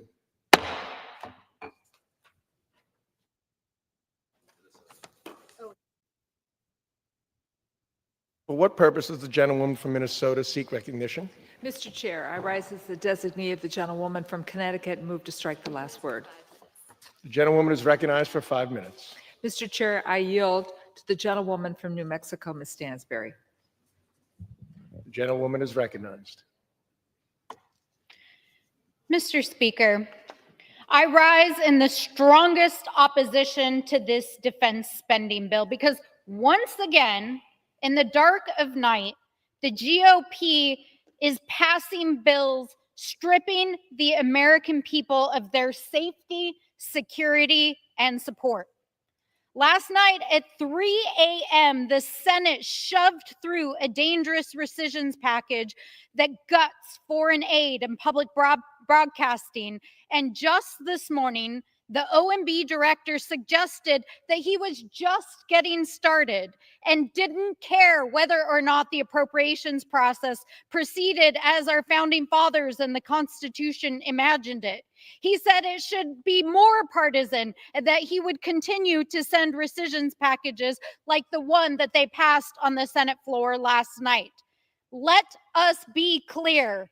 The White House and an unelected bureaucrat are trying to steal the power of the purse and to steal the power of the people. And to my colleagues across the aisle, it is happening under your watch. You are allowing it, enabling it, and giving away our constitutional authority to a corrupt and a chaotic administration while trying to pass fake bills like the one you have on this floor right now that will weaken our military readiness, abandon our allies, strip service members of tools and training and pay, that will undermine our national security and abandon our troops, and yes, make the world less safe. And so I say to my colleagues across the aisle, what are you doing? How can you abandon the American people, the Constitution, our troops, our national security? It's time to stand up and grow a backbone and vote no. I yield back. Gentlelady yields. Mr. Chair, I yield back. Gentlewoman yields back. The chair understands that amendment number 58 will not be offered. The chair understands that amendment number 91 will not be offered. It is now in order to consider amendment number 106, printed in Part A of House Report 119-199. For what purpose does the gentleman from Arizona seek recognition? Mr. Speaker, I have an amendment at the desk. The clerk will designate the amendment. Amendment number 106, printed in Part A of House Report number 119-199, offered by Mr. Gosar of Arizona. Pursuant to House Resolution 580, the gentleman from Arizona, Mr. Gosar, and a member opposed, each will control 5 minutes. The chair recognizes the gentleman from Arizona. Thank you, Mr. Chairman. My amendment number 106 prohibits funds for the DoD's bioindustrial manufacturing and design ecosystem, or BioMaid, that funds lab-grown meat and protein projects for the military for feeding our men and women. I know, how disgusting does that sound? With a national debt of over $37 trillion, we can't afford a little sensible appropriation bills without wasteful spending. On October 2020, press releases revealed BioMaid received $87 million in federal dollars under the Biden-Harris administration to produce lab-grown meat to reduce carbon emissions on military bases. In March of 2023, BioMaid received an additional $450 million from the Man Tech program. Let me just name a few of these projects these taxpayer dollars funded. One called Potential Benefit of Superbrewed Foods, Sustainable Postbiotic Protein or Warfighter Health, that produces lab-grown protein in shortened recovery times and improves the concentration of service members. Another, development of a sustainable low-cost oil process for heart-healthy DoD rations, or producing oil from microalgae for service members, or alternative protein bars, a lab-grown protein derived from a microbiological agent similar to fungus. Yummy. This is the food that built America? I think not. Why do Marines, sailors, soldiers, guardsmen, and coasties need to have lab-grown meat when the U.S. is full of delicious beef? In fiscal year of 2022 alone, the DoD awarded more than $369 million in the U.S. for contracts for beef, 2.3 million of which was supplied by Phoenix, Arizona. Serving lab-grown meat over domestic beef or poultry rewards the government-funded bioindustry and punishes the American cattle ranchers, who have a far smaller so-called carbon footprint than these big corporations. In 2024, Florida and Alabama banned lab-grown meat to protect farmers and the cattle industry. This year, Mississippi, Montana, and Indiana followed suit. I ask my colleagues to end this experiment on our armed forces and support my amendment number 106. With that, I reserve the balance of my time. Gentleman reserves. For what purpose does the gentleman from California seek recognition? I rise in opposition to the amendment. The gentleman is recognized for 5 minutes. I think there may be a misunderstanding about bioindustrial manufacturing, and what it is and what it's not. Bioindustrial manufacturing is not for cultivating meat. However, bioindustrial manufacturing is critical to energetics. And what are energetics? Such as hypersonic fuels, critical chemicals for munitions and missiles, and materials that literally increase the bang for the buck. In the 1980s, the United States developed what we called CL-20, one of the most powerful non-nuclear explosion chemicals ever created, but did not produce it at scale.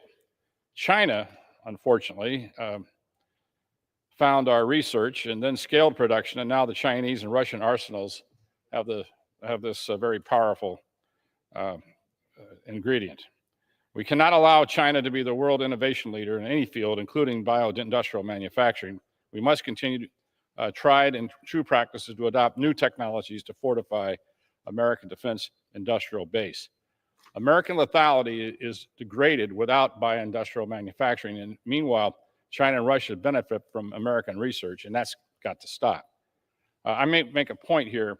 BioMade is a product, is not a manufacturer, does not manufacture lab-grown meat. BioMade has never funded research projects for lab-grown meat, has no current research projects on lab-grown meat, and has no plans to fund projects on lab-grown meat in the future. So I think we have a misunderstanding. We need this technology for our energetics, which we use in our explosion devices very effectively.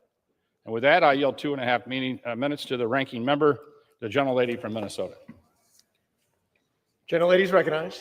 Thank you, Mr. Chair. I rise in strong opposition to this amendment. Let me be clear, as the chairman was, BioMade has never funded any efforts to develop or produce lab-grown meat for any purpose.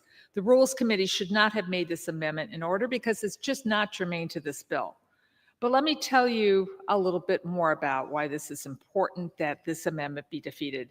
By preventing funding to the Biomanufacturing Design and Ecosystem Partnership, or BioMade, this amendment would be a clear win for China. The Bipartisan National Security Commission on Emerging Biotechnology recently completed its comprehensive review on biotechnology's impact on national security, and it concluded China recognizes the immense military and commercial potential of biotechnology and biomanufacturing. China's made it a strategic priority, and they're quickly starting to ascend into dominance. To preserve our lead, we must take swift action to commercialize and scale back biomanufacturing here at home. These new technologies use the power of biological cells and systems to form complete chemistry, complex issues. It'll enable us to onshore the production of critical chemicals, including those used in munitions and high-performance aviation fuel, as the chair mentioned, to develop new medical cures and treatments, and to produce them on demand near the front lines, to engineer biological sensors that could detect pathogens and chemical threats on the battlefield in real time, and then to better extract critical materials from domestic mining deposits to reduce our dependence on China for rare earth mining. And that, again, Mr. Chair, is why the National Security Commission report recommended that Congress support a network of manufacturing facilities to scale up bioindustrial production, including for defense needs. So BioMade is a private-public partnership with nearly 300 members across 37 states. Its mission is to partner with industry to enable innovators to pilot new bioindustrial products in facilities across the country that are linked to regional supply chains and agricultural feedstocks, and train the future workers in this industry. To be clear, we should be accelerating BioMade's efforts, not senselessly blocking them. Last year, the Chinese government invested over $4 billion in biomanufacturing. We must take action now. We must not cede to China, and we must win the biotech competition. And for that reason, I urge my colleagues on both sides of the aisle to join me in strongly opposing this amendment. I yield back. Gentlelady yields. Gentleman from California is recognized. How much time do I have remaining? Gentleman has 30 seconds remaining. I yield to the gentleman for a quick question. I'll reserve. Gentleman reserves. Gentleman from Arizona is recognized. Yes, I'm a little bit confused here. So I want to ask a question. If we're doing good faith advertising to the American people, because that's what our job is, tell me why we would actually say potential benefit of super brewed foods, sustainable postbiotic protein, and warfighter health. That's awfully not what you're talking about. And then we're talking about the sustainable low-cost oil process for heart-healthy DoD rations. And then the other side's moniker to go low carbon, getting rid of cattle. Now you wonder why the cattle industry has problems in understanding why you're doing this. So I accept what the gentleman said in regards to what biomade is, but your truth in advertising fails dismally to the American public, because that's what it says here. I yield to the gentleman from Very quickly, our interests are energetics that goes into explosion devices, which is primarily a big part of that is the biomade industry. Well, I'd love to see that all the money go to that aspect, but not to these substitutes for meat. Okay? I'm not interested in substitute. Yeah, I am interested in substitute because I don't think our warfighters should have to have that. And I would like people to make that distinction, even if it costs me the amendment. I yield back. Gentleman yields back. Gentleman from California. Yield back. Gentleman yields. It is on the amendment offered by the gentleman from Arizona. Those in favor say aye. Those opposed say no. In the opinion of the chair, the noes have it. The amendment is not agreed to.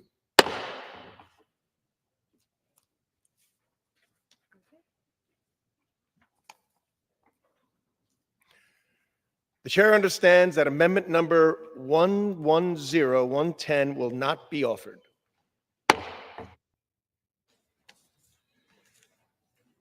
It is now in order to consider amendment number 111, printed in Part A of House Report 119-199. For what purpose does the gentlewoman from Georgia seek recognition? Mr. Speaker, I have an amendment at the desk. The clerk will designate the amendment. Amendment number 111, printed in Part A of House Report number 119-199, offered by Ms. Green of Georgia. Pursuant to House Resolution 580, the gentlewoman from Georgia, Ms. Green, and a member opposed will control 5 minutes each. The chair recognizes the gentlewoman from Georgia. Thank you, Mr. Speaker. We support our great men and women in our military, and we want to fund them to have the best equipment, be afforded the best housing, the best pay, and to be treated the best among the world.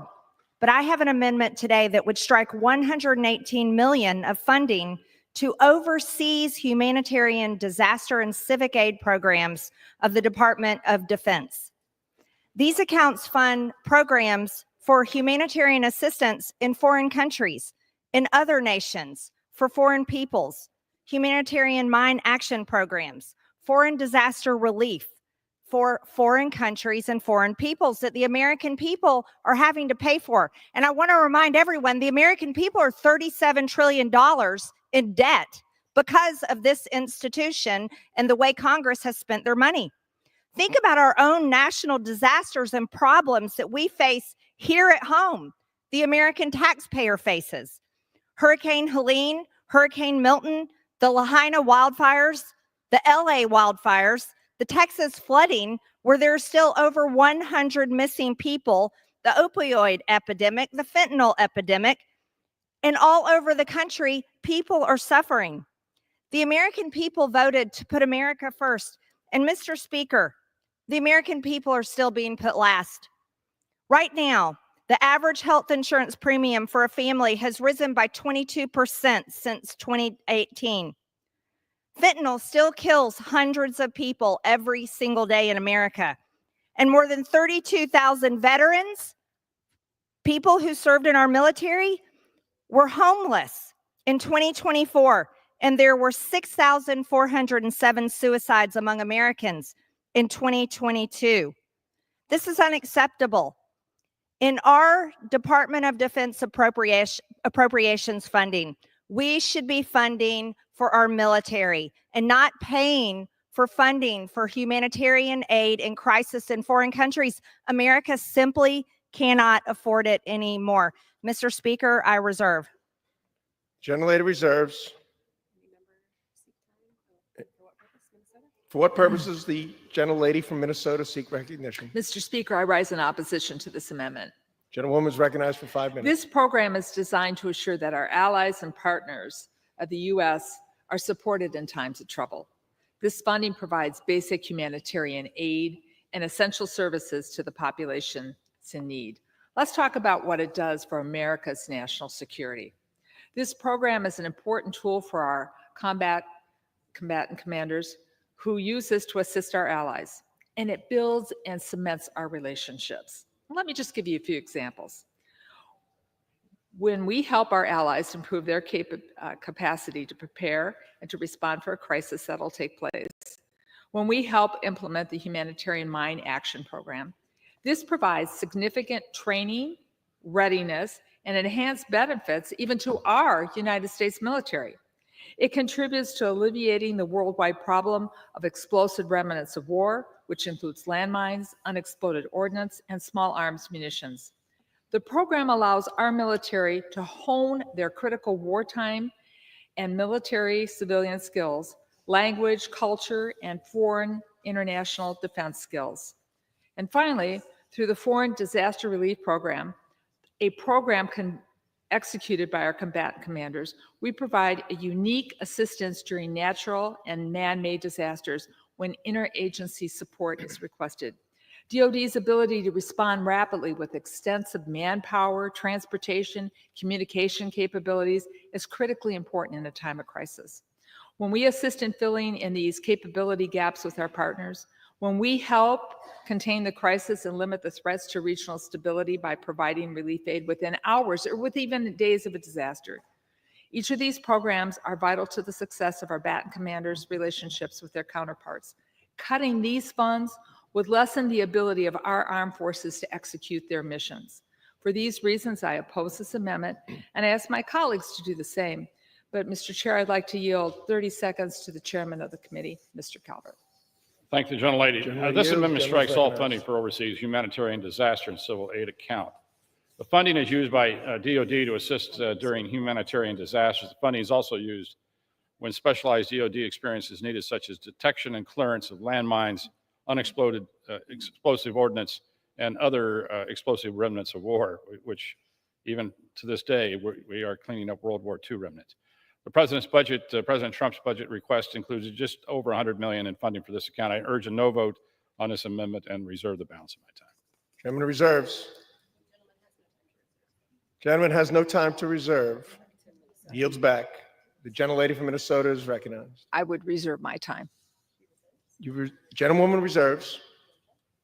Gentlelady from Georgia is now recognized. Mr. Speaker, the American people are $37 trillion in debt.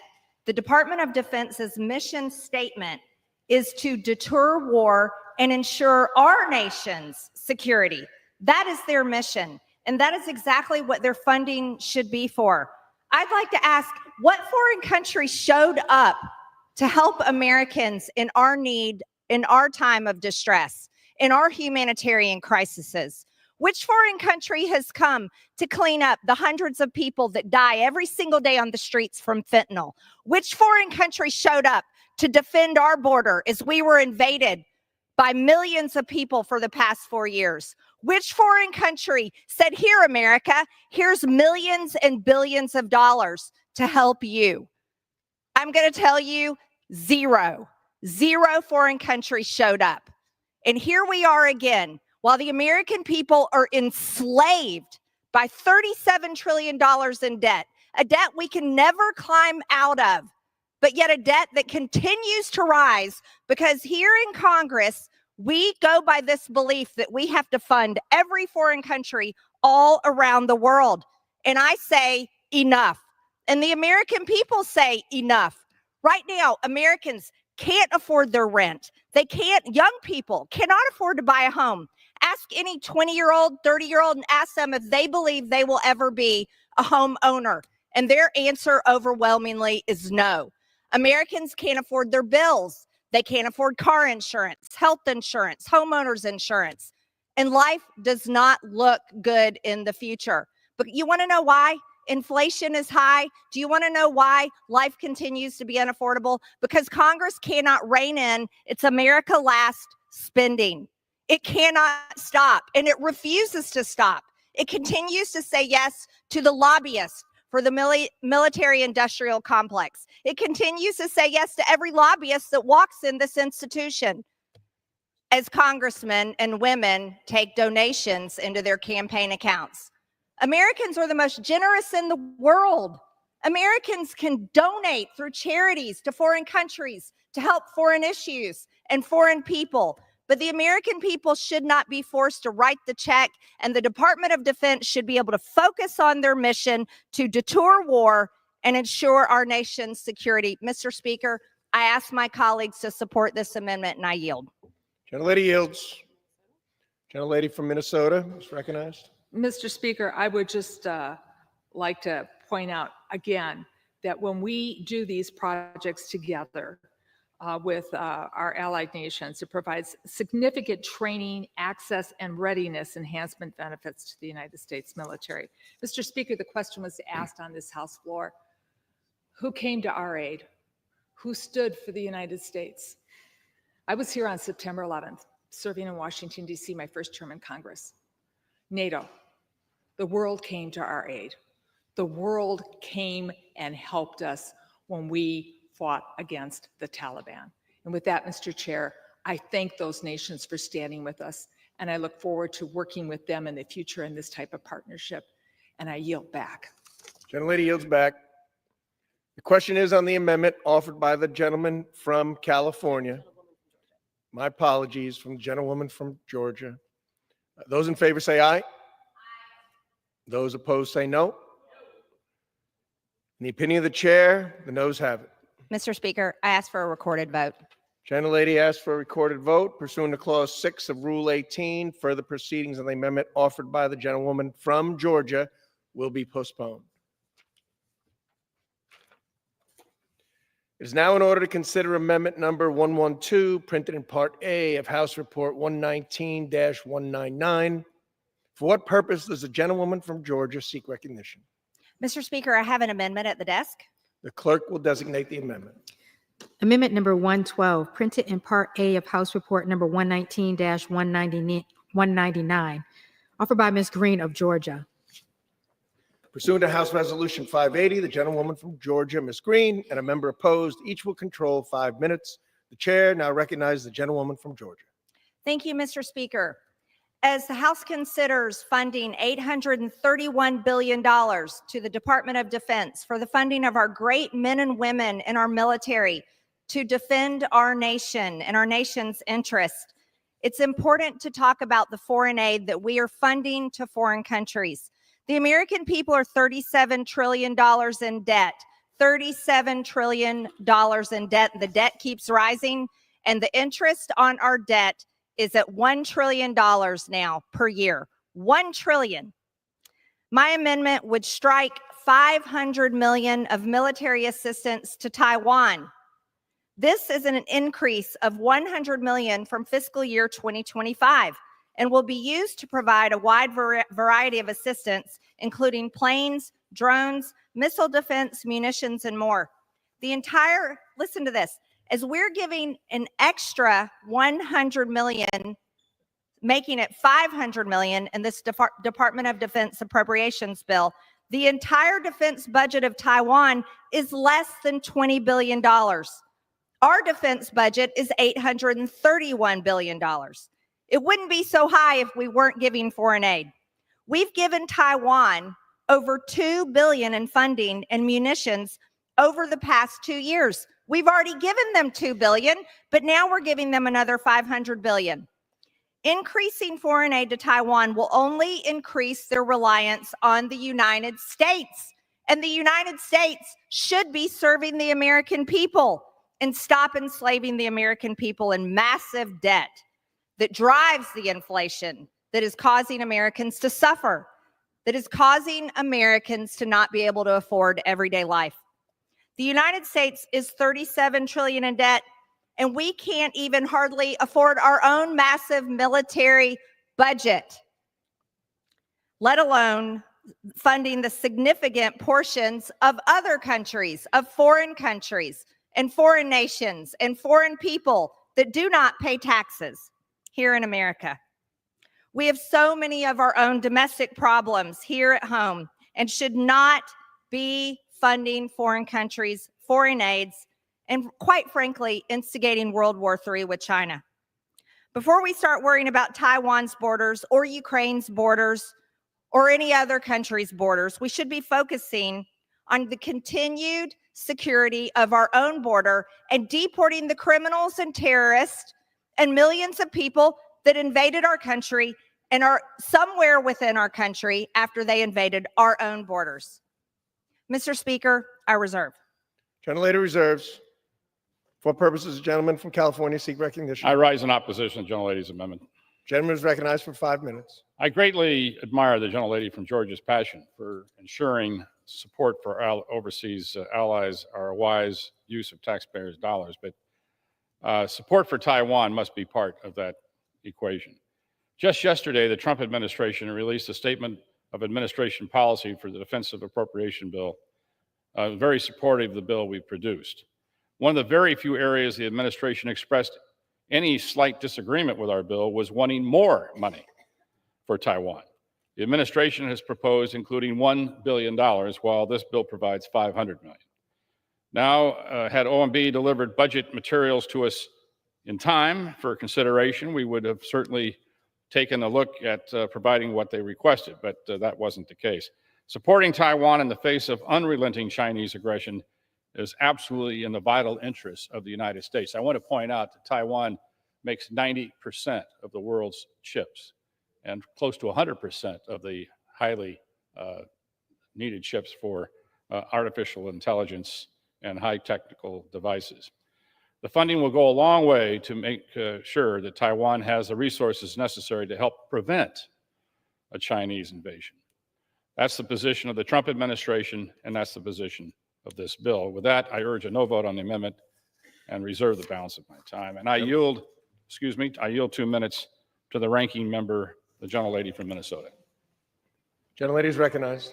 Thank you, Mr. Chair. Mr. Chair, I am very, very proud of my vote to vote against the president's big tax package, which added $3.4 trillion debt to our national debt over the next 10 years. But right now I'm rising in opposition to this amendment. America's strength around the world does not only stem from our military power, but our network of alliances in Europe and the Pacific that allow us to project power. Our allies support us and we support them. That means when our allies are threatened, the United States needs to be with them. That's exactly what we're doing in Ukraine, helping a sovereign nation defend itself against, defend its democracy from Russian aggression. A similar situation could easily occur in the Pacific, where Taiwan is threatened by the People's Republic of China. China has a recent history of seizing territory. Look at the invasion of Tibet in the 1950s. They've suppressed democracy in Hong Kong. And when the Chinese president speaks of reunification of Taiwan, we should believe that he will attempt it. We cannot allow that to happen. China may not stop with Taiwan. If Taiwan falls, other Pacific island nations like the Philippines would be threatened. And America is not alone in these concerns. Japan, South Korea, Australia, New Zealand are deeply concerned about the future of Taiwan's democracy. And that's why they're working with us to deter China and to prevent an invasion of Taiwan from happening. The $500 million in this bill will assist Taiwan in preparing their military, increasing their readiness and their deterrence capabilities. So I support the inclusion of the funds in this bill, and I strongly oppose this amendment. I ask my colleagues to do the same, and I yield back. Gentlelady yields. The gentlewoman from Georgia is recognized. Thank you, Mr. Speaker. The best way to compete with China is have a strong American economy. We shouldn't be having to fund the protection of a foreign country that is producing over 90% of our chips when we should be producing those chips right here at home. Currently, many of our rare earth minerals are tied up on federal lands, and this is a problem that is tying up the production of chips here in America. You see, America should be building our strength and resilience Instead of let's say an additional 500 million being given to Taiwan for their defense budget, we should be investing that $500 million into America's ability to produce chips, so that we don't have to be the world's police that go defend all these other foreign countries from China's aggression. The best way to beat China is with a strong America. But decades of America-last policies where our manufacturing jobs were sent overseas and sent to China is what made China strong. America created that problem. And America is continuing to create that problem by dependence on foreign countries for our own manufacturing. This is why rural America has been crumbling for decades, because of the economic loss of their own small towns. In America today, the cost of college tuition has increased by over 180%. That means it's unaffordable for many students, and they're laden with student loan debt. According to American Compass in 1985, 40 weeks of a typical worker's income could provide the middle class essentials for a family of 4. But now, this requires over 62 weeks of income, exceeding the 52 weeks in a year. Life is unaffordable for Americans, Mr. Speaker. We're $37 trillion in debt. I urge my colleagues to vote for my amendment, and I yield. Gentlelady yields. Gentleman from California. Yield. Gentleman yields. Question is on the amendment offered by the gentlewoman from Georgia. Those in favor say aye. Those opposed say no. In the opinion of the chair, Mr. the noes Speaker, have it. I ask for the recorded vote. Gentlelady asked for a recorded vote. Pursuant to Clause 6 of Rule 18, further proceedings on the amendment offered by the gentlewoman from Georgia will be postponed.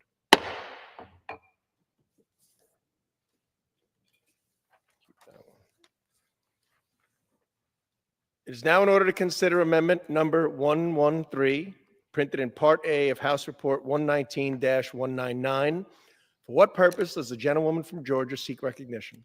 Mr. Speaker, I have an amendment at the desk. The clerk will designate the amendment. Amendment number 113, printed in Part A of House Report number 119-199, offered by Ms. Green of Georgia. Pursuant to House Resolution 580, the gentlewoman from Georgia, Ms. Green, and a member opposed, each will control 5 minutes. The chair now recognizes the gentlewoman from Georgia.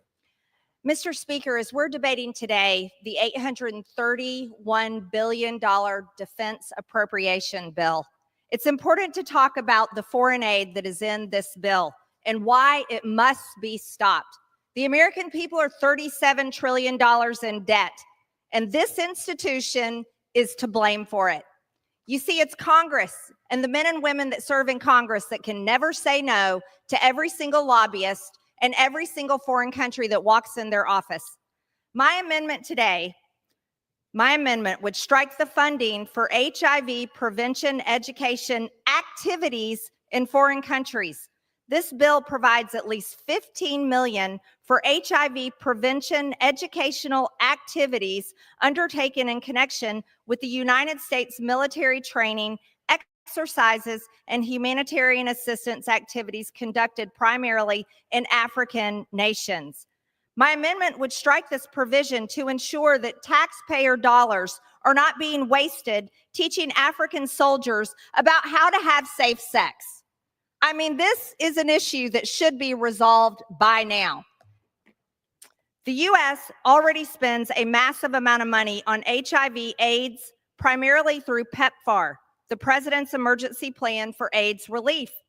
To date, U.S. funding for PEPFAR has totaled over $120 billion. That's $120 billion that the American people do not have, that never helped them solve any of their problems.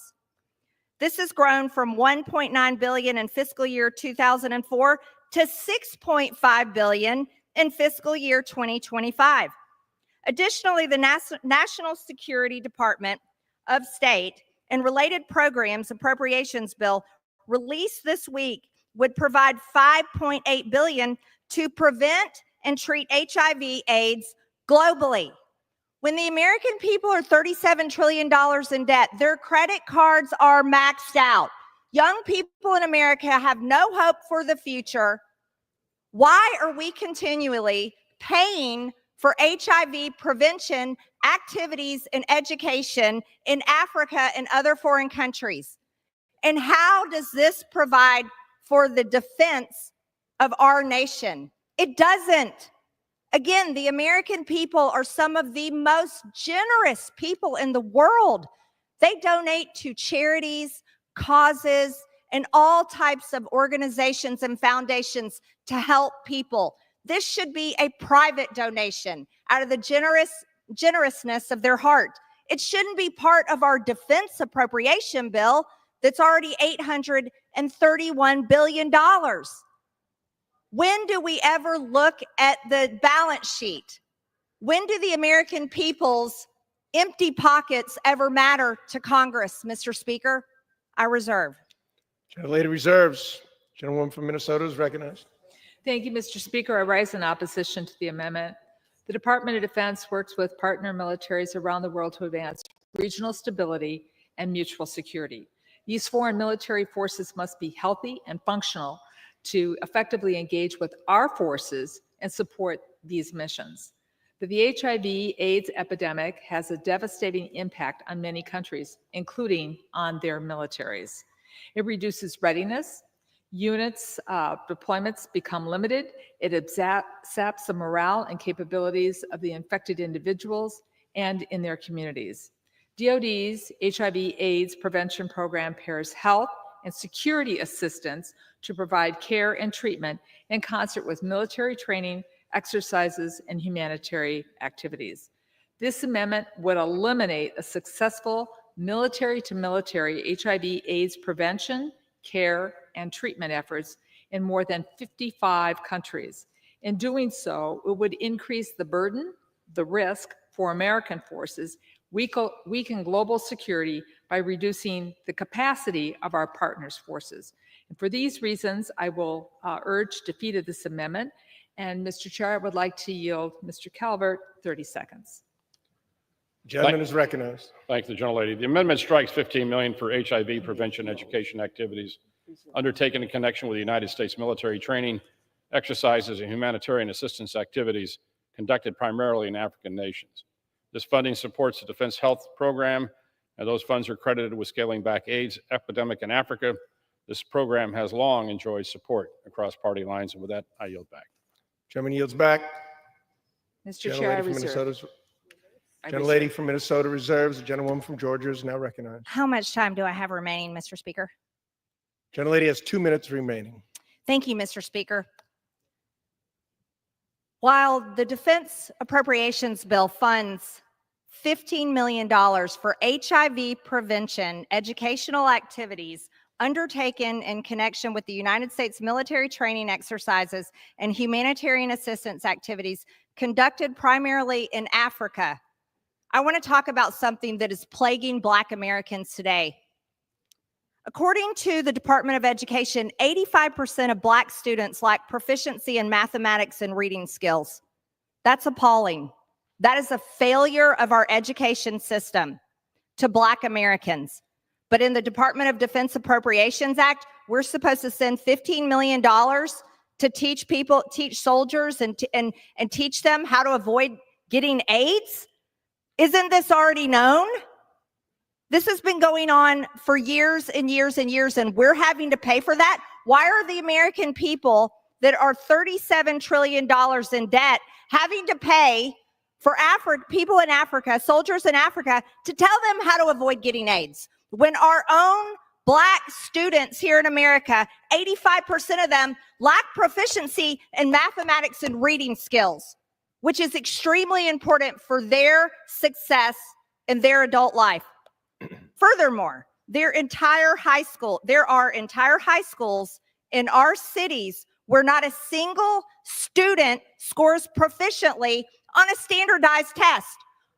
But the most important thing we can do is send $15 million to teach adult soldiers in Africa how to not get AIDS. This is insanity. And this is the exact America Last spending that the American people are fed up with. Mr. Speaker, at what point does sanity enter the halls of Congress? Because it hasn't been here for a very long time. Mr. Speaker, I urge my colleagues to vote for this amendment to at least save the American people $15 million or help students in America. I yield. Gentlelady yields. Gentlewoman from Minnesota is recognized. Well, Mr. Chair, I agree with the gentlewoman from Georgia. We need to do more for our children here at home.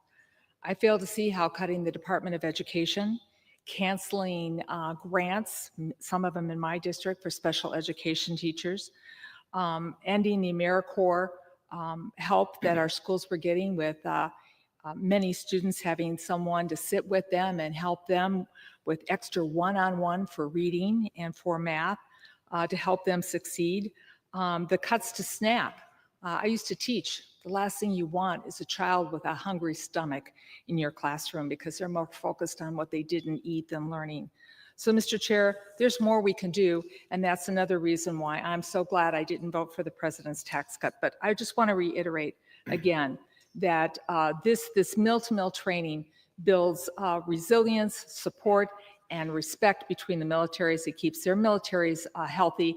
And with that, I continue to oppose this amendment, and I yield back. Gentlelady yields back. The question is on the amendment offered by the gentlewoman from Georgia. Those in favor say aye. Those opposed say no. In the opinion of the chair, the noes Speaker, have it. I ask for the recorded vote. Gentlelady calls for a recorded vote pursuant to Clause 6 of Rule 18. Further proceedings on the amendment offered by the gentlewoman from Georgia will be postponed.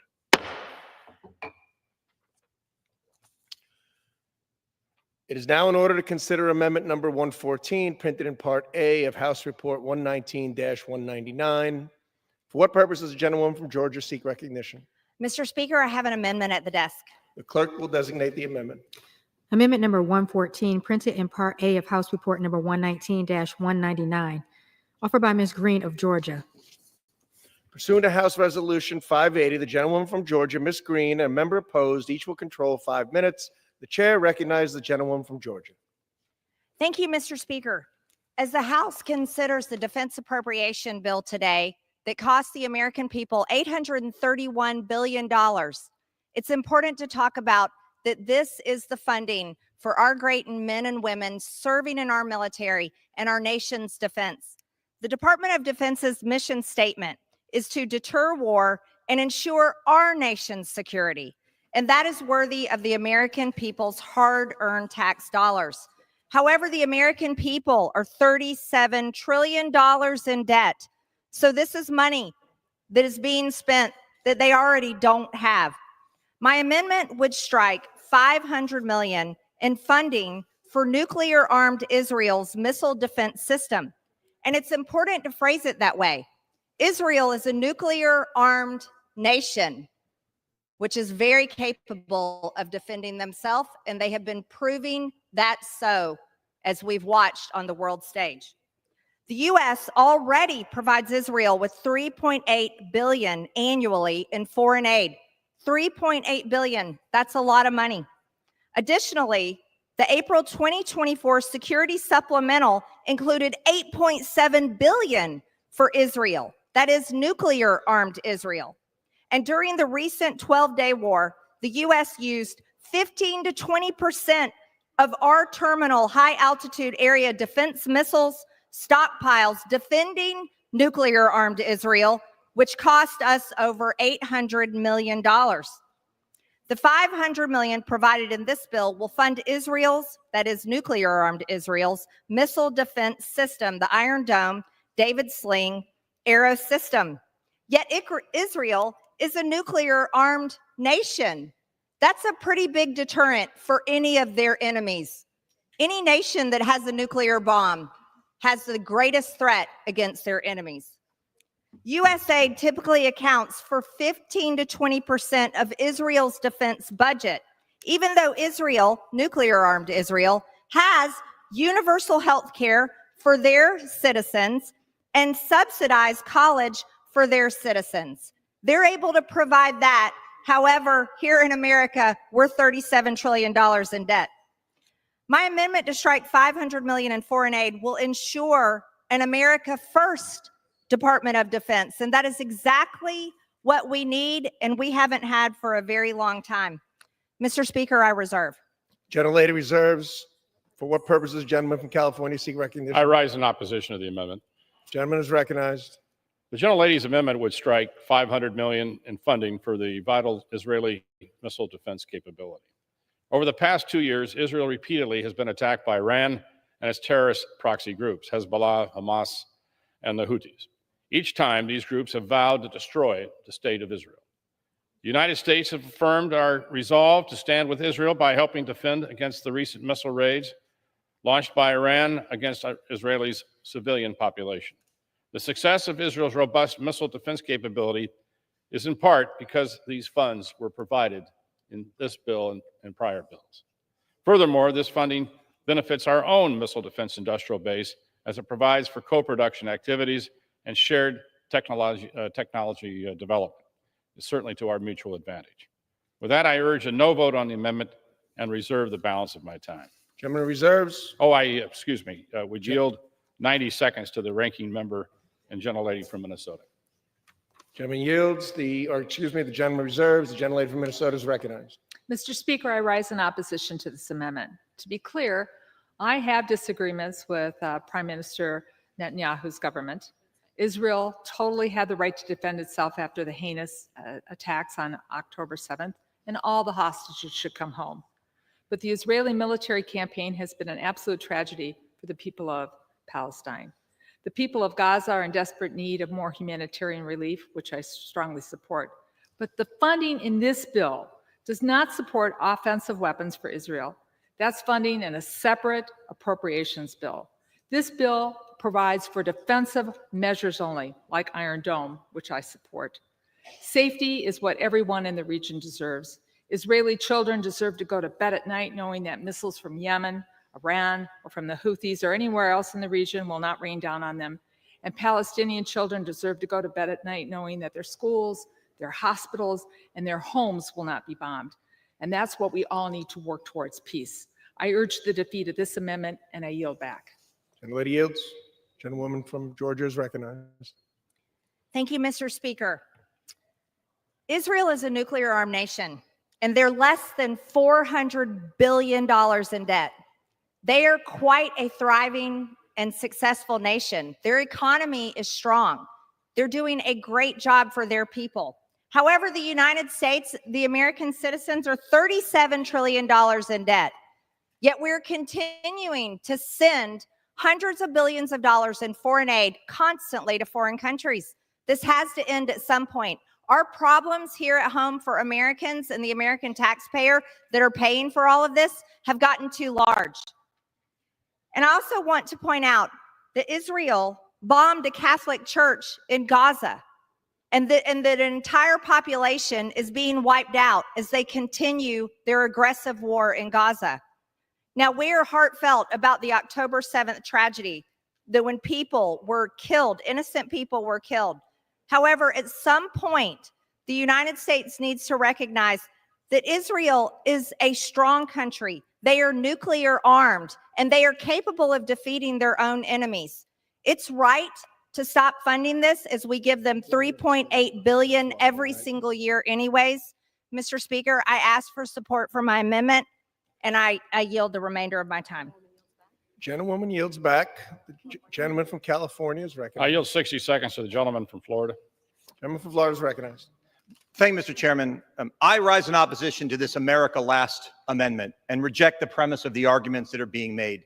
There are 600,000 Americans who live in Israel, and one rocket has been fired against every 23 of them. 26,000 rockets since October 7th. 43 Americans killed on October 7th, 12 taken hostage. But more importantly, the research that this fund is the premise behind the Golden Dome. When we support research and development for the Iron Dome, we are creating the capability for the United States to defend itself as well. And I have news. We have a nuclear weapon too. That doesn't get you off the hook with those who are out to get you. When we pass this, when we oppose this amendment, when we vote it down, we are not only standing with Israel, we are standing with the best interests of the United States. Thank you, Mr. Speaker. Chairman yields. Yield back the balance of my time. Chairman yields back the balance of his time. Okay. The question is on the amendment offered by the gentlewoman from Georgia. Those in favor say aye. Those opposed say no. In the opinion of the chair, the noes have it. Mr. Speaker, I ask for a recorded vote. The gentlelady asked for a recorded vote pursuant to Clause 6 of Rule 16. Further proceedings on the amendment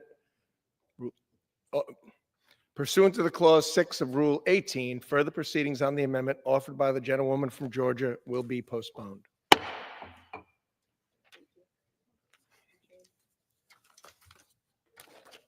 Thank you. It is now in order to consider amendment number 115, printed in Part A of House Report 119-199. For what purpose does the gentlewoman from Georgia seek recognition? Mr. Speaker, I have an amendment at the desk. The clerk will designate the amendment. Amendment number 115, printed in Part A of House Report number 119-199, offered by Ms. Green of Georgia. Pursuant to House Resolution 580, the gentlewoman from Georgia, Ms. Green, and a member opposed, each will control 5 minutes. The chair now recognizes the gentlewoman from Georgia. Thank you, Mr. Speaker. Mr. Speaker, as we are considering the defense appropriations bill that cost the American people $831 billion, it is important to consider the amount of foreign funding that we are spending every single year. The American people are $37 trillion in debt. Life in America has become unaffordable, especially for our youngest generations. This amendment would strike $500 million in military assistance to Jordan. This bill provides up to $500 million in military assistance to support the armed forces of Jordan. However, our Department of Defense mission statement is to deter war and ensure our nation's security. My amendment would strike this provision to ensure that our defense appropriation bill funds only our military, not foreign militaries. Why does our Department of Defense appropriations bill continue to pay for other countries' militaries? Furthermore, the National Security, Department of State, and related programs appropriations bill released this week already provides for an additional $1.65 billion in aid to Jordan. So why are we giving them another $500 million in our appropriations bill for our Department of Defense? Congress has appropriated between $1.5 billion and $1.65 billion in economic and military aid annually to Jordan since 2018. Annually. We're already sending them billions and billions and billions of dollars as the American people continue to tumble further and further and further in a graveyard of debt. $37 trillion is a debt that we don't think we'll ever be able to claw our way out of. However, it's this institution and the irresponsible continued spending year after year after year that continues to enslave the American people in debt. At what point do our military bases in the Middle East and around the world make our country safer? In America today, there are still hundreds of the American people dying every single day from fentanyl that has come from China, and the cartels create and depress pills and other drugs and smuggle into our country. It's time to put the American people first, Mr. Speaker, and it's time to finally consider the drastic amount of spending that we spend every single year in foreign aid. Mr. Speaker, I reserve. Gentlelady reserves. Gentleman, for what purposes, gentleman from California? I rise in opposition to the gentlelady's amendment. Gentleman is recognized. Jordan remains an indispensable ally in an extremely dangerous region. Our partnership with the Kingdom of Jordan is critical both to the regional and U.S. and national security.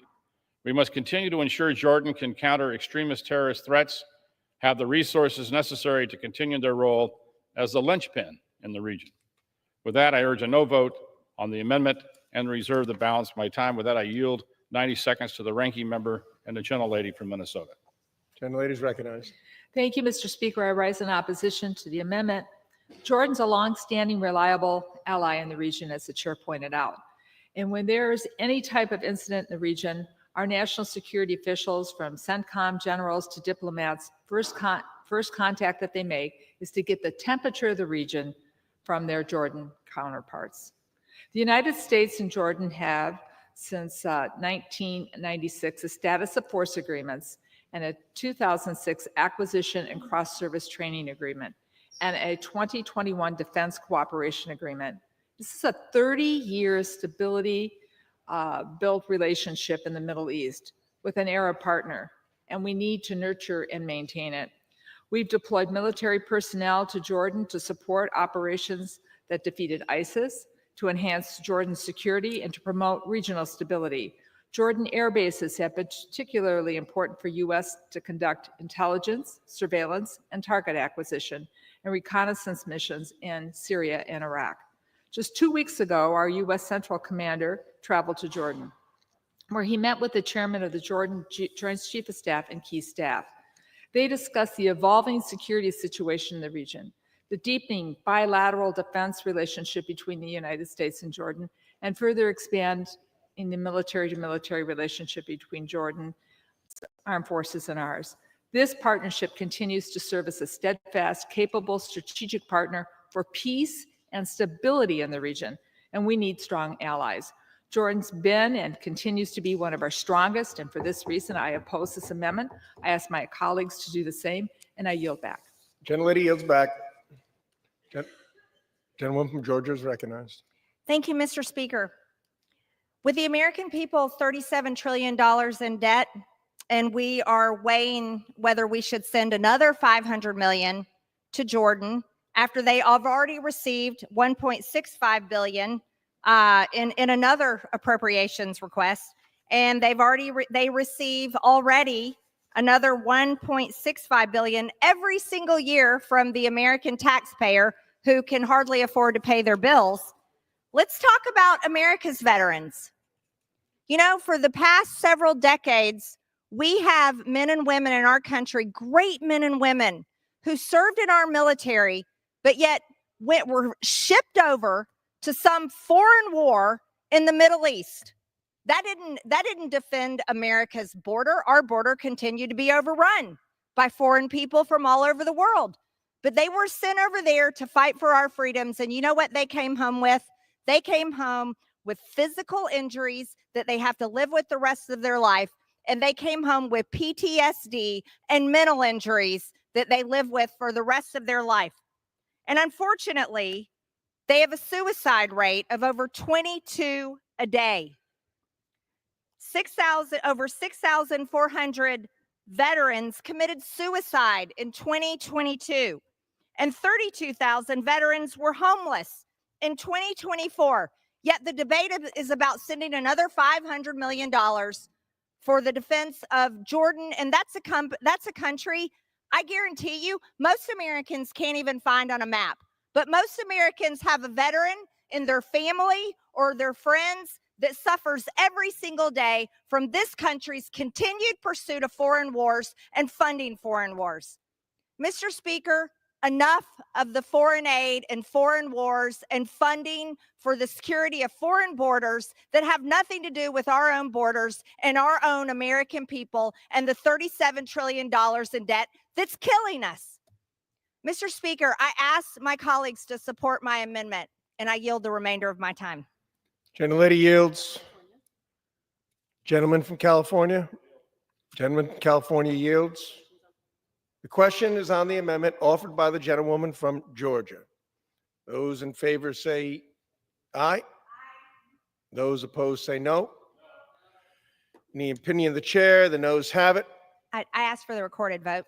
Gentlelady, yes for a recorded vote. Pursuant to Clause 6 of Rule 18, further proceedings on the amendment offered by the gentlewoman from Georgia will be postponed.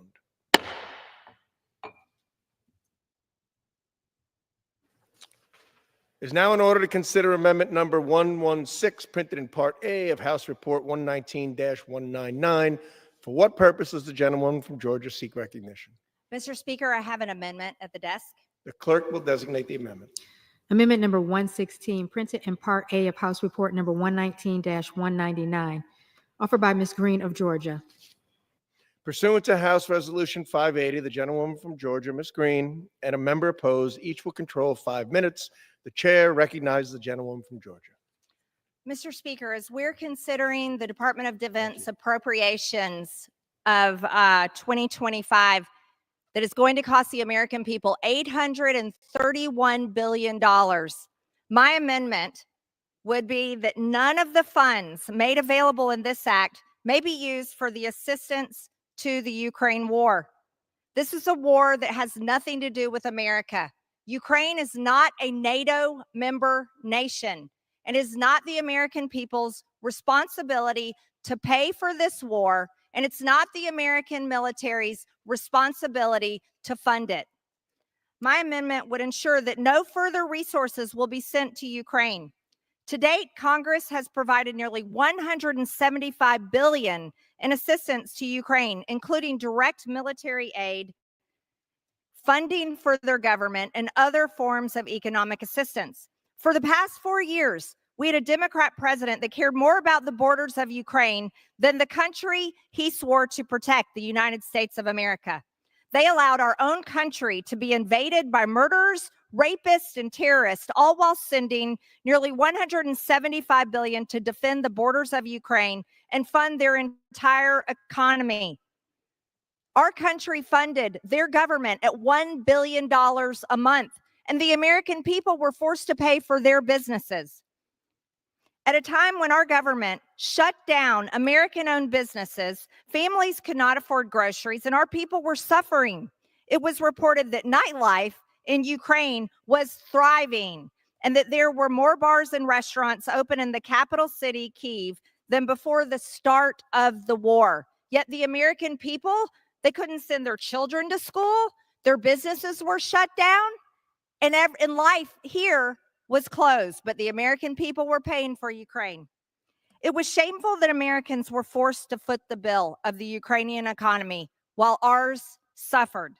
Furthermore, Ukraine is one of the most corrupt governments in the world, and Zelensky is a dictator who, by the way, stopped elections in his country because of this war. He's jailed journalists, he's canceled his elections, controlled state media, and persecuted Christians. The American people should not be forced to continue to pay for another foreign war in a country that has no effect on our own, and we are not contractually bound to defend. Mr. Speaker, I reserve. Gentlewoman reserves her time. The gentlewoman from, for what purpose does the gentlewoman from Minnesota rise? Madam Chair, I rise in strong opposition to this amendment. Gentlewoman is recognized. First, the majority has already eliminated funding for Ukraine security assistance initiative in this bill. It's zero. I personally believe that to be a huge mistake, and that only emboldens Putin.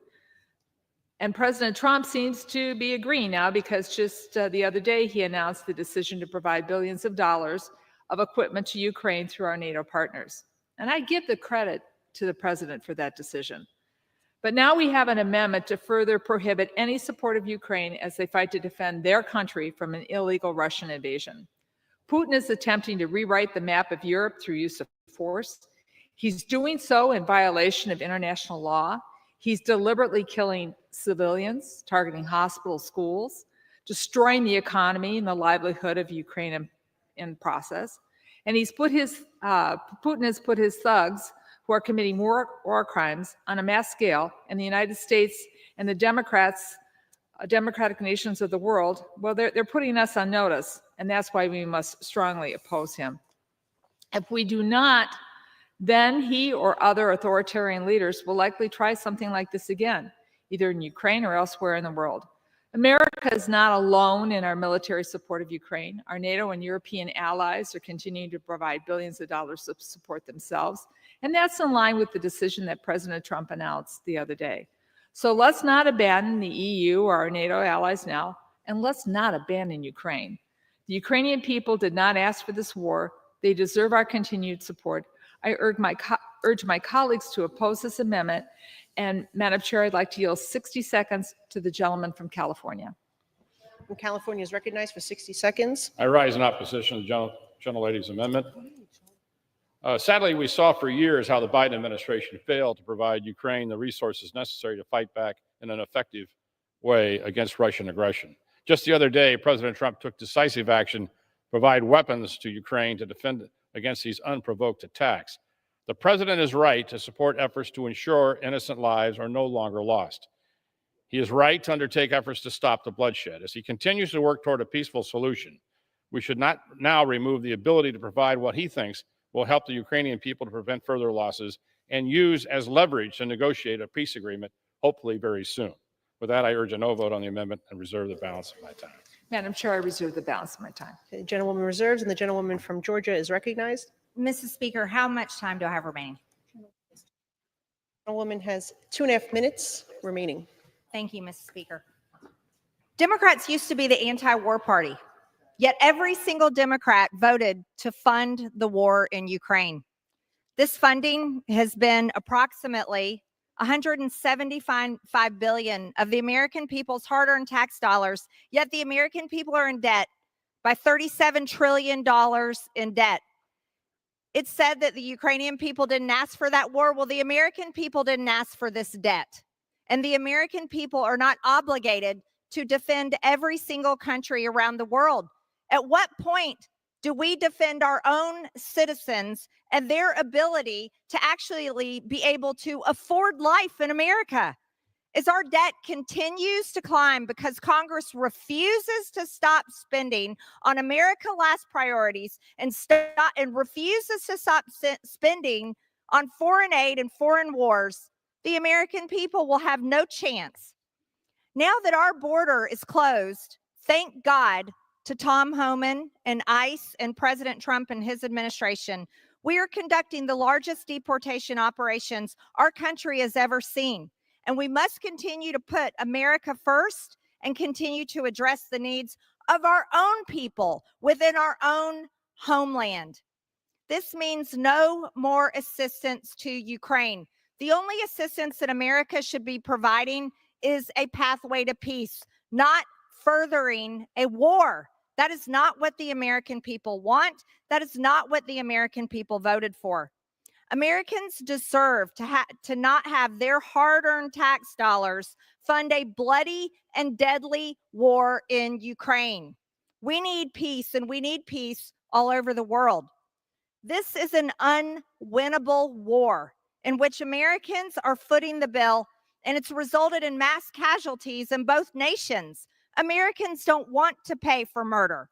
Rough estimates show that over 1.5 million people have been killed and injured since the start of this war. A Ukrainian assessment earlier in 2024 placed Ukrainian troop losses at 80,000 killed and 400,000 wounded. Estimates from June of this year show that approximately 1 million Russian soldiers have been killed or wounded. These are people's sons. These are people's brothers, their cousins, their husbands. And an entire generation of Ukrainian men are being wiped out, and so are Russian men. This isn't something the American people should pay for. Thank you, Ms. Speaker. Gentlewoman from Minnesota is recognized. Thank you, Madam Chair. Once again, I just want to stress to the body, and I believe this is a huge mistake, but the majority has already eliminated any funding for Ukraine security assistance initiative in this bill. So the amendment accomplishes not cutting any funding. But I would like to just point out again, Madam Chair, when I talked about international war crimes and the previous speaker was talking about, the loss of life in Ukraine, there are 20,000 Ukrainian children who have been kidnapped by Russia, ripped from their homes, the arms of their mothers and fathers. That's a war crime, and we should not be silent on that. And with that, I thank President Trump for now realizing it's important that we come to Ukraine's aid through our NATO partners, and I yield back. Gentlewoman yields back, and the question is on the amendment offered by the gentlewoman from Georgia. Those in favor say aye. Those in favor say no. Those opposed say no. In the opinion of the chair, the noes have it, Madam and the Speaker. amendment is not agreed to. Madam Speaker, For purpose, does Gentlewoman Rice? I ask for the recorded vote. Okay, pursuant to Clause 6 of Rule 18, further proceedings on the amendment offered by the gentlewoman from Georgia will be postponed.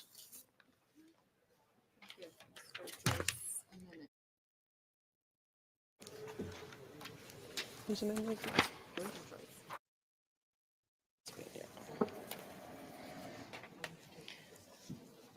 It is now in order to consider amendment number 159, printed in Part A of House Report 119199. For what purpose does the gentleman from Pennsylvania seek recognition? Madam Chair, I have an amendment at the desk. The clerk will designate the amendment. Amendment number 159, printed in Part A of House Report number 119-199, offered by Mr. Joyce of Pennsylvania. Pursuant to House Resolution 580, the gentleman from Pennsylvania, Mr. Joyce, and a member opposed, each will control 5 minutes, and the chair recognizes the gentleman from Pennsylvania. Thank you, Madam Chair. I rise today to speak in support of Amendment number 159 to provide funding for the purchase of heavy dump trucks, or HDTs, for the active Army, the Army National Guard, and the Army Reserve. While much of the focus of our FY26 defense appropriations bill is on weapons and on other defense materials, the tools that our military use to ensure that the infrastructure is in place to support our service members are just as critical to our nation's success. HDTs are necessary for the construction and the maintenance of supply routes, airfields, helipads, and logistical facilities in both combat and non-combat zones. Currently, our military is forced to rely on an outdated and an unreliable fleet of trucks. Upgrading these vehicles will provide our service members with up-to-date safety features such as blindside detection, collision avoidance, and anti-lock brakes that are common in most modern vehicles. Additionally, modernization of the fleet will also accommodate armored ballistic cabs, vitally critical for protecting our warfighters. Not only will this amendment ensure that our service members can utilize modern technology when the building of the infrastructure that our warfighters rely on, but also puts millions of dollars into local economies throughout our country. Communities across the United States, from my home state of Pennsylvania to Minnesota, play a vital role in supporting the HDT industrial base. And this amendment will continue to support the hardworking Americans who build these trucks. I urge my colleagues to support this common sense amendment to ensure that our service members have the most up-to-date technology to support our war fighters. Madam Chair, I reserve. The gentleman reserves. Does anyone seek time in opposition? Seeing none. To my colleague from Pennsylvania, Mr. McKenzie, for as much time as he might consume. The gentleman from Pennsylvania is recognized. Madam Chair, I rise to support this amendment by my colleague from Pennsylvania, which increases funding by $30 million for the procurement of the Army's heavy-duty trucks and offsets it with a $30 million reduction to future tactical unmanned aircraft system development. While that development remains important, the Army's heavy-duty trucks are critical to current operational needs. These trucks are manufactured by companies like Mack Defense in Allentown, Pennsylvania. I've had the opportunity to tour that facility and see firsthand how this facility provides well-paying jobs in our community, at the same time reinforcing the strength of our nation's defense industrial base. This amendment delivers the tactical vehicles our troops rely on that are built by a critical manufacturer right in the Lehigh Valley. I'm proud to co-sponsor this amendment and urge my colleagues to join me in supporting its passage. Thank you, and I yield back. The gentleman yields, and the gentleman from Pennsylvania is recognized. Madam Chair, I reserve. The gentleman has the only time to yield back. I yield back. Okay. The question is on the amendment offered by the gentleman from Pennsylvania. Those in favor say aye. Those opposed say no. In the opinion of the chair, the ayes have it, and the amendment is agreed to.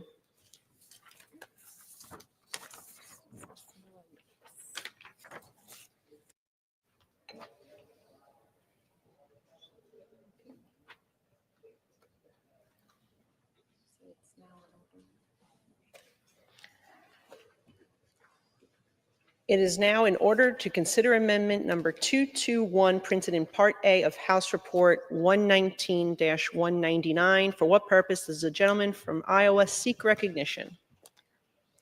Ms. Speaker, I have an amendment at the desk. The clerk will designate the amendment. Amendment number 221, printed in Part A of House Report number 119-199, offered by Mrs. Miller Meeks of Iowa. Pursuant to House Resolution 580, the gentlewoman from Iowa, Ms. Miller Meeks, and a member opposed will each control 5 minutes, and the chair recognizes the gentlewoman from Iowa. Thank you, Madam Speaker. America's war fighters rely on more than courage and training. They rely on an uninterrupted supply of expertly manufactured weapons, parts, and ammunition. That lifeline begins with our Army arsenals. My amendment to the Department of Defense Appropriations Act protects that lifeline by prohibiting any federal funds from being used to reduce the workforce at Rock Island Arsenal, Joint Munitions Command, Army Sustainment Command, or any other active U.S. Army arsenal. Rock Island Arsenal is more than just a military installation. It's a critical node in our nation's defense infrastructure. Its civilian experts, many of them veterans, produce, repair, and innovate the equipment our troops depend on, from the front lines to the forward operating bases. Every rifle sight calibrated, every artillery shell inspected, and every 3D printed replacement part shipped from Rock Island shortens the time between a soldier's need and the answer that keeps that soldier alive. When rumors surfaced of workforce reductions at the island, I wrote to Secretary of the Army Driscoll, made a site visit with him, and spoke directly with the men and women whose skills cannot be replicated overnight. This amendment cements their mission readiness. It prevents talent loss, preserves irreplaceable know-how, and keeps our defense industrial base resilient against any adversary who hopes to see it weakened. In addition to being a pillar of our national defense, Rock Island Arsenal supports more than 15,000 jobs. Nearly half of those workers live in Iowa. It also contributes over $1.2 billion annually to the economy of the Quad City regions. These are good-paying jobs that support families, grow our communities, and most importantly, provide the backbone of our military supply chain. As a 24-year Army veteran, I know how vital these arsenals are, not just to the military, but to the nation. This is about protecting readiness, protecting our military, and protecting America. And with the assurance of the chair that he will work with me to ensure that this amendment does what we intend it to do and continue to supply our military with the munitions they need, I will always fight for Rock Island Arsenal and the men and women in uniform and out who power its mission and protect our nation. And with the hope of the chairman, I reserve. The gentlewoman reserves.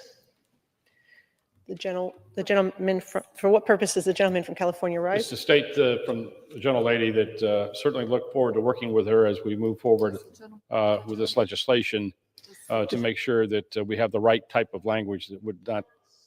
Gentleman claim time in opposition. I'll claim time in opposition, but not the intent of the Without objection. But what I'm going to do is work with the gentlelady as we move forward on this legislation to make sure that we don't have any unintended consequences in the language. And so we'll do that as we move this legislation forward. And I appreciate the gentlelady withdrawing the amendment. Does the gentleman yield back his time? I reserve back. I yield back my time. Thank you. The gentlewoman from Iowa is recognized. With the assurance that the chairman and I will work together, I withdraw the amendment and I yield. She's withdrawing. The amendment has been withdrawn.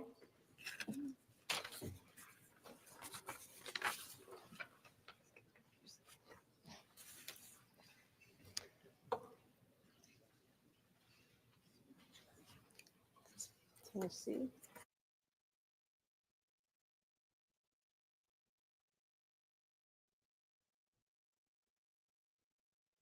It is now in order to consider amendment number 248, printed in Part A of House Report 119-199.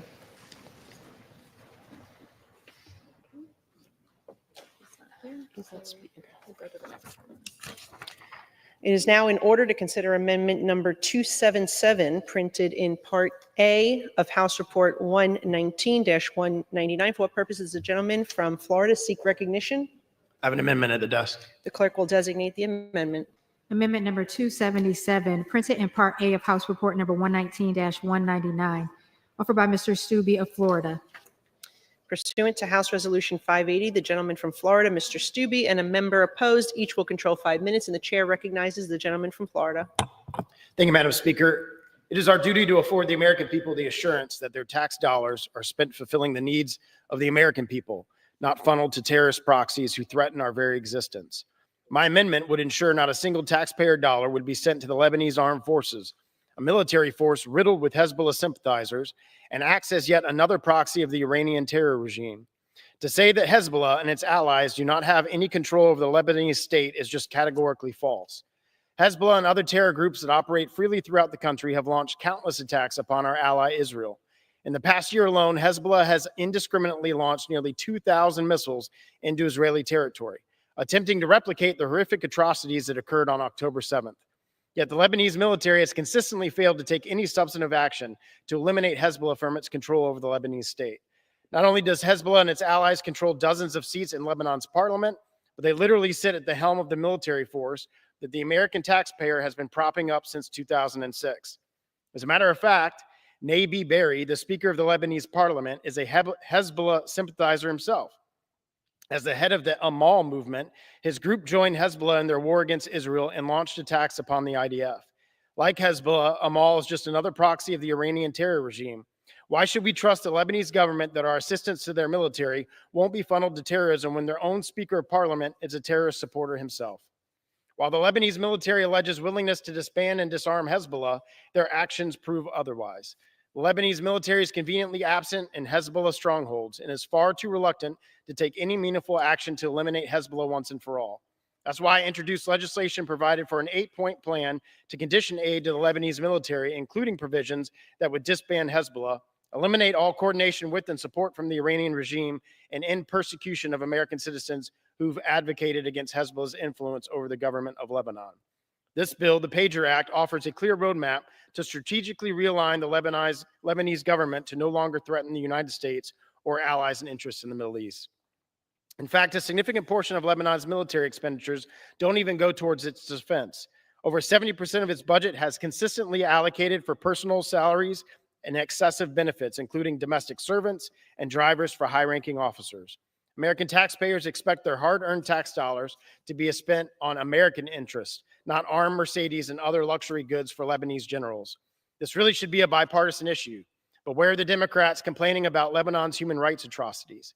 The Democrats were silent when the Lebanese military shot protesters, silent when they forcibly repatriated Syrian refugees, and silent when the Lebanese military failed to prevent Hezbollah from indiscriminately targeting our ally, Israel. Yet they tell us to turn a blind eye and let the Lebanese military abuse the generosity of the American taxpayer. We cannot, in good conscience, continue sending U.S. taxpayer dollars to Lebanon when they are complicit in the empowering a terrorist organization whose primary mission is to destroy America and Israel. Money is fungible, and every dollar funneled to Lebanon is another resource aiding Hezbollah's operations, undermining regional stability and threatening Israeli security. Until they finally eliminate Hezbollah and stop reporting to their handlers in Tehran, any more funds to the Lebanese military are simply unjustified. I encourage my colleagues to recognize this pressing danger that exists within the Lebanese military and vote for my amendment. I reserve.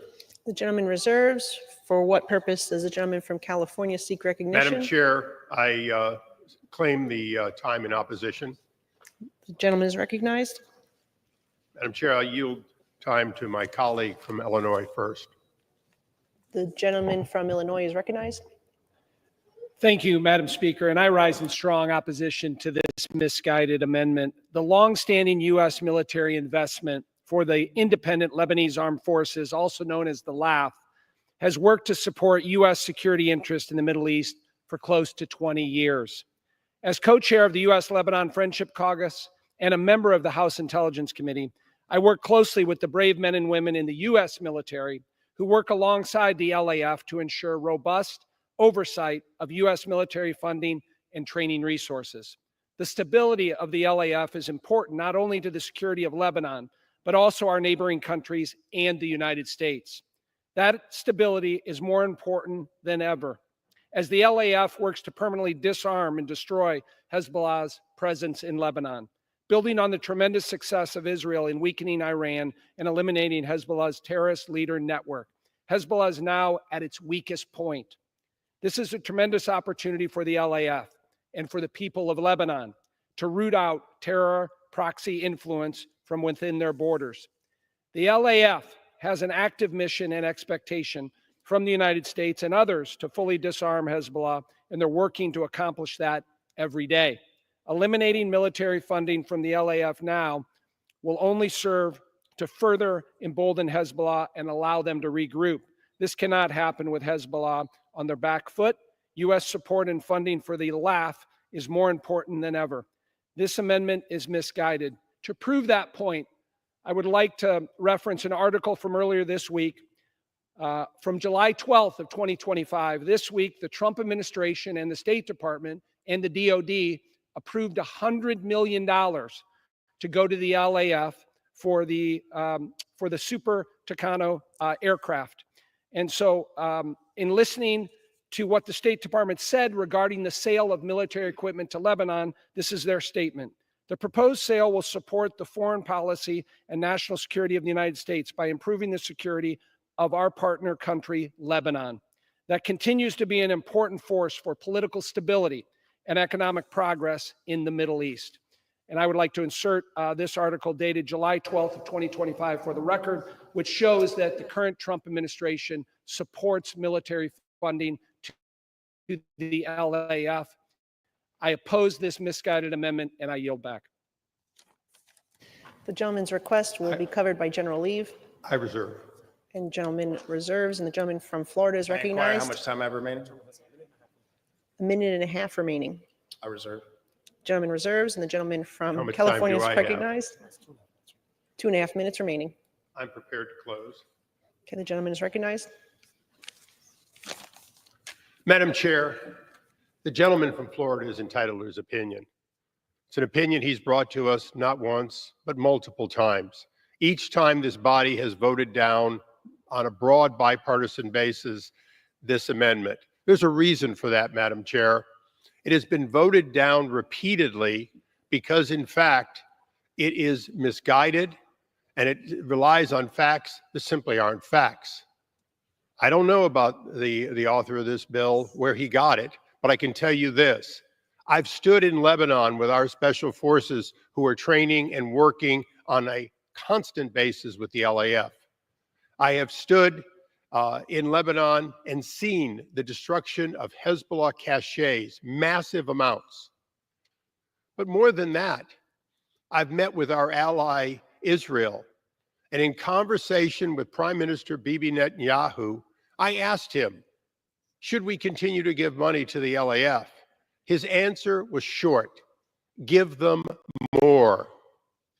So, Madam Chair, whether it's King Abdullah of Jordan, who has been passing on necessary vehicles to help them do their job better, or Israel, they created the opportunity for them to retake all of Lebanon and rid it of the Iranian influence and Hezbollah once and for all, or even our president, his predecessor, Joe Biden, his predecessor, Donald Trump, his predecessor, Barack Obama, or his predecessor, George W. Bush. They don't agree on much.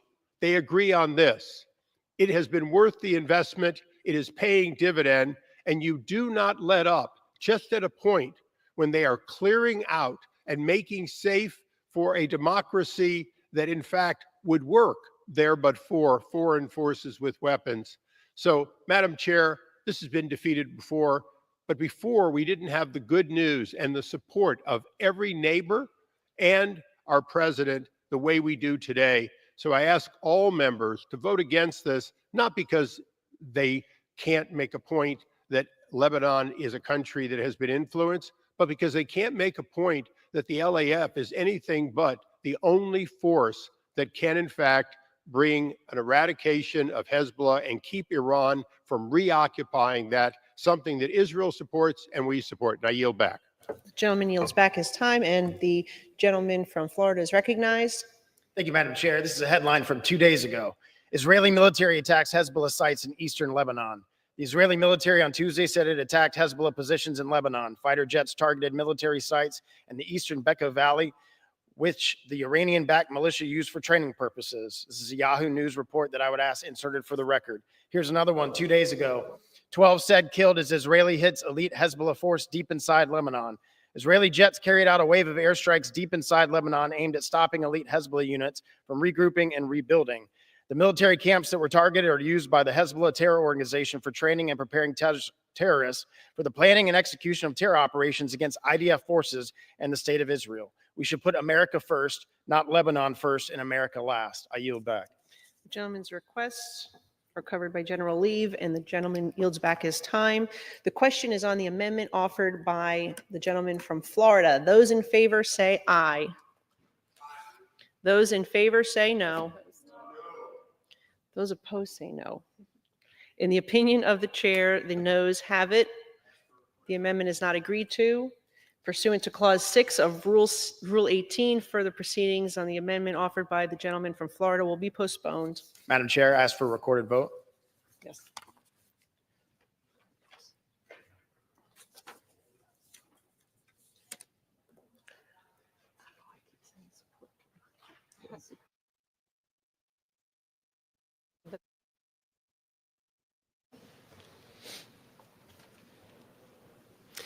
It is now in order to consider amendment number 287, printed in Part A of House Report 119-199. For what purpose does the gentlewoman from New York seek recognition? I have amendment at the desk. The clerk will designate the amendment. Amendment number 287, printed in Part A of House Report number 119-199, offered by Ms. Tenney of New York.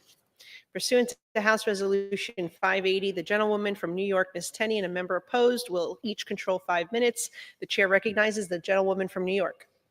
Thank you, Madam Chair. I rise today to offer an amendment, offer and withdraw my amendment 287 to provide $71 million for non-recurring engineering expenses associated with designing the new LC-130J as part of the LC-130 recapitalization project. LC-130s are polar ski planes that possess the unique capability of being able to land on snow instead of solely on a paved runway. The LC-130 is the only plane in the world with this capability and provides the United States with a key competitive edge in the Arctic and Antarctic domains. The LC-130 fleet is wholly operated by the 109th Airlift Wing of the New York Air National Guard at Stratton National Guard Base in Scotia, New York. Beyond its national security importance in supporting our Arctic strategy, the LC-130 fleet is also critical in supporting our nation's scientific research efforts. Each year, the current LC-130 fleet assists in critical missions in both Greenland and Antarctica pursuant to President Ronald Reagan's Presidential Memorandum 6646. However, our current LC-130H fleet is aging quickly, with some planes over 50 years old. Despite the great work of the 109th Airlift Wing in maintaining these planes, we must quickly recapitalize these planes to ensure the U.S. does not lose the critical capabilities provided by the LC-130 fleet. Before I conclude, I want to thank Bob Epp and Dennis Feeney from the New York National Guard's legislative team, General Stephen Slosik from the 109th Airlift Wing, General Michael Bank, the New York Air National Guard commander, and General Ray Shields, the New York Adjunct General, for their tireless efforts in advocating alongside with me for the LC-130 recapitalization. Last year, with the help of these individuals and Chairman Calvert, we were able to secure $29 million in the FY25 CR spend plan for the Department of Defense for these non-recurring engineering expenses. Rest assured, I will continue fighting to secure the additional funding in the final FY26 defense bill. Before I withdraw this amendment, Mr. Chairman, Chairman Calvert, I ask you to commit to working with me on the continued LC-130 recapitalization project as you have so graciously in the past, and I yield my time to you. I look forward to working with the gentlelady. We need a place, we need those aircraft to land them in Greenland. Thank you. Thank you so much. A mission of our president, of course. I want to say thank you, and I withdraw this amendment and yield back my time. Thank you so much, Mr. Chairman. The gentlewoman yields. Seeing no other member seeking recognition, the amendment is withdrawn.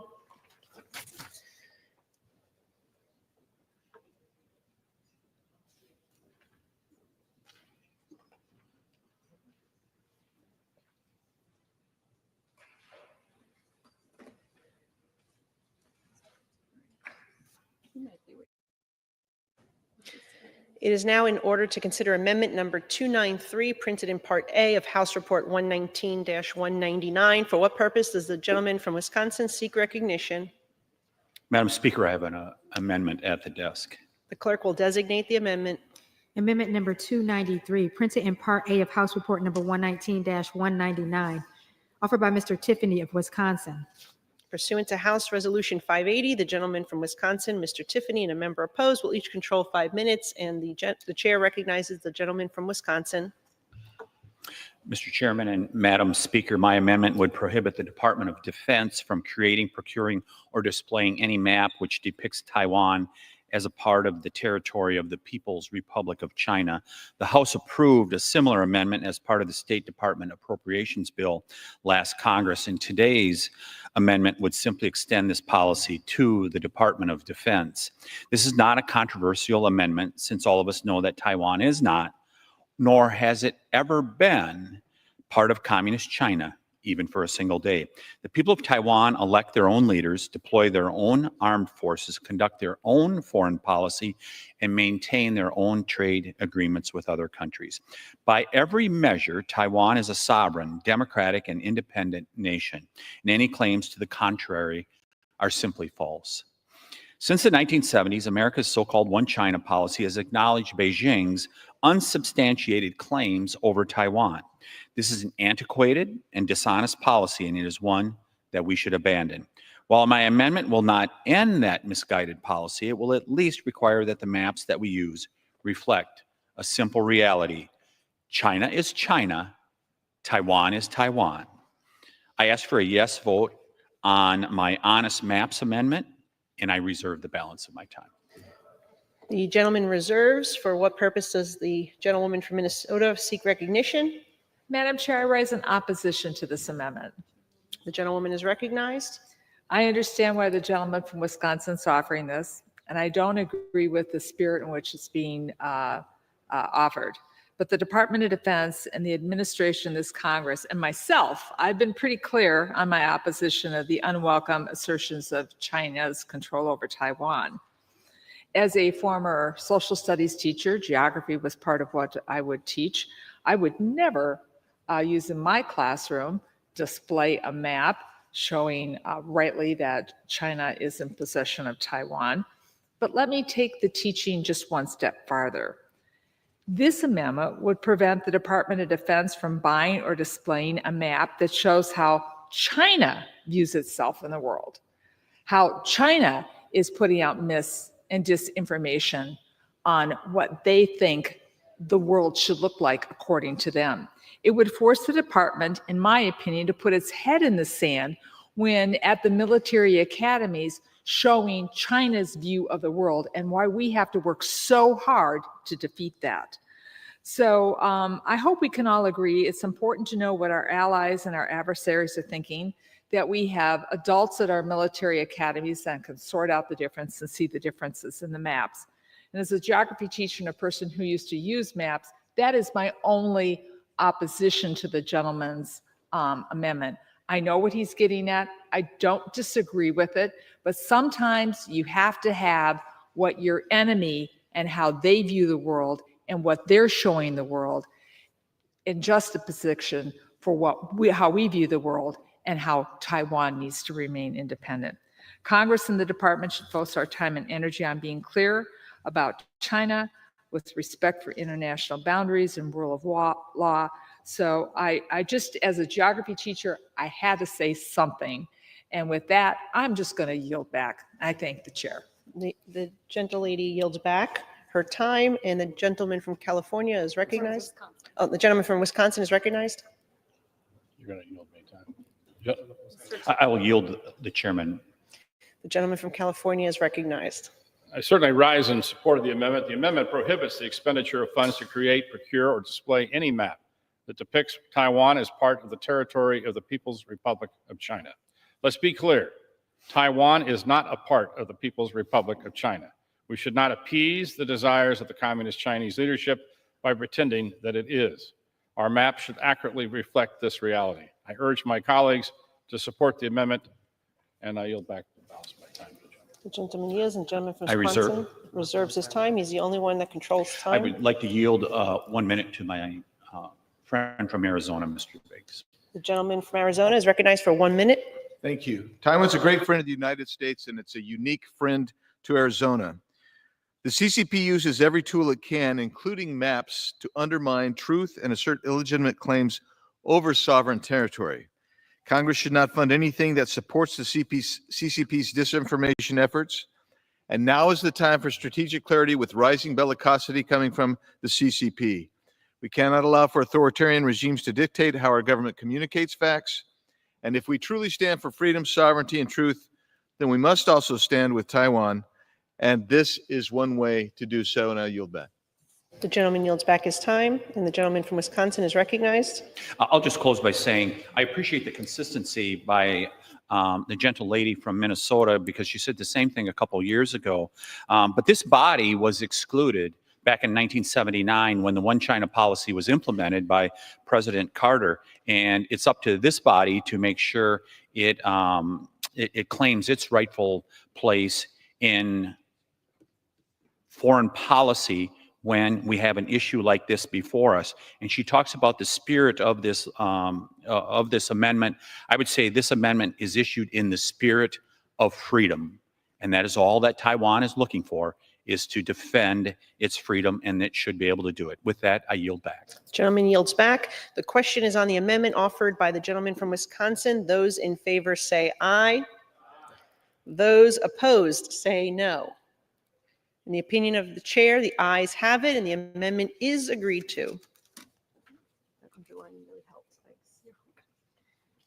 The chair understands that amendment number 303 will not be offered.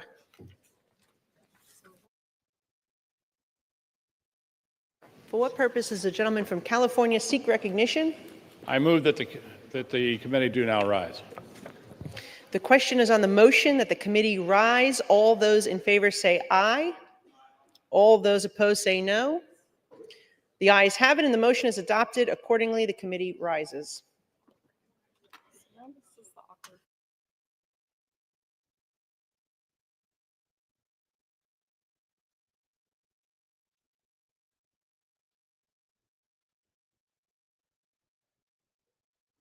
Right now.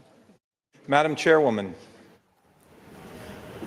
Madam Speaker, the Committee on the Whole House on the State of the Union, having had under consideration H.R. 4016, directs me to report that it has come to no resolution thereon.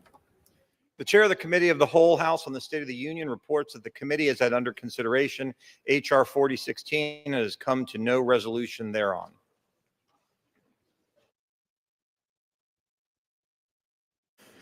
Proceedings will resume on questions previously postponed. Votes will be taken in the following order: passage of H.R. 3633, passage of Senate 1582, and passage of H.R. 1919. The first electronic vote will be conducted as a 15-minute vote. Pursuant to Clause 9 of Rule 20, remaining electronic votes will be conducted as 5-minute votes. Pursuant to Clause 8 of Rule 20, the unfinished business is the vote on passage of H.R. 3633, on which the yeas and nays are ordered. The clerk will report the title of the bill. Union Calendar Number 134, H.R. 3633, a bill to provide for a system of regulation of the offer and sale of digital commodities by the Securities and Exchange Commission and the Commodity Futures Trading Commission and for other purposes. The question is on the passage of the bill. Members will record their votes by electronic device. This is a 15-minute vote.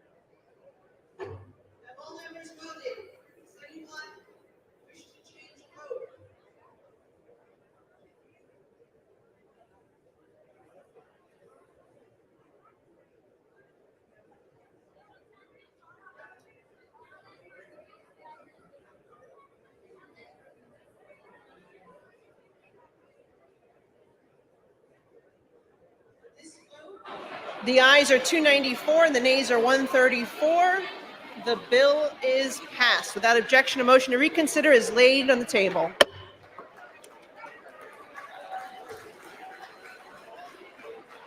Pursuant to Clause 8 of Rule 20, the unfinished business and the vote on passage of Senate 1582, on which the yeas and nays are ordered, the clerk will report the title of the bill.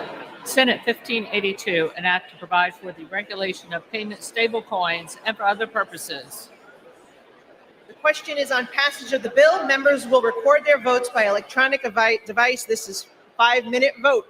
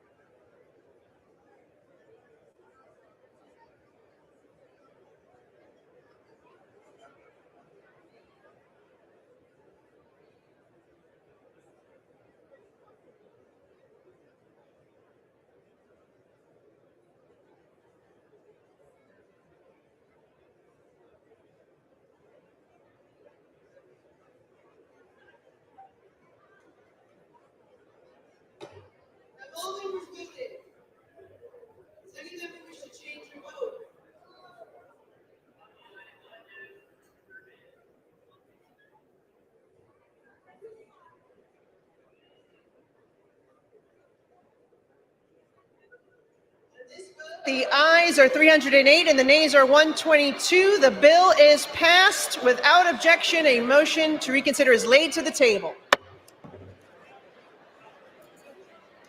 Pursuant to Clause 8 of Rule 20, the unfinished business is the vote on passage of H.R. 1919, on which the yeas and nays are ordered.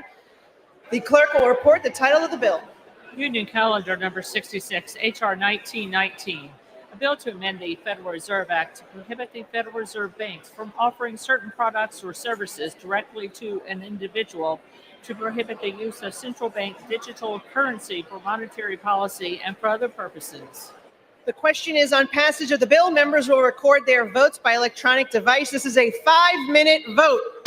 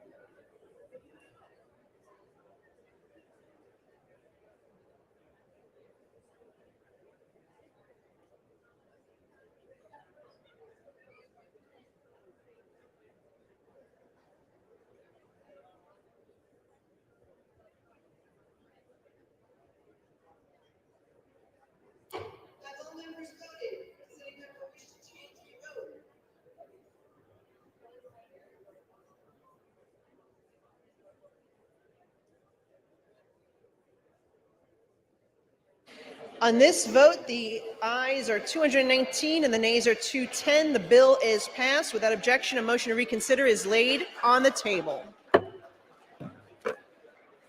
Pursuant to Clause 12A of Rule 1, the chair declares the House in recess, subject to the call of the chair.